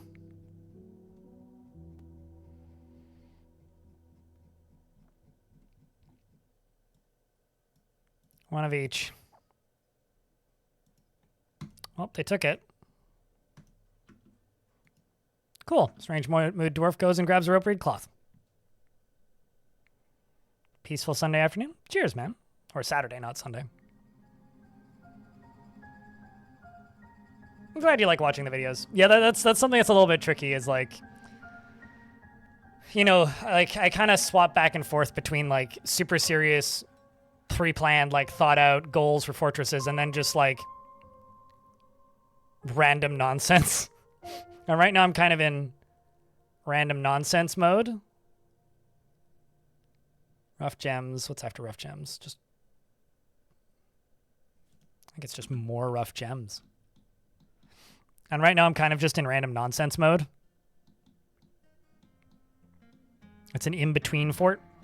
And so we always get like a bit of an influx of people checking out the streams around the time I post, you know, themed forts in video form. And I always end up having to do a bit of explaining of myself of like, well, okay, so a lot of the forts I do have heavy theming, but not all of them.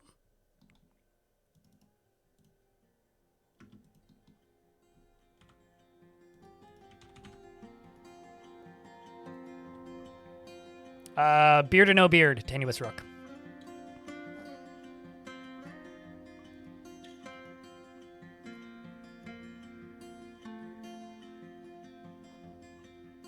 To theme or not to theme, that is the theme.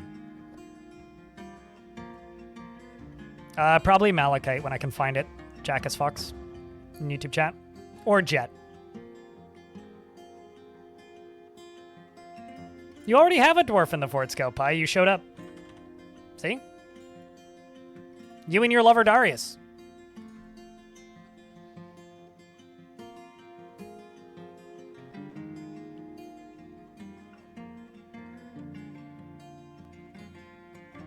So, Rook. Beard or no beard? To beard or not to beard? That is the beard. Which beard would you like? Beard or not to beard?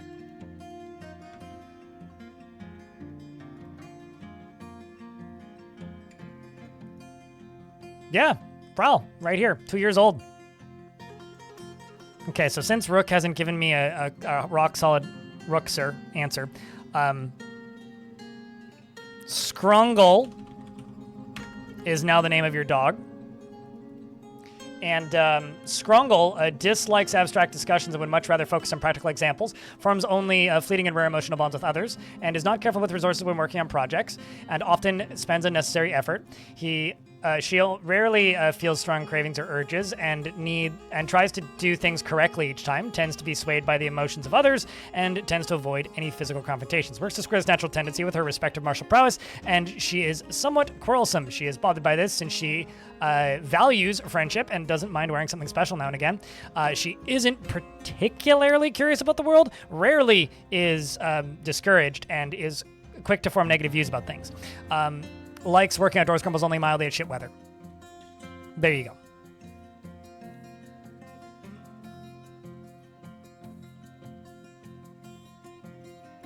Oh, then your dog became active? Oh, shit. Well, what would you like to name then in regards to the dog?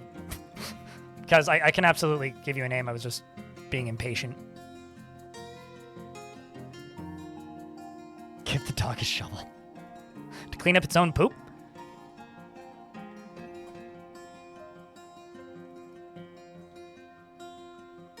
Also, give your dog a pet for me.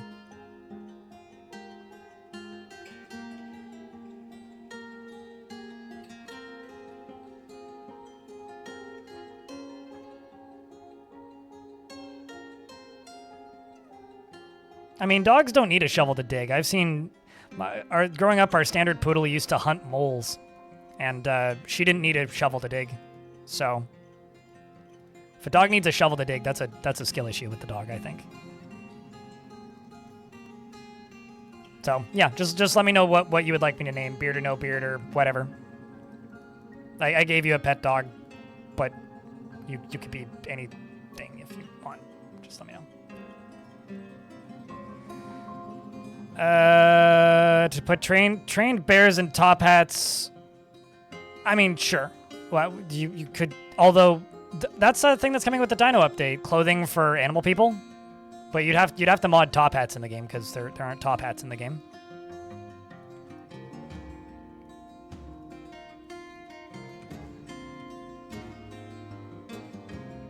Emotional support shovel. I mean, a dog might grab a shovel in its teeth and run around with it.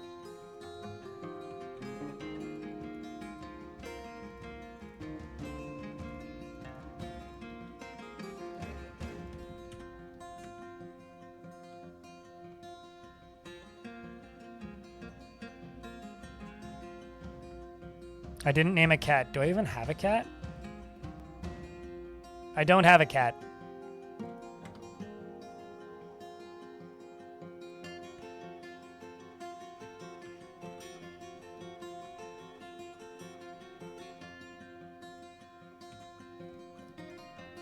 Let's see how this pump is doing. There we go. Some more water we can pump in here.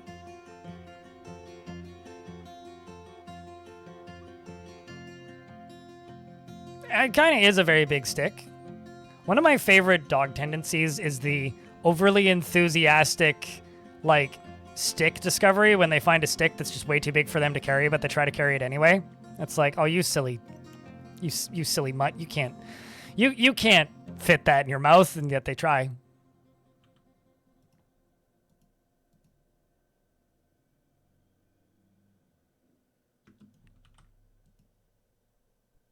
Oh, that's adamantine shield. How the fuck did I do that?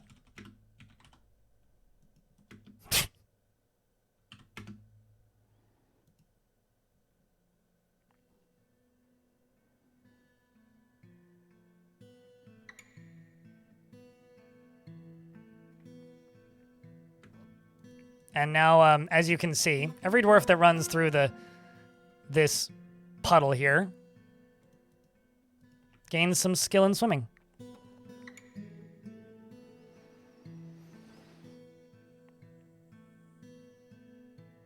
Meathead Super Gym Fort? I guess.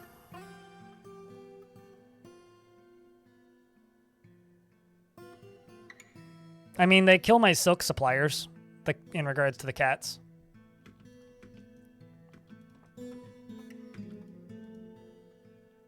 See?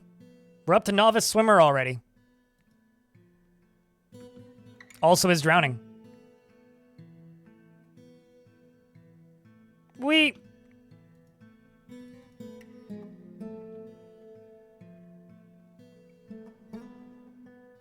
turn the overlay back on.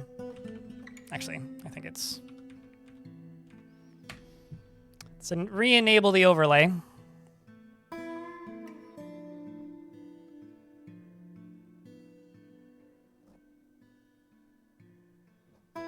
Most of the fitness machines are kind of moot.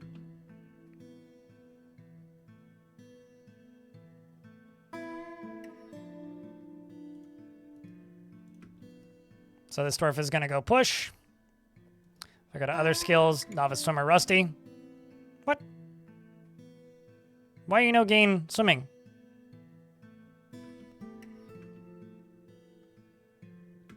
Did I put too much water in there?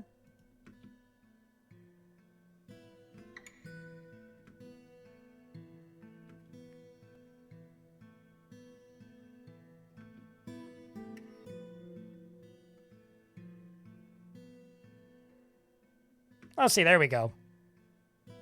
There we go.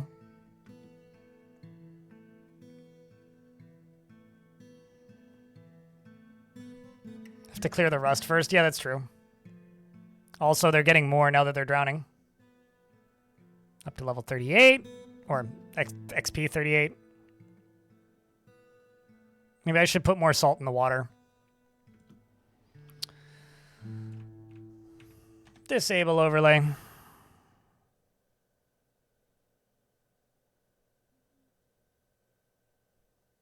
I fucking hate the DF hack overlay. I'm just doing this to prove that it works.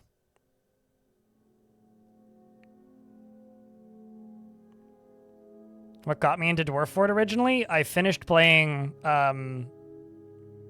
what's it called? Ancient Domains of Mystery, more popularly known as ADOM. And asked a friend what I should play next, and he said, you should try this Dwarf Fortress thing. It was 2009. Have I played RimWorld? Yes, I've played quite a bit of RimWorld, and I have no intention of ever playing it again. Because it kind of stopped being a game that I wanted to play much of.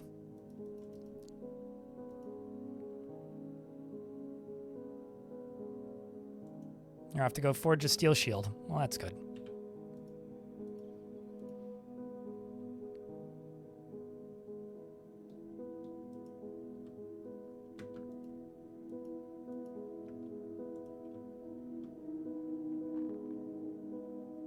You get overload, you get the UI overload it can cause. It just gives a lot of unnecessary information. Like, I don't actually like the XP bars. I only enable them when I'm doing something to see if it's actually working the way I intended it to. But it is, so we're good. And we've got dwarves singing. Simulating musical instruments. Am I making rock blocks?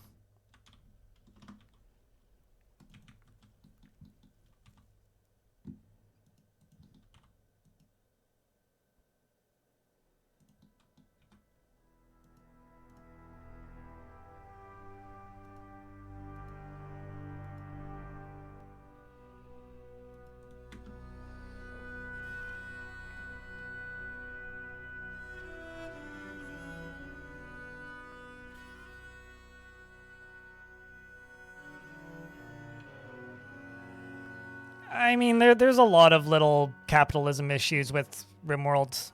I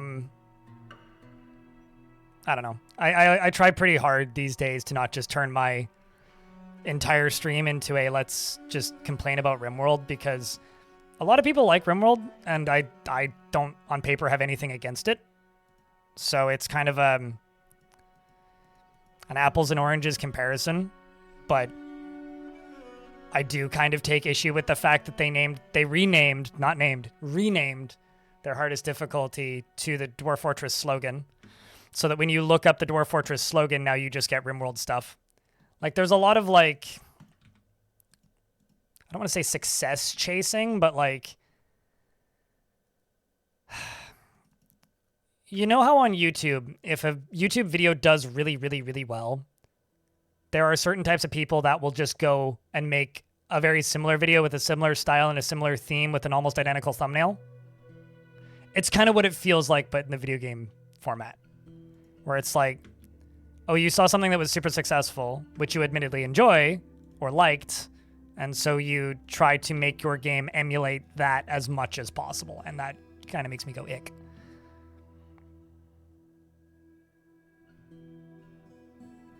I mean, the hardest difficulty in RimWorld is called Losing is Fun, which is the Dwarf Fortress slogan.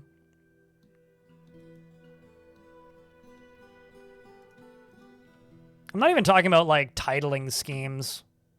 I'm talking about, like, literally just making the same video. So, the difference between RimWorld and Dwarf Fortress and why I stopped playing RimWorld. I stopped playing RimWorld because I played it throughout the early access period, and I felt that I'd done everything that was interesting, and a lot of the mechanics I liked that made it more Dwarf Fortress-y got removed throughout the early access. And so in order to get the game into a place that I liked and wanted to play, I would have to mod it pretty heavily. And a lot of why people watched RimWorld was going from the kind of more sandboxy storytelling format that I enjoyed and became, and I didn't even realize this initially, but it slowly and steadily became more and more and more and more and more and more and more score and difficulty chasing, which I don't enjoy in video games generally. And so I tried to stream the game like that because that's what people wanted to watch. And that was what would keep people coming back. And the way the game got rebalanced throughout early access made it less and less and less and less fun for me to play it that way. And it just kind of became one of those, you just have to emulate the optimal strategy games, and I don't like that. And I got so fucking tired of it, and now I just don't want to look at it anymore. The reason I have no intention of ever going back to it is, one, I genuinely just don't enjoy it. Especially the way, like, you have to play it as a streamer. And combine that with the fact that, like, 1 billion people are streaming RimWorld every day. Like, there's, 80 channels live on Twitch streaming RimWorld at any given time of day, on hours or off hours.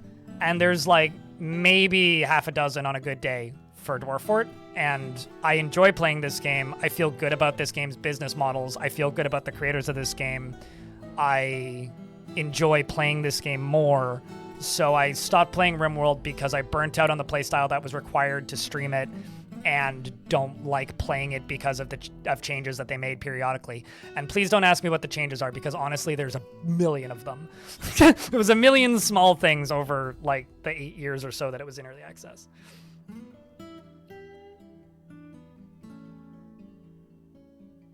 And, like, you know, at the end of the day, I would rather play the game that I enjoy playing, that caters to the format that I like, rather than, like, you know, a lot of people, I get a lot of comments on my YouTube videos that are just like, if you made this video but with RimWorld, you would get a lot more views. And I have to state, they're probably right. I would feel 1,000 times more accomplished if I could get views playing Dwarf Fortress, because, one, I'm doing something that nobody else is doing instead of just doing the thing that's popular because it's popular, and because it's a game that I actually want to see succeed and sell. I want to see more people play this game. I want to see this game grow. I want to see this game's audience continue to inflate and become bigger with time, because that is something that I aspire to see with this game, and I'm only going to see it if I'm doing this because there's very few other people creating this kind of content for this game. So that's the TLDR version.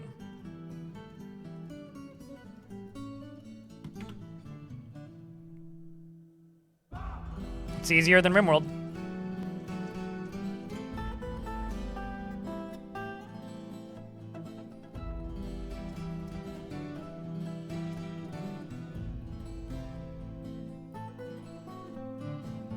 Yeah, that's why I stopped playing it, Cursed Metal.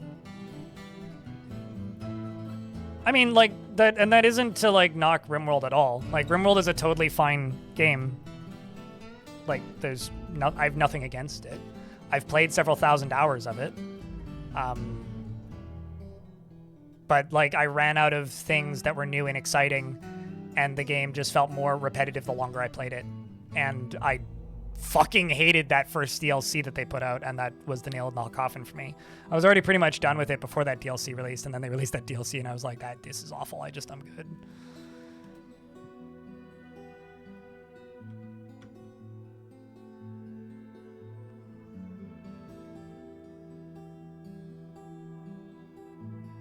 But what I will genuinely state is I am so tired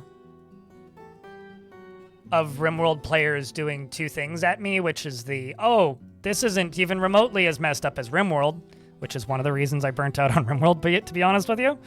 And then the other thing that I'm super tired of is people asking me why I hate RimWorld or why I'm doing this and not playing RimWorld. And it's literally because there's a million people making stuff for RimWorld.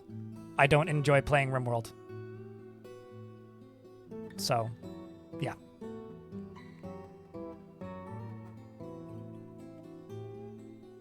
And also a genuine part of it was I got real tired of seeing constant, like, cannibalism memes in my chat. It stopped being funny real quick. Like, truly. That's a big number, Necrontier.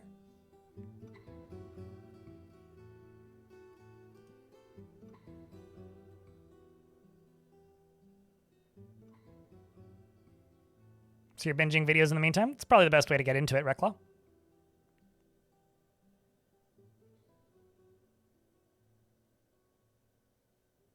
Well, I mean, I'm doing just fine playing Dwarf Fort, so I don't need to go play a game that I don't like playing anymore. And, you know, I've been there, I've done that. And if you want great RimWorld content, go watch, like, Hazor on YouTube. Go watch Disnoff on Twitch. Go watch Adam versus Everything. You know, like, there's tons of people out there making great, compelling RimWorld stuff, and I don't feel the need to compete in that ring. What do you need? Stacked leather, cut gems, stacked cloth, rough gems. What's next? Stacked cloth.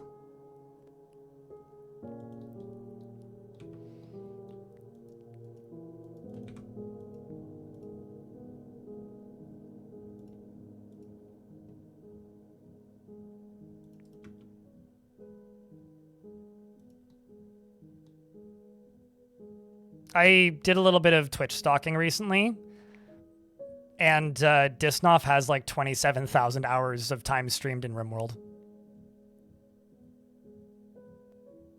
Soviet Womble, yeah, that's another one.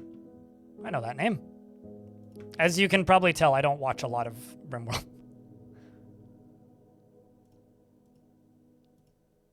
At least not anymore.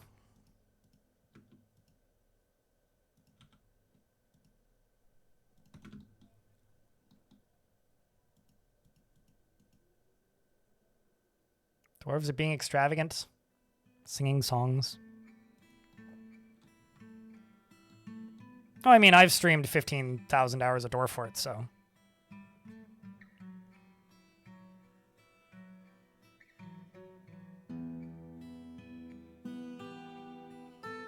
Also, like, ambiguous amphibian, you know? Mr. Start, or one something start, is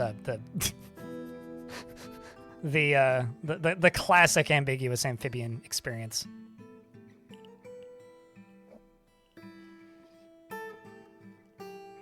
And there we go. I think that's everything we needed.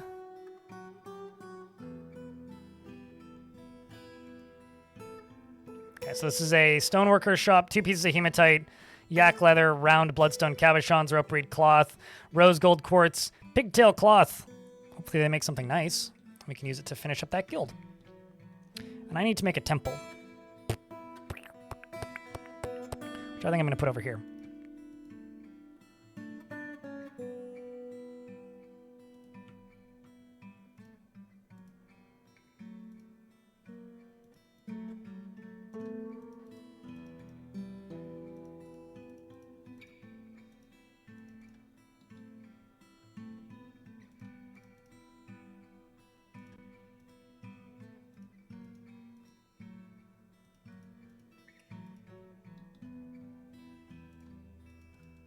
I'll also wall this off so it'll look nice when it's done.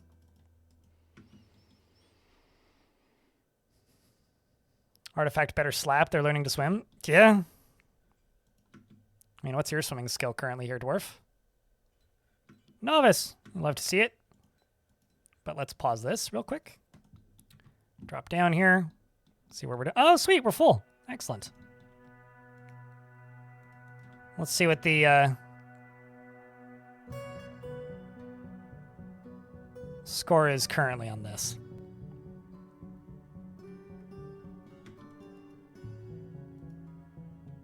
So they are drowning immediately.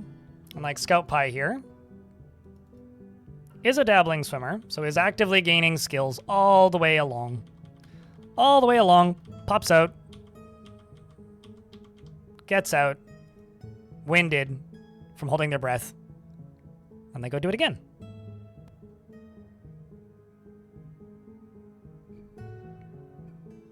Thumbs up. So what do you think? What do you think of my swimming skill training tunnel?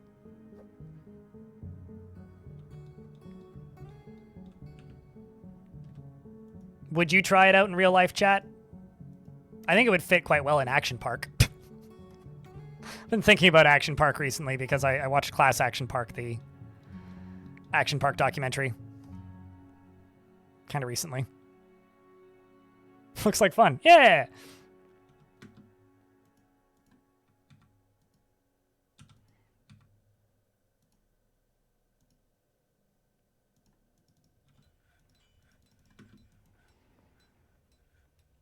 Imagine it stops.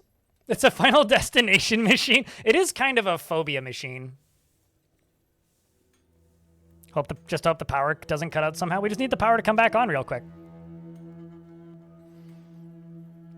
What's making them get in? The minecart. So the minecart is set to make them ride. So if we look at this, this is the swimming pool and diving plank. And it's literally just they ride in it, going the right direction, always, is all it is. And so a dwarf comes and picks up the minecart and puts it at the beginning, reloads the machine. And then usually that same dwarf collects the job.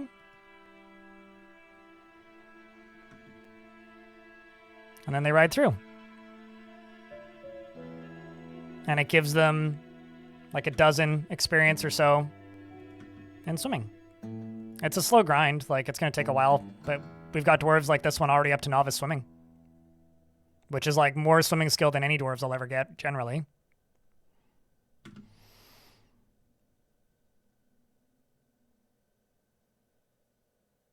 If it does power down, yeah, I mean, then we pump it out and do it again.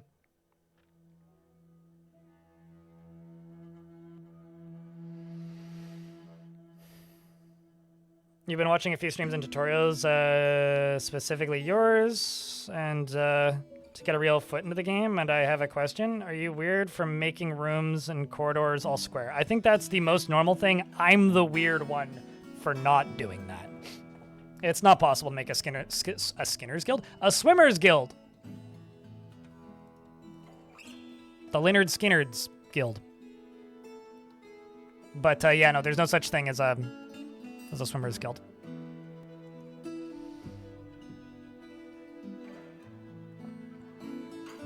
Hell yeah, Dragon Garland.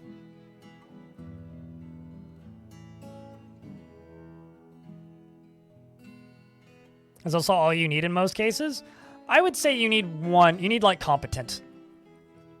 When I had the Moses machine, which was a fortress where dwarves were training, or where I would part a ocean, more or less, as the entry to the fort, those dwarves were all, like, high competent swimmers by the end of that fort, and they could just like run through 7 deep water, and as long as it didn't have a ceiling above it, they wouldn't start drowning.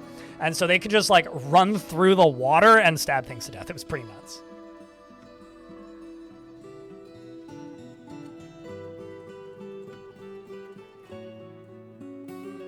Let's also just find some dwarves that would be okay in the military.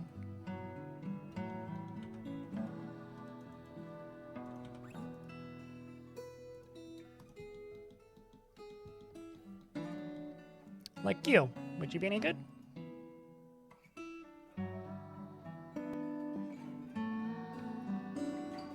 Just want to get a set of 10 dwarves in the military, really.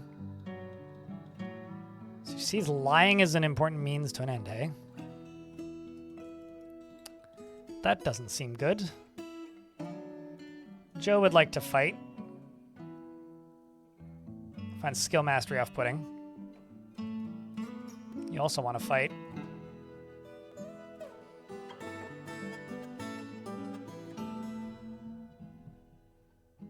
Malachite blocks, correct. Do some. I think you'd do okay.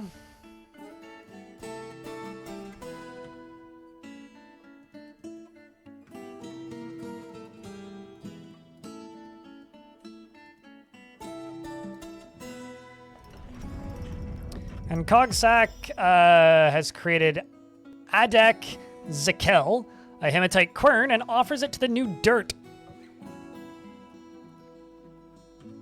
Which I hope is a high enough value to satisfy... Under farming, isn't it? Quern, there it is. This, right here.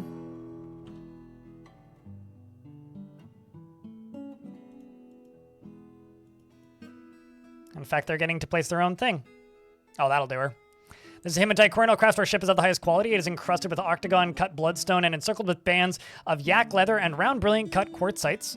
On the item is an image of the Zephyr of Mists, the Minotaur and Hematite. The Zephyr of Mists, the Minotaur is traveling. The artwork relates to the wandering of the Zephyr of Mists in the Scabrous Morass in the mid-spring of 185. On the item is an image of Rinzed Ruler, the Passion of Walks, the Adamantine Pick and Hematite. On the item is an image of dwarves in rope reed. On the item, the dwarves are laboring. The artwork relates to the foundation of Mortalsludge by the New Dirt and the North Guilds in the early spring of 269. On the item is an image of a scepter in pigtail.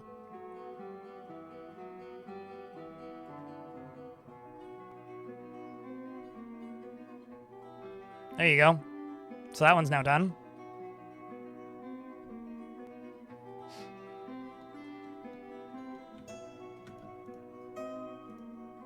I think kids can push minecarts. If kids can ride in minecarts, then yeah, they can absolutely be in the swim team.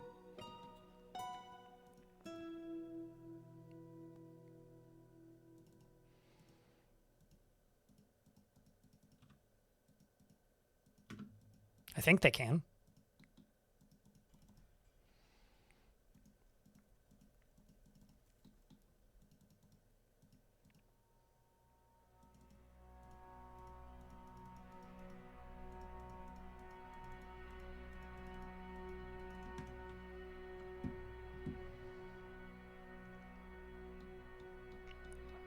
And let's go here.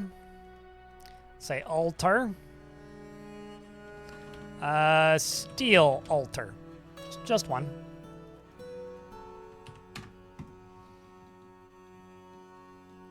I think you have a dwarf. Maybe you don't. Did I not see you? Okay, I swear I saw a dwarf here. But can you get a soldier with a beard? Sure, you can have Doosan.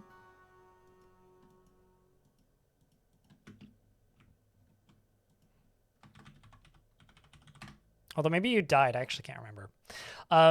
He is impeccably curious without any respect for property or privacy. He is truly fulfilled by assisting those in need. He is a friendly individual, and he has a sense of duty. He does not often feel lustful, and he sometimes acts with little determination and confidence. He tends to hang on to grievances and has a greedy streak. He is trusting, and he tends to be swayed by the emotions of others. He tends to try to get things done perfectly. Or he doesn't try to get things done perfectly and can sometimes act without deliberation. He sticks out his tongue when he's thinking hard. He's working on the tactics and going. He mlems. He needs alcohol to get through the working day and dreams of crafting a masterwork someday. Personally, he deeply respects eloquent speakers and doesn't particularly respect commerce. Word. He likes mudstone, bismuth bronze, peridot, giant red squirrel leather, the color teal, querns, anvils, donkeys for their stubbornness, and the words of the fatal death. The sound of the adorable bell and the sight of the lute of poets. When possible, he prefers to consume sperm whale, clown loach, and fonio beer, and absolutely hates leeches. What a derf. Is it not a new fort? Yeah, but the thing is, it's the same faction as the last couple, so I've been getting a lot of migrants. But I thought that I got a migrant, but maybe it was just you migrating to the last one. But it's all good either way. It's just like whenever a dwarf hates mosquitoes, I'm like, word. I support this dwarf.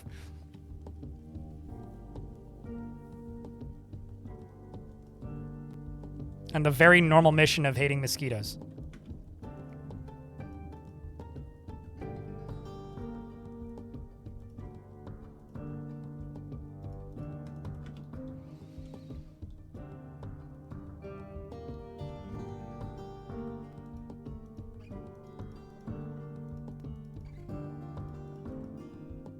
But yeah, I'm pretty sure there's another Famine War alive, but that's fine.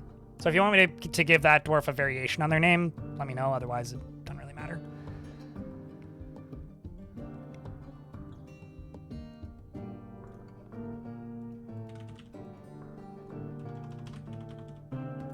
Let's just do pig, iron, steel, bars. Let's just do 20.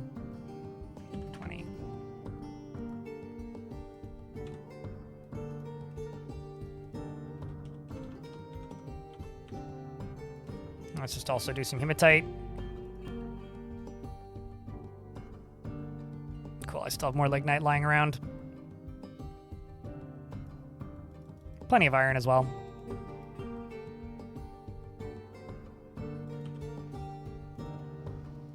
This is a very silly squad because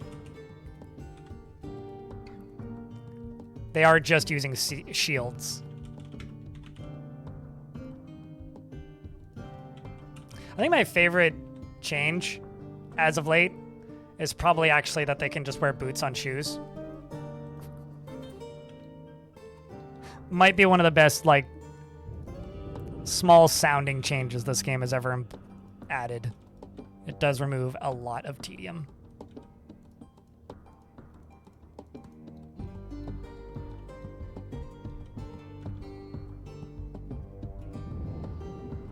The shield wall, with bolts behind them, probably will indeed conquer all. Or at least, like, somebody.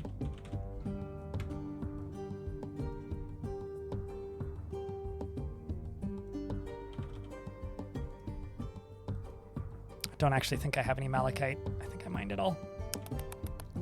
It's all over there, yeah?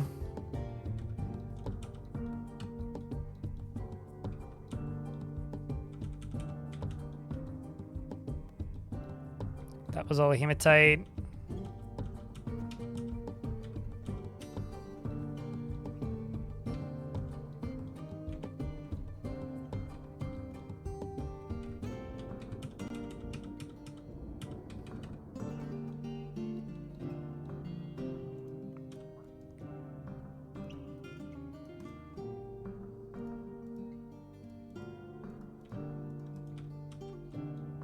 But, oh well. I don't think I'm going to get that statue made. So let's use rock salt then. I didn't hate it. It was kind of satisfying, like, having the stuff together to actually be able to, you know, to be able to have that moment where you've bested the game by successfully putting together a complete military. Like, that was always kind of a satisfying thing for me, but it makes sense why this is easier for most normal people. It's like a little bit ridiculous to ask people to obsess that much over something, I guess.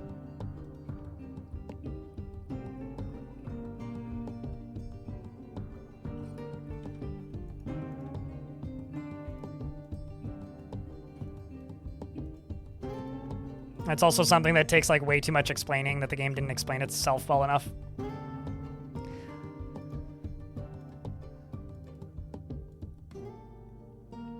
All right. I think that's going to be a pretty nice little temple. What do you think, chat? I think it's going to look pretty snazzy.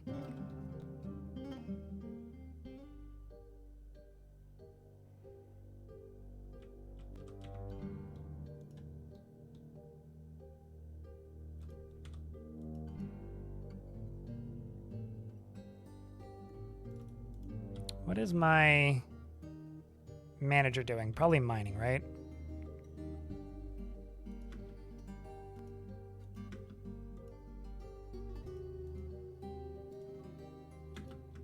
I was gonna say, you should go do your manager job. What the hell, man? What? Why can't you go do the manager job? Why must you do this? I mean, it's an important task, but like, come on, dude.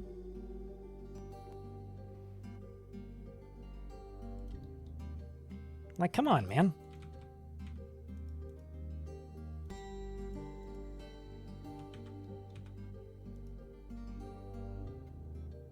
Like, what the fuck?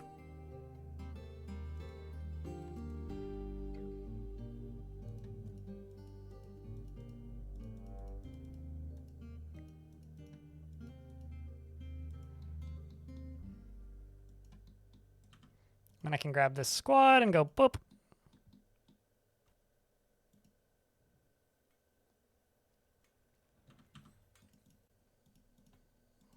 Okay, try that again.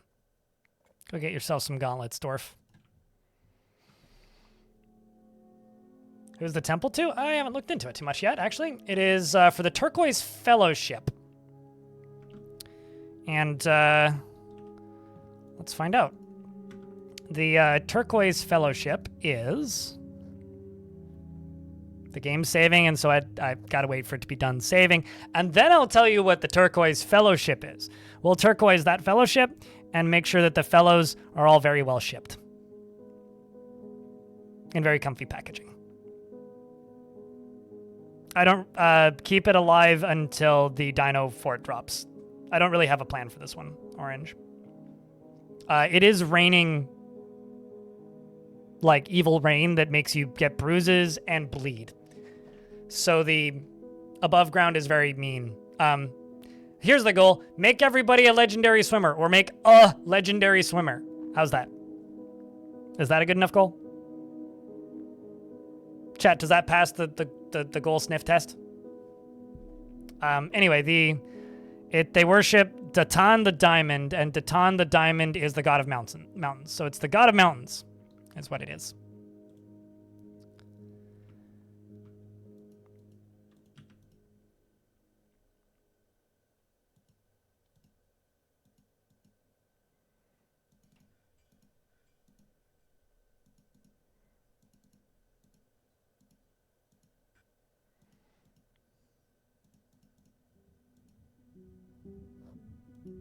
And also, Eggman, thanks for the 108 months. It's crazy that 108 the months. Chat, can I get 108 beers? For 108 months. You mad lad. Appreciate you, dude.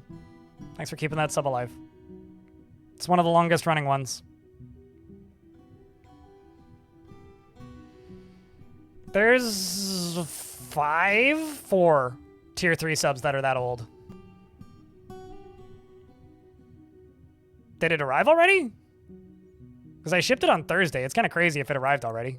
Although I guess it is like, you know, like a frisbee throw away, but no? Okay. I was going to say it was put into letter mail on Thursday, so I would assume you'd get it like, I don't know, by Tuesday. But 108, that's crazy. Blind is smoothing walls? I mean, for a temple, yeah. They'll be replaced, but just to get this done.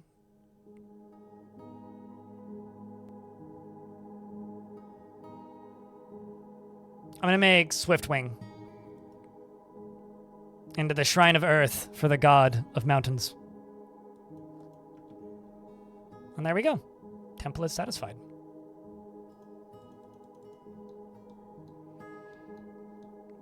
I mean, I also smoothed floors over here. I do smooth walls, I just don't prioritize it, generally. And I usually break them down when I do smooth them.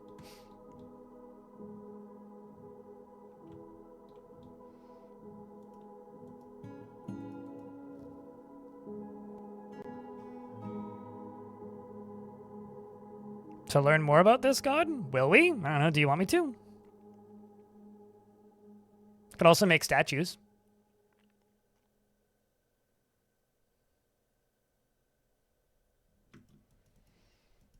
These dwarves are trying to swim to Dino Land. See? Dabbling swimmer. We're just waiting for our next brave contestant to vault into the puddle.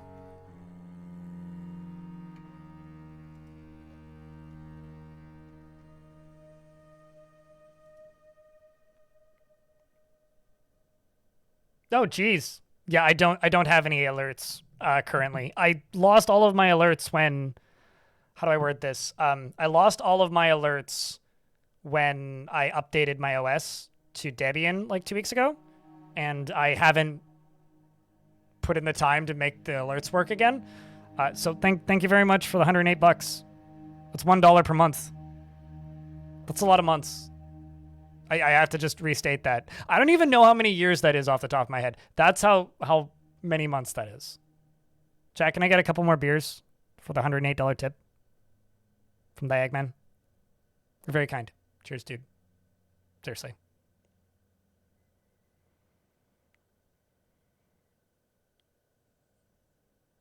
I was going to say that shipping for the thing that I sent you was $1.35. So, 9 years exactly? Is it 9 years exactly? Is it really?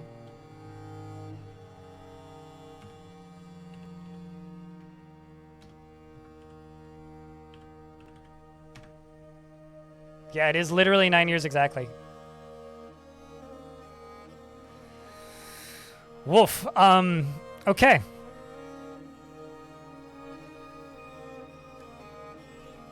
Skull indeed.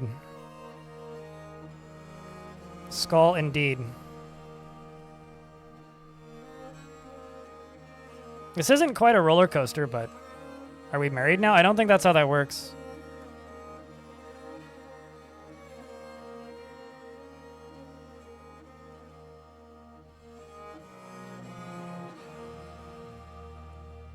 But cheers, Eggman. Thanks for helping keep the channel funded.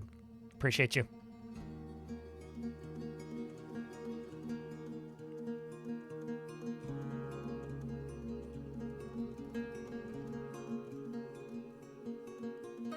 We do have some novice swimmers, but most of them are just dabbling still. It's going to take a little bit.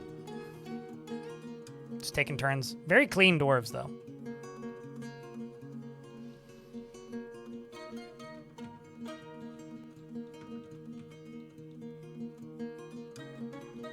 I was talking smack about mist generators earlier, but maybe... Whoa! Maybe I should make a mist generator in this fort with the whole aqua theme. It really sucks to be Clone Doll here, whose bedroom has been turned into a mining shaft. Imagine it's just like, sorry, there's some construction happening in your bedroom. Oh, what's that? Well, we've cut a hole in the back wall because we found a malachite vein. Oh God, why? Why would you do such a thing? It's fucking funny. It's like, we dug up your house in Minecraft. Why'd you dig up my house in Minecraft? Well, because we found iron underneath it. Same kind of vibe. It's gonna be some drafty, a little bit of pick noise. Pick your poison, if you know what I'm saying. Do bridges fling water? Not as effectively as you'd want it to. It mostly just destroys the water when it comes back down. The outpost liaison Meng has come, along with a caravan. Allegedly? Oh, there it is. Let's see how they like the rain on the way in.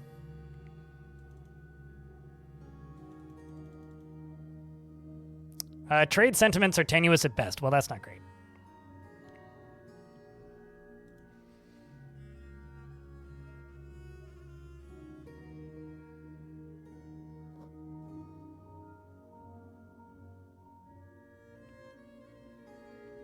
There are a dwarf. I'm sure they are pleased with the discovery. Yeah, I'm sure they are. But it is one of the few things that still produces noise pollution in Dwarf Fortress. Such a sketchy way in.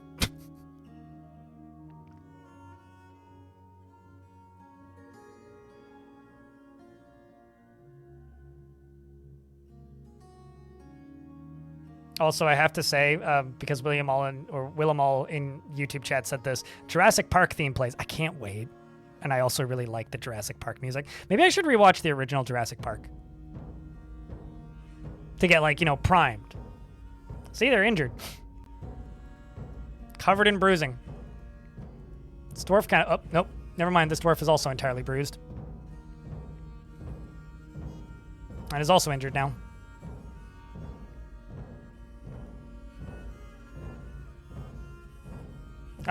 If trade is bad, they bring less and are less happy with you and likely to not trade with you for a bit if it keeps getting worse. If trade is good, it means they're happy with you and will trade more with you. It's pretty self-explanatory. Like, it's exactly the same way that it's always worked. The game just tells you now when it's time to trade instead of not telling you like it did previously. How evil is this biome? The rain makes you bruise and bleed. So pretty evil. Aside from that, there's a fuck ton of carp on the map. And storks. And what was that? There was something else. Oh, long-nosed gars.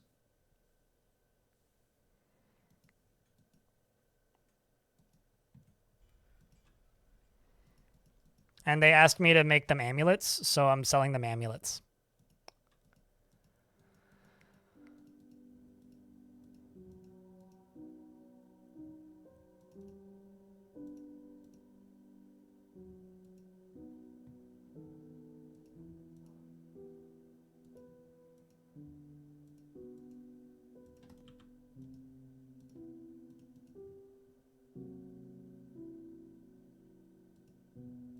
And they can go get shoes and all that. You just want to use the dinos for war? Well, according to the announcement, they'll be war trainable, so... Battle T-Rex has entered the chat.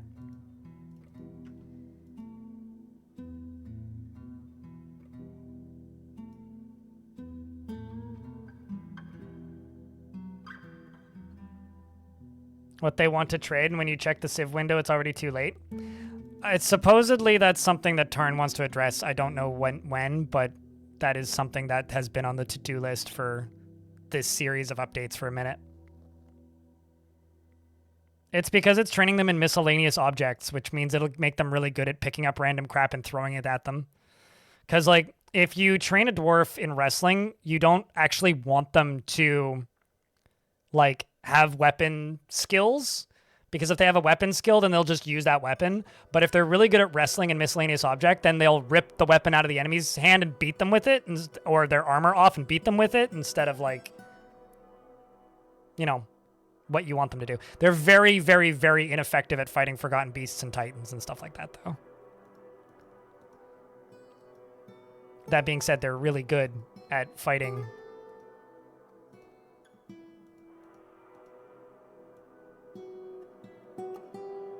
like fleshy things.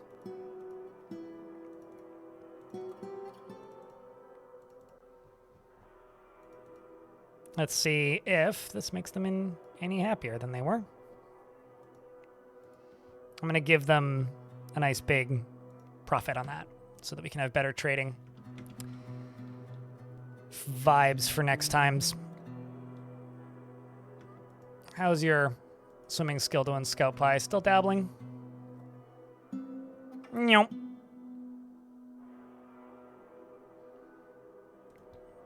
It's like being put into like a... You know those pools that have like rivers with currents? Where like you sit in it and you go wee really fast? That's kind of what I imagine this being like. It's like you just go on a jet. A lazy pool, is that what they're called? Okay. It's kind of what this is. It's like a lazy Susan, but with water.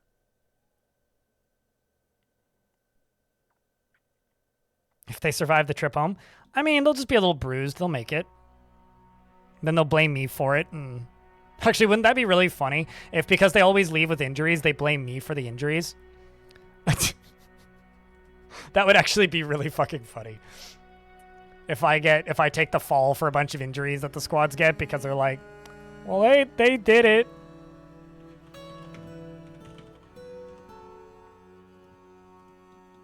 their fault, guys. They hurt me.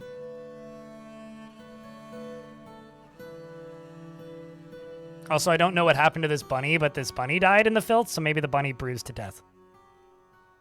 I'll bet you if it bruises their brain, then they die. Well, boop. All right, chat. So it is 3 o'clock, my local time. I've been live for 6 hours. I've been live on YouTube for just over 5 hours.